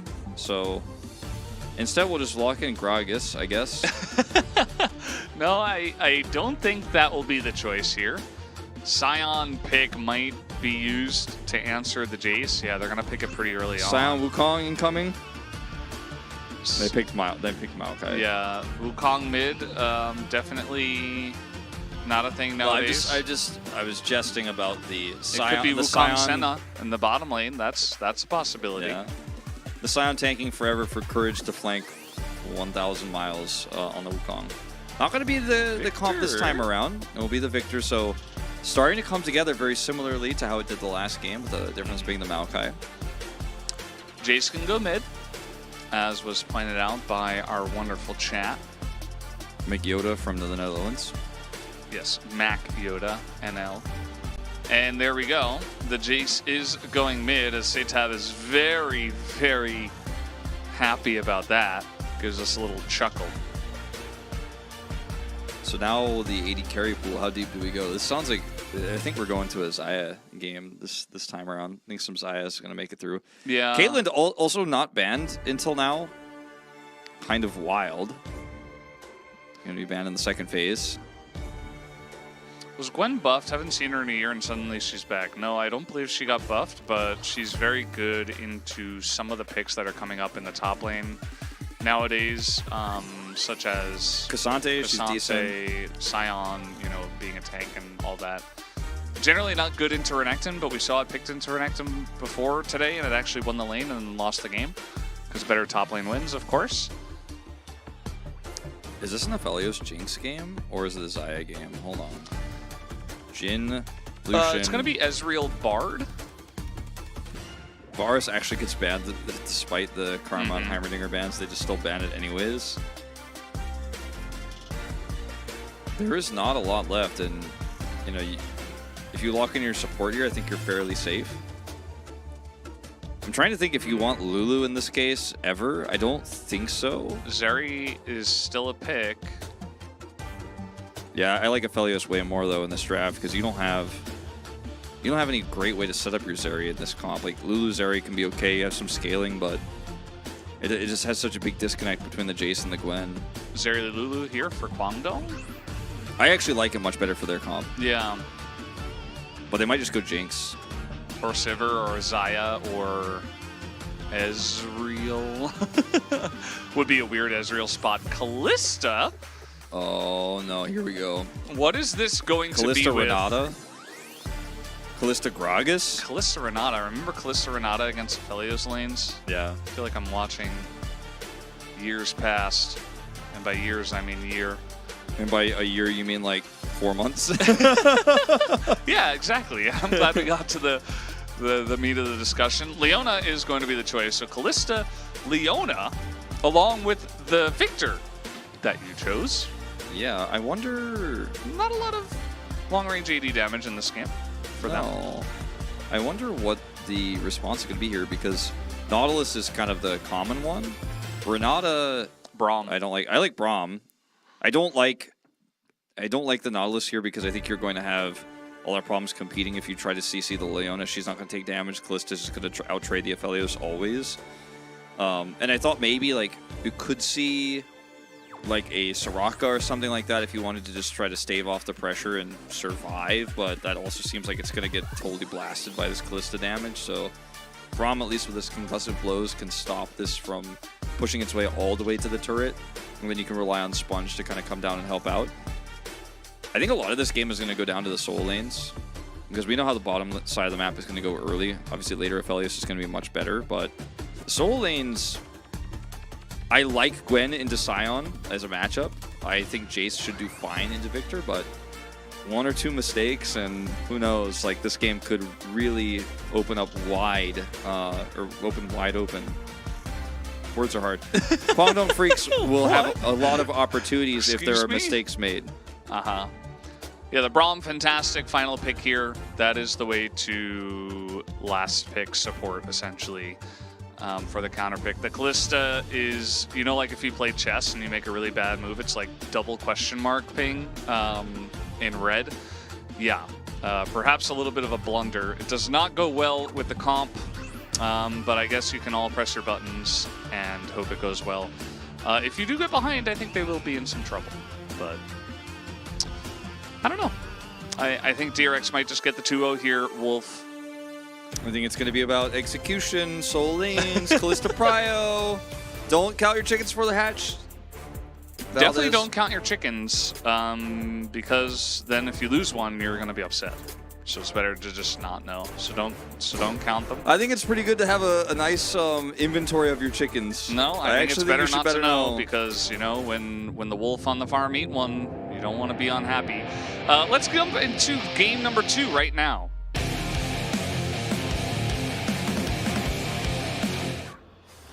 Count your chickens. Don't count them before they're hatched, but do keep stock of how many you have, because if If a wolf eats one or a coyote eats one, which is more commonly the case, even a fox potentially, or a very hungry neighbor. I'm gonna rename myself to Fox. I mean, you can. That'd be cool. That way we were Fox and Wolf. Yeah, just like the old Nintendo 64 Star Fox game. There's a Valorant player called Wolfen. Where'd you get that name? Definitely from you. But if you don't know how many chickens you have and one goes missing, then you might not identify quickly enough a threat to your livestock. Is that why they say not to? No, count them that's before they they're hatch? hatched because you don't know which ones are going to hatch. Like some eggs might go bad, like they might not hatch. Stillborns, whatever. What if a fox steals your eggs? Aren't there like a lot of eggs on a farm as well? And you're like, how are you going to count all those eggs? Well, I mean, I think once the chicken is born, that's when you take stock of how many chickens you have. Count them. Yeah. Because the egg itself isn't going to be. I get the it. eggs So you itself wouldn't isn't count before they hatch. Now, if your eggs are not going to hatch and you're planning on selling them, we have a level 1 here. This is Leona Callista. Concussive blows, pretty good though. Again, Braum is just a really nice pick in the situation. yeah. If you're planning on selling your eggs, though, you can count them. You want to know how many you're selling. I hear eggs are very expensive in the US nowadays. I have heard that too. What did she say? Yeah, I'm not sure. Cleaver takes a big chunk, but actually just did more damage to stay tab instead. As we're fighting for level 2 here. Oh, a very nice one as Pletta's in a lot of trouble. He is going to be ran down as a flash away from the Q, and he will get last hit by the Leona. As first blood will go to Leona. Either way, still a win in the 2v2 here for Guangdong, and they're going in on more as the stun comes in. Piero! That's why they say not to count your chickens before they hatch. Well, count your Rin Spears. That's a lot of damage from a Callista early. Cleaver. Sponge. How greedy. Why did Jace just do like negative damage to the Victor? What? I think it's because it hit the minion. Alright, level 2 here. Concussive blows, trying to be set up here, but he actually zooms past the Braum. And then the Ignite comes through, and Bull flashes past Braum, and actually Andel's the one who gets the kill with the flash for the auto. Mm-hmm. Don't know if that's 100% necessary, but I think a safe call to make. And critically, the Aphelios dies, not the Braum. So first blood going over to Leona, but at least it pulled the Aphelios out of lane. Otherwise, this wouldn't have been that amazing. Because now Pletta's got this lane in a pretty nice spot, pretty safe for him. The buy here from Bull is boots and a dagger. So Run faster, shoot faster. yeah. And you know what they say about shooting faster? You're What do going they to get say? more spears into the enemy. Yep. And when you can run faster, you can make sure you're in range longer. True. Ooh. You don't have to worry about Braum and his big door. Here's Courage.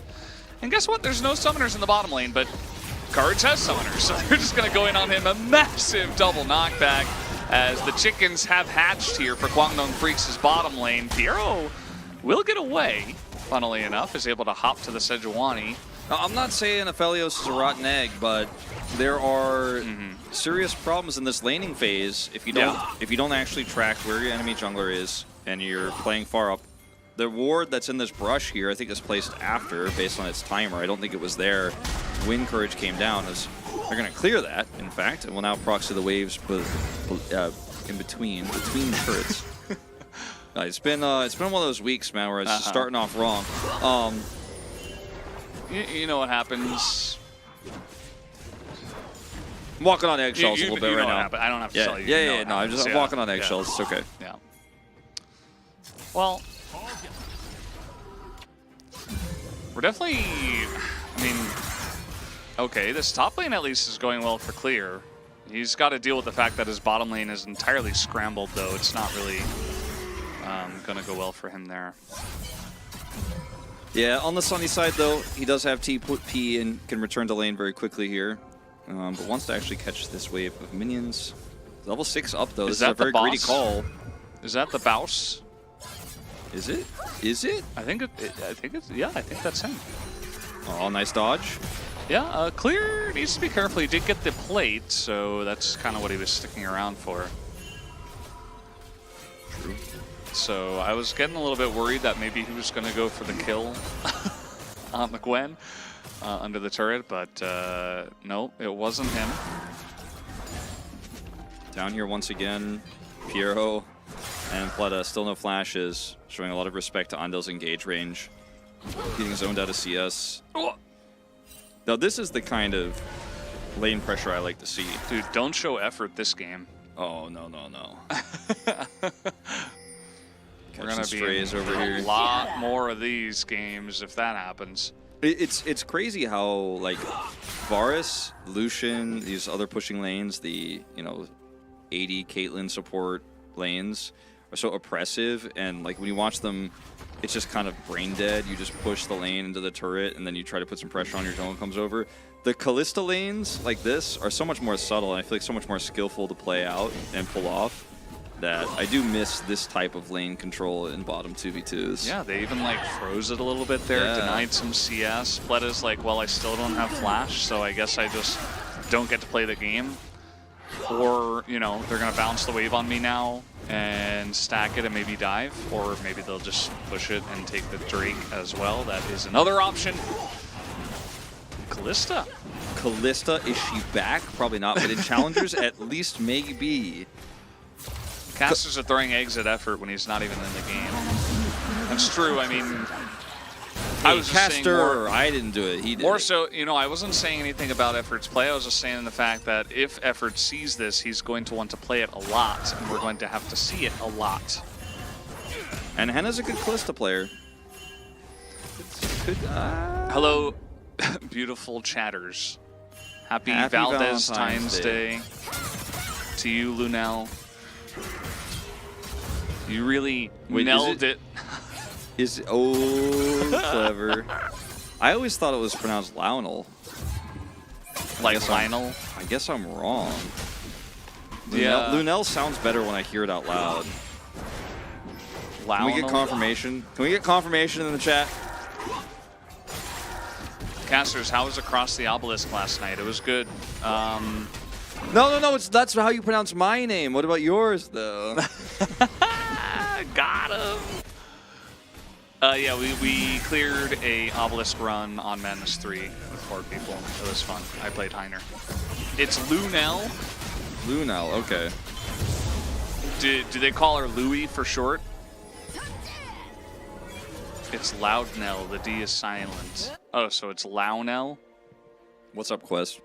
Happy late birthday, by the way. I saw it was your birthday. Yeah. You have to pronounce the underscore, too.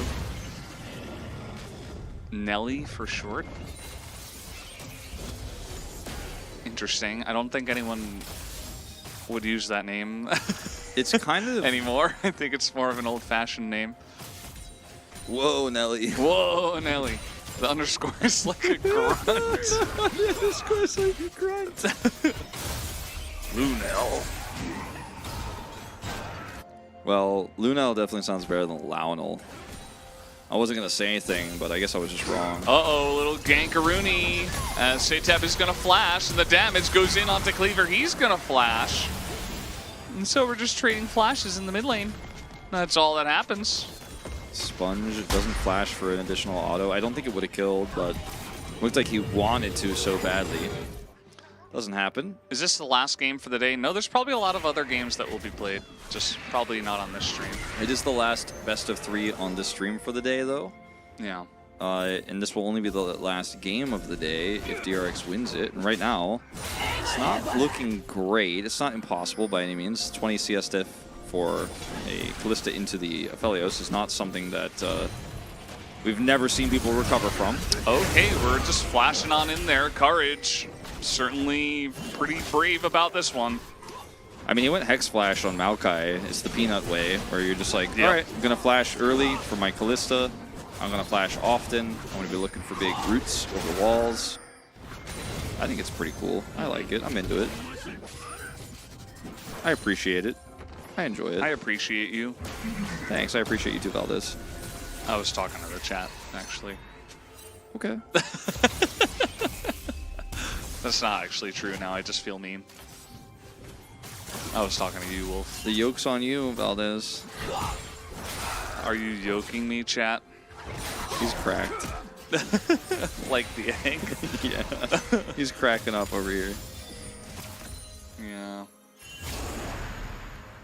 Well, look, I mean, they Friends got Bronze 1 promos later are gonna be a bang. Oh, they are gonna be a banger. Hell yeah, dude. can't wait.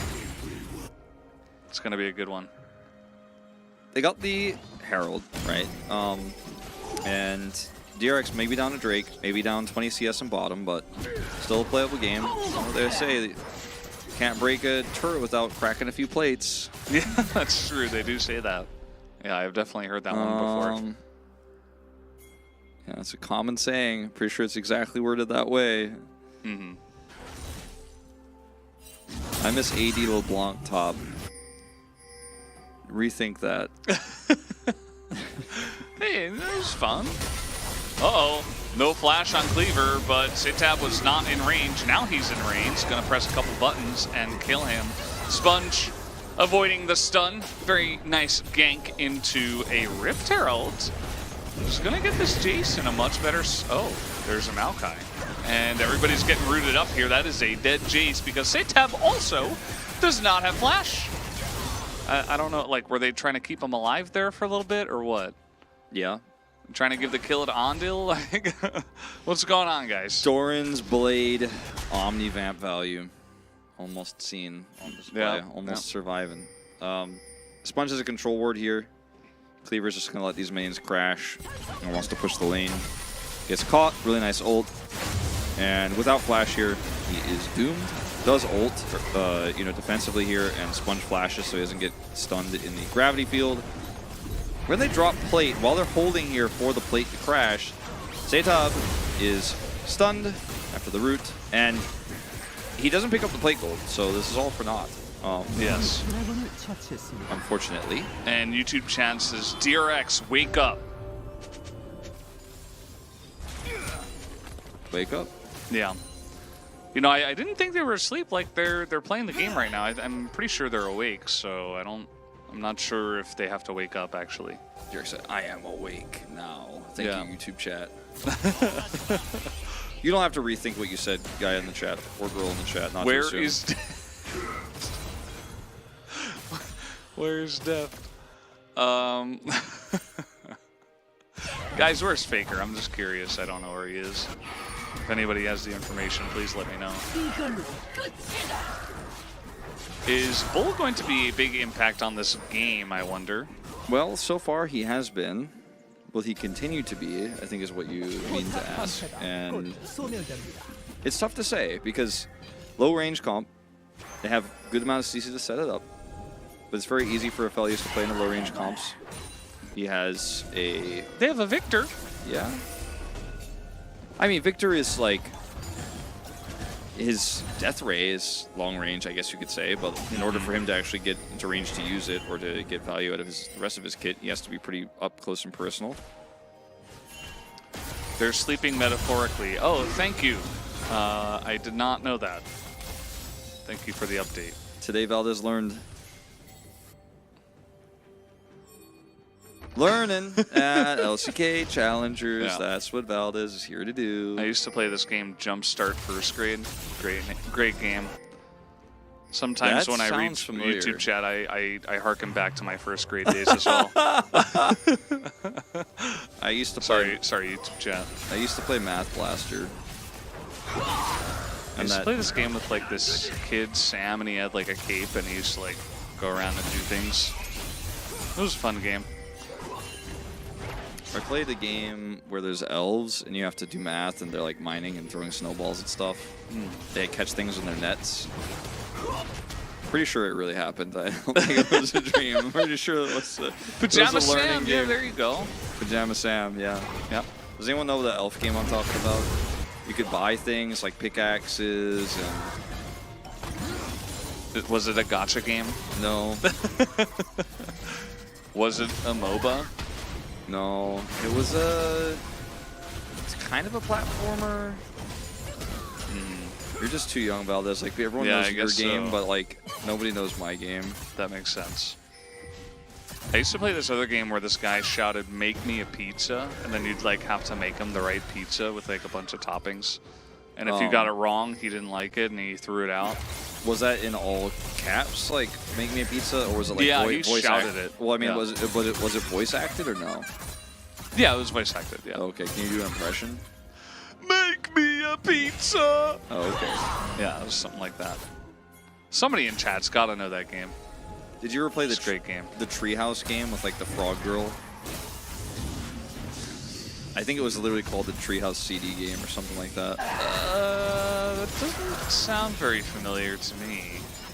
Prowler Jace, by the way. Yeah, that's just the way now. Eclipse got nerfed, and everybody's like, well, screw that item. We're not friends with that item anymore. Yeah, My just new gotta friend get that extra is lethality. Prowler's Claw. Zoombinis, yeah. Treasure Mathstorm? See, he knew. I think so, yeah, that sounds right. Zoombinis, oh my Treasure God. Mathstorm. Yeah. See, the chat always knows. I'm pretty sure I just... How are they so smart? just Clear's Google about this. to gank Cleaver here. As, yeah, that he had no idea. He was pretty far up the lane. He's got this turret, but the rest of the team just moves on in, and the Braum actually with a nice gank, as Pleta gonna have to flash the wall himself. So this is actually looking like a Kwangdong win. Not Yeah. sure about First Courage's turret. ult there, but, you know, some zoning as, uh-oh! What? Dude, he missed... He missed he hit the What? turret.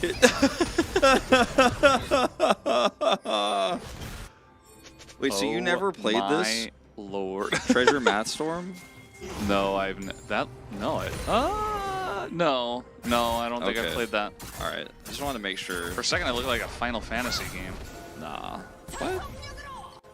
With like the menu on the bottom I guess. in blue, so. you know? All right, so Cleaver gets picked here. Really nice gank from Fiero. Sponges here as well. Take him out. Clear gets the kill. And then on the bottom side of the map, oh, we're not going to watch the interrupt fail. Okay, I guess Yeah. we're not going to watch the interrupt fail. Okay, Cleaver. Cleaver is just unfortunate this game. They're going to hand that kill over to Satab. They're really trying to farm the victor over here. There's and just it's working. no vision here whatsoever. And if you don't have any vision and your support isn't going to shadow you, you have to, like, Andal is like, I'm putting the vision up now. I'm like, a little bit late on that one. But if you have no vision, you just have to farm under turret. Even if you're Victor, even if you're desperately behind and you really want to... I mean, he's not even that desperately behind. He was a little bit significantly behind after that second kill. Now he's really, really behind, but could have just farmed under turret and waited for some shadowing and some additional visions to play that one out. But he gets punished, and what looked like Kwangdong Freaks' game to lose, they may very well be on track to if this side lane problem continues. They have fallen behind in gold, so does feel like, I mean, somebody was saying like don't push Cleaver, but that time he had like just moved past his inner turret. I mean, it's kind of rough when you're Victor and you don't have flash and 4 people on the enemy team are looking to gank you when you have no vision. Odell Down Under, by the way, that game was excellent. Of course, once you figured out how to just spawn as the Great White Shark, it took a lot of the fun out of the game, but still fun. Good game. Yeah. I also played this game where it was like a combination game. Oh, I'm gonna have to hold that thought as they're trying to kill the Scion. Can they kill the Scion? I don't think they can. They can kill the turret. Kill the turret. Piero nearly dies. Throws that in ult just for fun. And they got the turret. Can Cleaver kill the turret? Unsuccessful. He will eventually if he's left up there. Where in long the world enough. is Crime in San Diego? I played that game as well. That was a good fun one. Classic. Yeah, that's definitely a classic. That's one that most people will know, actually. Ooh, look at this. That cleanse. Yeah, He he did didn't it. have flash. Andil in a bit of trouble. They can't really help him too much under the turret, but Fate's Call will be good enough. His Courage also will be flashing away. Cleaver, this is the kind of defensive play he needs to get a turret. This time he will be successful in the side. Because everything is committed mid. He grabs the turret and now hold here. Okay, hold on. Okay, they're just gonna. That teleport was not in a good spot, as now the Scion will actually die as they're given enough time to finally take him down. And meanwhile, Clear's just pushing the bottom lane. So DRX are pulling back this game bit Kwangdong. by bit. I guess they have metaphorically woken up, Wolf. Yeah, metaphorically woken up and Shout out to Bit by Bit Prime, but Andil slowed. Has to flash, and this is going to be another turret going down. This time there's no cross map. We saw Cleaver get that top turret. Just building a Void Staff second here is halfway through the build, but there's just been some macro errors here. Why are we doing this? Why are we TPing onto the tower that has 4 people on it? Yeah. That's ATP down, and he's still running over. I'm gonna help. Too late to help. I don't know who got more obliterated, the real Scion or the Scion clone. Yes. I think the real Scion, but yes, the answer is also just yes. Yeah, real Scion felt it, and maybe fake Scion didn't. Yeah, does Scion's, like, husk Zombie Scion, does it actually feel pain? Do we think? I don't think so. No. I don't think so either. Yeah. It's like an abomination, you know? It's like kind of put together. I don't know the lore behind it, but yeah, based on what we can see, it doesn't seem like he feels pain. Yeah, I kind of lean the same way. Oh no, they're trying to kill the Scion again. And, you know, with Gwen, it is possible. It's kind of killable, yeah. Yeah, with Gwen, it's a thing. Clear is coming all the way around. Yeah, look at this flanker Rudy. This is actually huge, as now you see they're trying to turn away. Bull is getting dogpiled right now, but he is able to hop away from the aggression. But Lancer can die to the true damage. It is enough, as he's also going to be slowed up. And they kind of have to disengage after that, but still, it's just another small win for DRX. Yeah, DRX are just pushing through and punishing the Scion with this Gwen pick so incredibly well. And every single time, this is damage dealt, every single time they kill this Scion, they get more control over the map and more objective control. And with the timing of this Baron take, it's going to be their first streak of the game to go down after that. So they'll prevent Mountain Soul. I think this game is now firmly in DRX's control, and the window at which Callista had a lead has passed, and now she is just very low range. And even with this Scion frontline, the Scion frontline is getting easier and easier to take out. Still very difficult, mind you, but you see in these situations with the Gwen flanks, he just doesn't last very long. Like channeling this whole queue with the ult coming through as well from Courage, and then by the time, because look at how little he is able to trade back. Bull has to flash, Clear gets on top of him, this Callista is out of the fight, and then the Aphelios ult layered on top of everything. Lancer's just dead, man. He's stuck in the middle of the fight with no range damage to save him. A little bit of a gank brush. You see that DRX are like, yeah, cool story, bro. Oh wait, you're Kwangdong freaks. We're just gonna push mid. As meanwhile, this is a Mountain Soul. That could go the way of Kwangdong. You really gotta be careful about this DRX, as this might be one of Kwangdong's only ways into this game. Andil looking for the squat flash. Oh, he's gonna get the Sejuani, as Pleta is going to cleanse early, but he's got a lot of room, and you see they can just kite this one out. The Needles go straight into that back line as well. Double knock up here, as down will go the Gwen. And now this fight is getting pretty messy. Could be an angle to take down the Drake, and it looks like Kwangdong will be able to do just that, as nice block on the Shock Blast. Aphelios ult is so late in this fight, and they give over the Mountain Soul. Going to be empowered recalls here, so a lot of this, ironically, the Baron is supposed to be like, okay, I've got enough cryo here now to push through and take this Drake, but because the timing was so close to when they got the Drake, they didn't have enough time to push those lanes out, forced a fight there. And look at the control they don't have in bot. They pushed mid, top is pushing in as well, but they don't actually have enough control to stop Andil from getting around the backside here. Then this fight is just well played. Look at how far back Pleta is, doesn't have the right guns to fight straight up, doesn't ult early either, with guns that would have done a lot more at the beginning of the fight than at the end. And that's the end of that. And okay, suddenly feels like with this Mountain Soul going over to DRX, or rather to Kwangdong Freaks, excuse me, this game gets a lot harder. Like, it's still, I think, certainly gets DRX a lot more favored. interesting. Yeah. But it's like, it's harder for the Jace to do things. Yeah. If DRX just like won the fight, took the Drake, and had Baron, we might even be done with the game already, but it's not the case here. Now with Mountain Soul and a Scion and Leona and Maokai, things definitely going to be shaken up a little bit here. The eggs, it seemed like they were hatched, and DRX started to count them. And it was after they hatched, but you know, maybe not good enough, as now Setup has to flash away. as the blast plant nearly trolls Piero, but he'll be fine. Can you answer the chat for the first time chatter? Give him hope. Can Kyang Dong Vin? Not sure. Sion, though, seemingly cannot die. It's looking like an Elder Flip game, chat. I'm feeling it. I am feeling it with you. But DRX have a lot of map control. Baron has expired. This game has just been like decided by. This game has often been decided by flanks, and whether it's a Braum flank, the Leona flank, or a Gwen flank. So just set up some wards, teams. Set up some wards. See that coming, and you'll win the game, because this whole game has been back and forth based around that. I was cracking up earlier because I was trying to figure out for the longest time what the Hex Flash animation looks like to me. And like I sometimes call it the squat flash, for those who know, because it looks like you're kind of like squatting and charging up.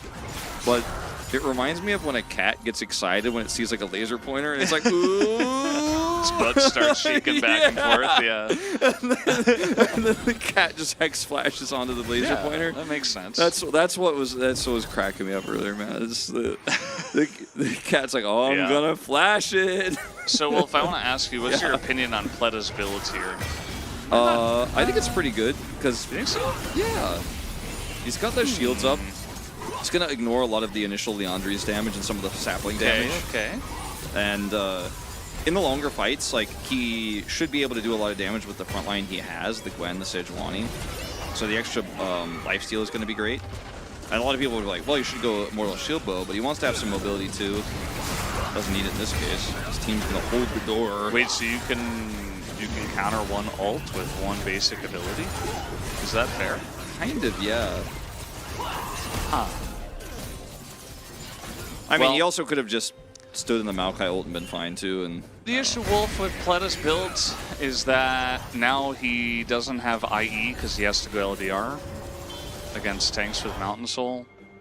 yeah, So that's the issue you take with it. When does Pleda do damage? Is it like 4th item? Game 3. 3rd item? Game 3. Oh no! Too real.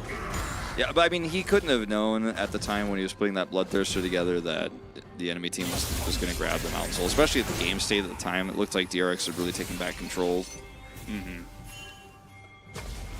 But look, if we reach 40 minutes, He's gonna be bussing. he's going to be bussing. Yeah. He's not a guy who likes to take the subway, so he will definitely be on that bus. Yeah, he likes to get a seat. It's very difficult to get a seat on the subway. Yeah.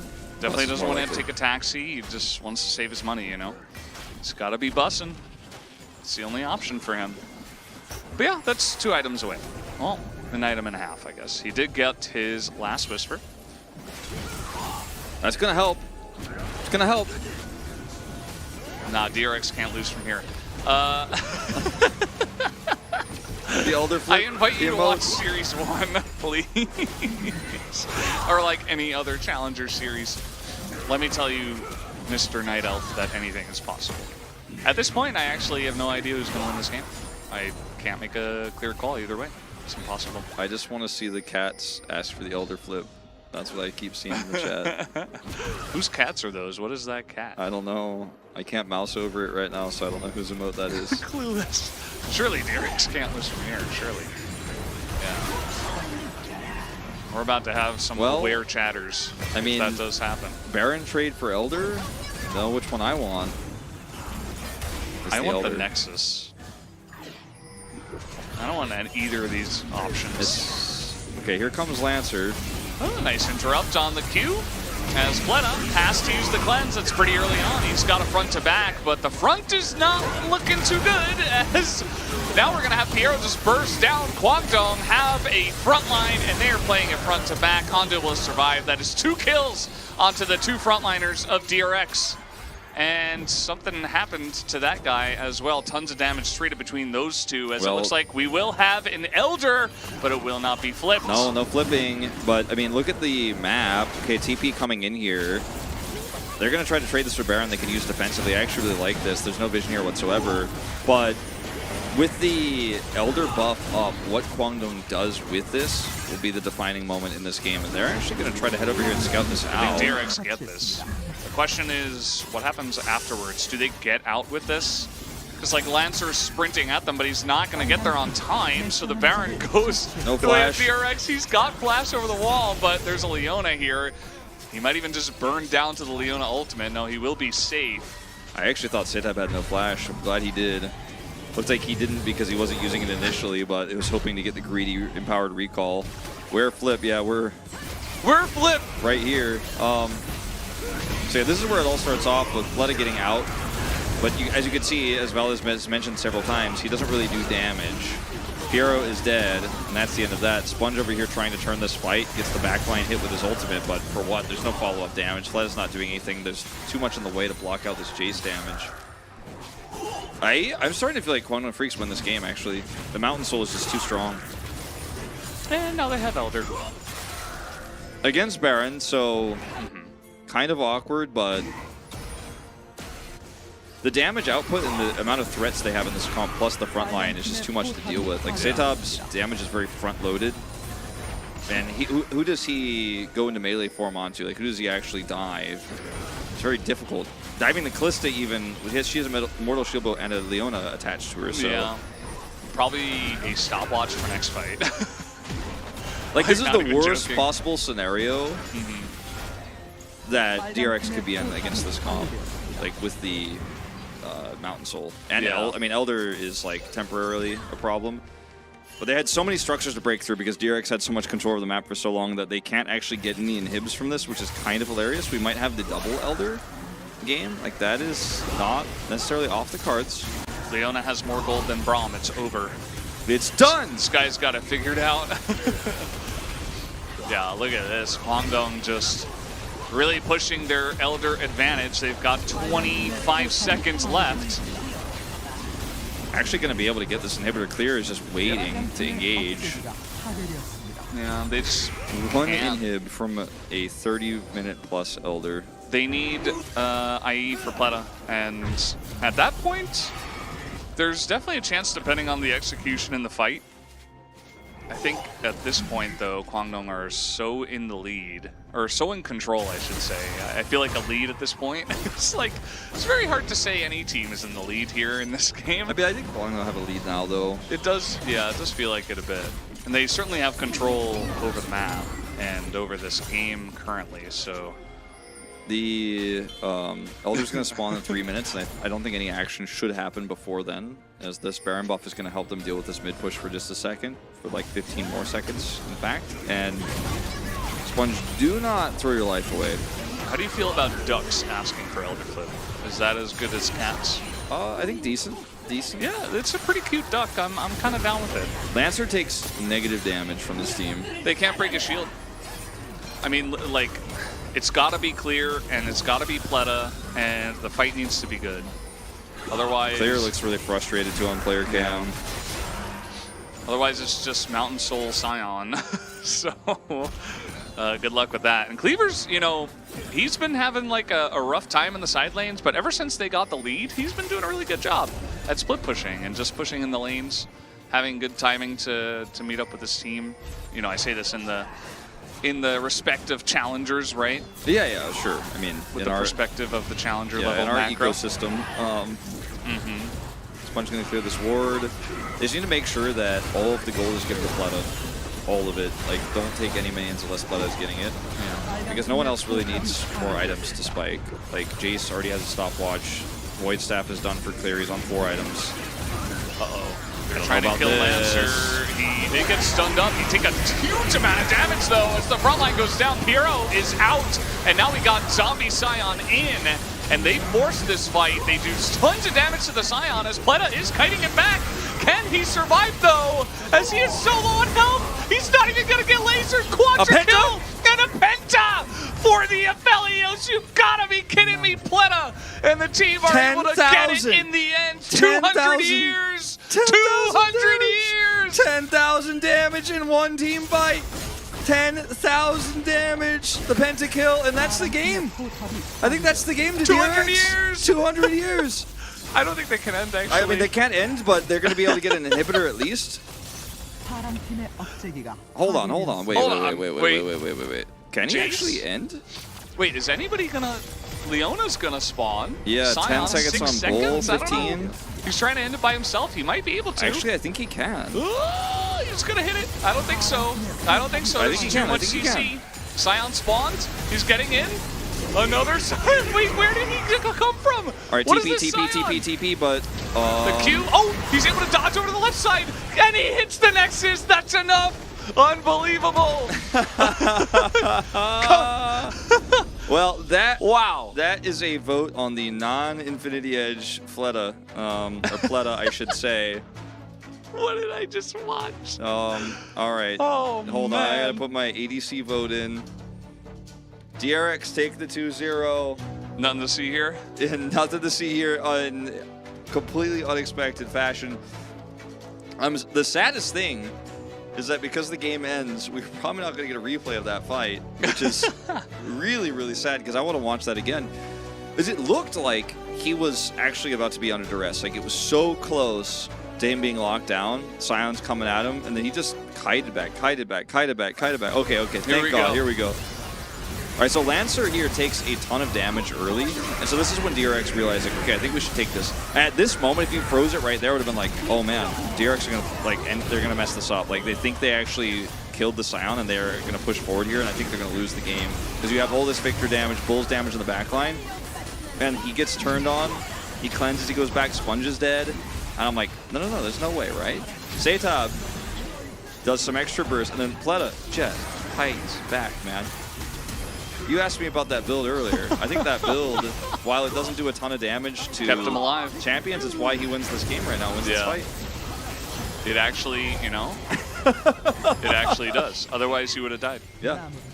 Although, maybe he would have done more damage and just killed them faster and wouldn't have been in danger, but we'll never know. Seemed pretty good, though, in that last fight, the way that one went down. It is true. Well, I actually, like, when they collapsed onto Lancer and he didn't die, I was ready to call the game over. Like, I was like, I mean, that's it. DRX thought they could kill him. They didn't. Now they don't have enough. They don't have enough damage here. The front line is deleted. No, man. Pleta said no. half of Aphelios' damage in the last fight. Yeah. And like you were saying from the beginning, Wolf, very low range comp from Kwangdong. Aphelios is going to be really good into that. The Victor alone obviously is not going to do that, and also he's going to be in the mix. That's exactly what we saw in the last fight as both teams smashed their heads together and the Aphelios came out on top. Coming out on top, DRX. Not the cleanest games from them we've What seen. do you mean? Clean games, none to see here, 2-0. Yeah. But look, I mean, you were the favorite, technically, quote unquote, based on the standings. Me? But you're my favorite. But DRX. Yeah. Neela was not picked today, Kevin Kim. Not in challengers. If you're Sion, you have to build randomins before LDR comes out, or you're just dead. Did he not have randomins? Seems like a little bit of an issue against a crit AD carry. Yeah, I don't think he did. If I he think did he not, thought... that's probably part of the reason why he turned to paper in the last fight. That and the Gwen, though. I mean, you see the damage from Clear. He did like a good at least 4K in the last fight as well. Yeah. I mean, this is no surprise. Playata. The Jack shows also takes time to trigger to get its full effect, and in the beginning of that fight he took so much of his damage front-ended instantly, so a lot of that armor not going to stack up, not going to apply those resistances. Yeah, can't itemize against both Aphelios and Gwen.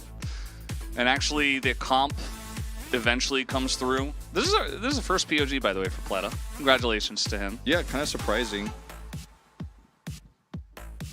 Pentakill, 5-kill. What's his CC score, though?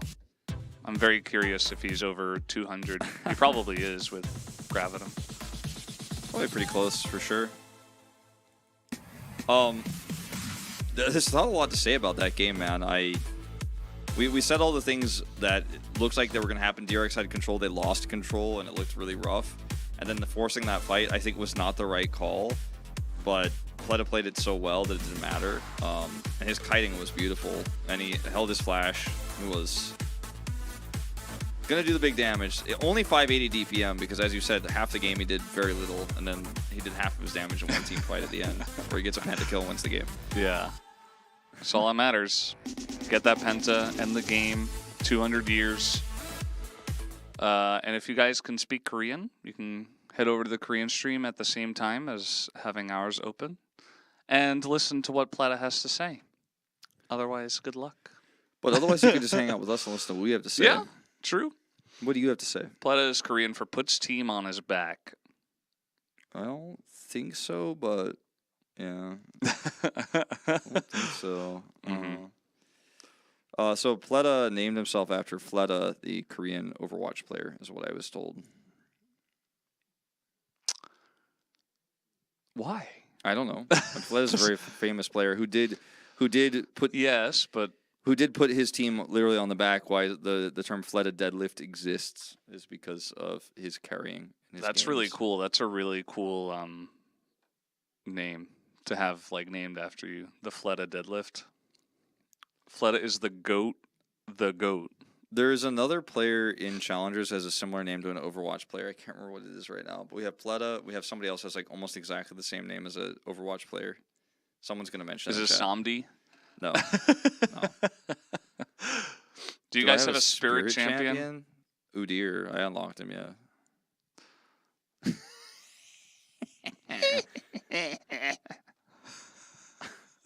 I don't know what spirit champion Somebody means. asked about 2 hours ago when the next Pog State episode is coming out.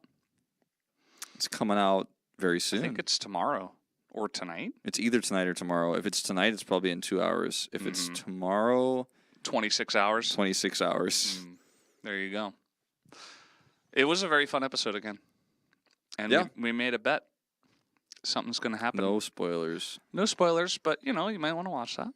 Just saying. We are the best casters. Don't tell the other casters you said that about don't us. tell the other best casters that we're the best casters. Yeah, the other when casters they're are out okay. here, you call them the best casters. But we know that we know. Yeah, we know that part you're course. lying, and for us, when you say it to us, it's real. But just try to, I'm pretty sure Samdi's name is based on the Korean rapper Simon Dominic. I think it is actually. Justin from YouTube chat says, "Love you, Wolf. You're the best." Oh, thanks, Justin. I love you too, man. You're the best, also. Dude, there's so much love here on Valentine's Day. Mm-hmm. Very happy. Less than 3. I'm so happy we could be here with the chat on this lovely love day. I'm tweeting Dad, Atlas, and Chronicler what Uncle Valdez and Wolf said about being the best caster. Okay, that's fine. Fake YouTube comments. Feels strong, man. What are you guys doing on Valentine's Day? Today is Valentine's Day in Korea. So what we did on Valentine's Day is cast these games for you guys. Because we love you. By the time we finish this and go finish our post-caster meeting and then walk to the parking lot and then drive home. Nobody told me about a meeting. I do a little post-caster meeting, What are we talking about in our post-caster meeting? Next week's casting and how we did today. And trying to make sure microphones work all the time. That's important. That's important. And then we're going to drive home. It takes me about 25 minutes to drive home at night because there's no traffic. Mine's like 35 minutes. 35? 30 if it's fast. So if we're lucky, we'll get back to our wives before Valentine's Day ends. It's true. And I think we'll be lucky. We got 2 hours. Now, if DRX lost that game, no chance. No chance. Yeah, we'd be That's why basically stuck here forever. Pleta is the true romantic. Pleta knew. He did it for us, Gatoran, I saw your name on Twitter is I don't even know if I can repeat it here. What do you think, Wolf? You think I can say his Twitter name? I don't remember it being that. I don't remember what it was, but I don't remember it being that bad. Magic Nipple. Oh, that's right. Yeah. Assuming that was you because you said you messaged us on Twitter and that was the person who messaged us. Would be awkward if that was someone else. Gatoran's like, no, I'm Gatoran on Twitter. Sorry, Gatoran. My name is definitely not Magic Nipple. How magic.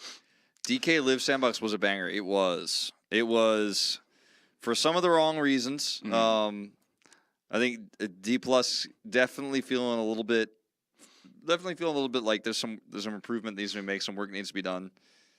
They still won. They but still won. That's all that counts. Clean win. Nothing to see here as they. I gotta stop saying that. Why? Because it's not true. It is though. that's the name. I feel like that joke was funny when it was like once or twice a season. No, now it's every time. It's like every game. 2-0, nothing to see here. 2-1, nothing to see here. Regame with a 3-1 score line. Like it's a 5-game series. Like nothing to see. I'm like, guys, you can't just say that every time. It's not funny anymore. I mean, we can. I mean, you do. We do as well. We do. I think most of the our LCK day jobs with 2-0 games. I like to stare at the sun. Wait, what? I think he's trying to say, we have so much time with all these 2-0s, Well, I am probably going to go home and clean up and get ready for LCK tomorrow. Like, I don't have that. That's the truth, yeah. Because I haven't done my Wednesday casting prep. I'm casting tomorrow. I'm casting with you, right? Same. Yeah. So I have to do my Wednesday casting prep. So usually on nights like this, I prep my computer for the prep. So like basically I get on my computer, open up all the websites I use and tools I use, get my notebook out and like write the skeleton of like what I'm looking for tomorrow, and then that way I don't have to do like the boring part when I wake up. I'm going to wake up and do the fun part where I'm like, all right, these are the stats, these are the info, write them into the blanks. What do you need to prep? You literally watch every game. Because I want to have the extra stats. Because I watch every game, but because I actually watching every game and casting, literally working on and casting every game, makes it harder to remember specific details of certain things. Like I will remember most notable games, but if I have an idea, like, okay, does Beryl have the most deaths on support in the LCK? I can go then verify that instead of telling people like, pretty sure Beryl has the most deaths in the LCK. You I can can say like, Beryl actually be like, he has the most deaths, and this is exactly how many he has and stuff like that. You should have like a list of how many deaths he got in each game as well. So you're like, the most deaths he's had in one game was 7. And that was on January 27th against DRX. He had less deaths this last game. Life was actually ahead of him for a little while. I don't know if he's still number 1. I haven't checked yet, but does Beryl have the most control wards in the LCK? No, but he has one of the highest wards cleared in the LCK. Top 3. Are you sure that he doesn't have the most control wards? No, he doesn't. Who does? It was for a while, I believe, Lehens, because KT buys a ton of control wards. And Lehens is not playing Glaive, so. Who's the number 1 player, Carrier? In every column, in every category. Number 1 player for control wards? Not Carrier. I'd have to look it up because I don't want to guess right now. It'll take me too long to do it on my phone. So, but I think KT as a team has bought the most control wards. And sounds right. Trying to think of any other interesting stats I've seen. Doran had the best laning stats out of any top laner. Which caster has casted the most games this season? Atlas and I both have cast the most, I think, right? Like, so far. Oh, if you're talking about, like, that would be series, but in terms of actual games, I don't know. We'll never know. Yeah, somebody's got to do the math. I don't think those stats are out there. Does DRX have a chance tomorrow? Well, it's KT, so you never know. Today's matches, DK over Live Sandbox, clean 2-1, nothing to see here. And second match was also a clean 2-0, nothing to see here from DRX over Kwangdong Freaks. I knew he was going to do it to me. There's definitely nothing to see here. But definitely check out Game 2 of the last series and Game 3 of the first one, because those were critically 30 challengers. Match 45 is the final match of Round Robin 1. So we have finished the first Round Robin tonight. So we're moving into Round Robin 2. Every team is going to repeat the matches they had. And here are the final standings at the end of Round Robin 1. With this win, DRX put themselves one step further away from Live Sandbox, Gen, Kwangdong, and Bro. Still in playoff contention right now at 6th place. It's definitely a good step in the right direction, right? A couple wins ahead of Live Sandbox, who is the next team. So pretty nice buffer you've got there between the rest of the teams, you could say. Kwangdong, unfortunately, go down to 9th place with this loss, 2-7. But you never know. Maybe they're also just they're just scaling. You know, they're going to be better in round 2, just like their LCK team. Yeah. T1 dropping down to 4th place with Hanwha's win. Really interesting to see the shifts we're seeing right now. And KT Rolster, I think, looking to be the best team in Challengers right now. Didn't think I'd be saying that at the beginning of the season. Yeah, that match 48, I'm a little bit worried about Liv Sandbox in that one. They got close against DK, but I don't think KT are going to give them any room. HLE versus T1 on Hojin's stream on Friday should be a really good match. Yeah. It comes on earlier than the LCK as well. So you guys could actually catch that, and then you can turn on the LCK. And, you know, sorry for DRX and Nongshim here in Challengers, but when the LCK is on, you know how it goes. You know how it goes. Yep. 9-game day next Monday. You and I, Wolf, will be on Monday. Yep. We're only hoping that we can be as lucky as Atlas and Chronicler. We still haven't had our 9-game day yet. Yeah. Here they are, the matches we will have. Can this be a 9-game day? Well, all right, hold on. Let's take a look at it. Brianna is playing against KT. But Brianna took a game off T1. Oh, boy. So it could happen. It is possible. Gen.G versus Kwangdong, I'd say of these 3 seems to be the most likely. Yeah. And then the rematch of Liv Sandbox versus D plus Kia. Right away. Yeah, that was a very close series earlier today, so kind of dope. And then, of course, on Tuesday, 2-game Tuesday, T1 DRX, HLE Nongshim. Some pretty decent matches there, too. I don't know. I feel, you know, like the chat is like, oh, it's going to be 9 games. I think they're just puffing on the hopium here because I do not see it. Not I Pro don't see versus it. KT. Yeah, I don't see it either. Here's the Very sad LCK, about by that. the way.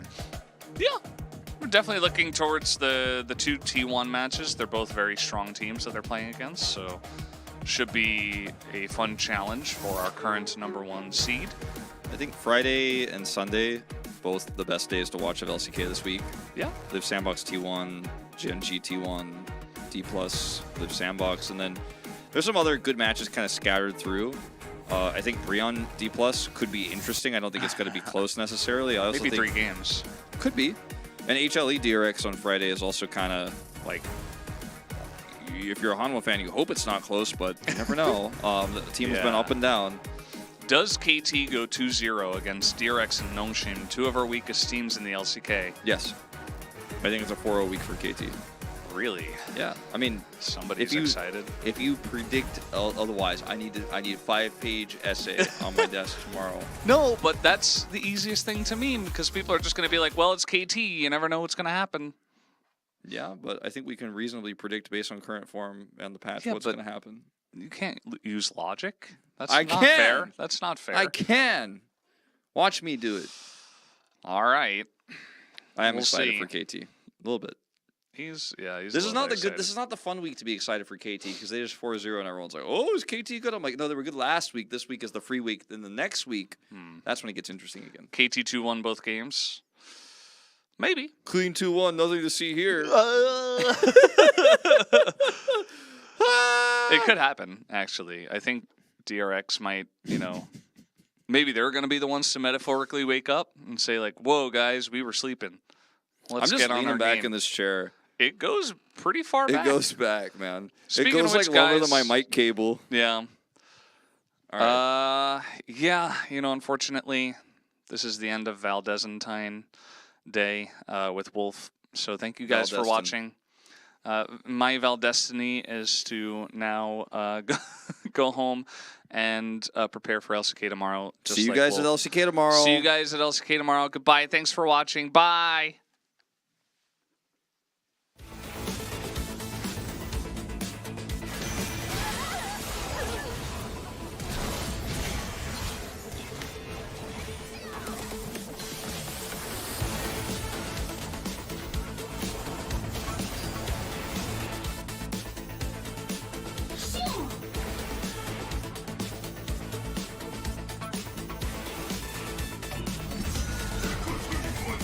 I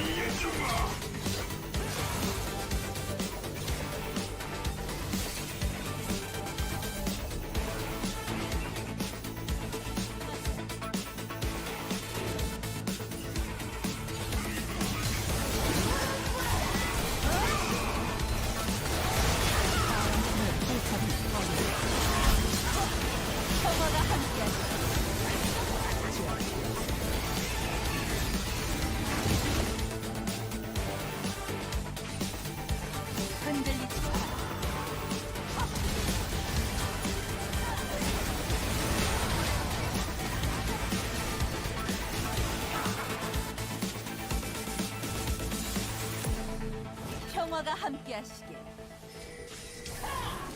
흔들리지 마라.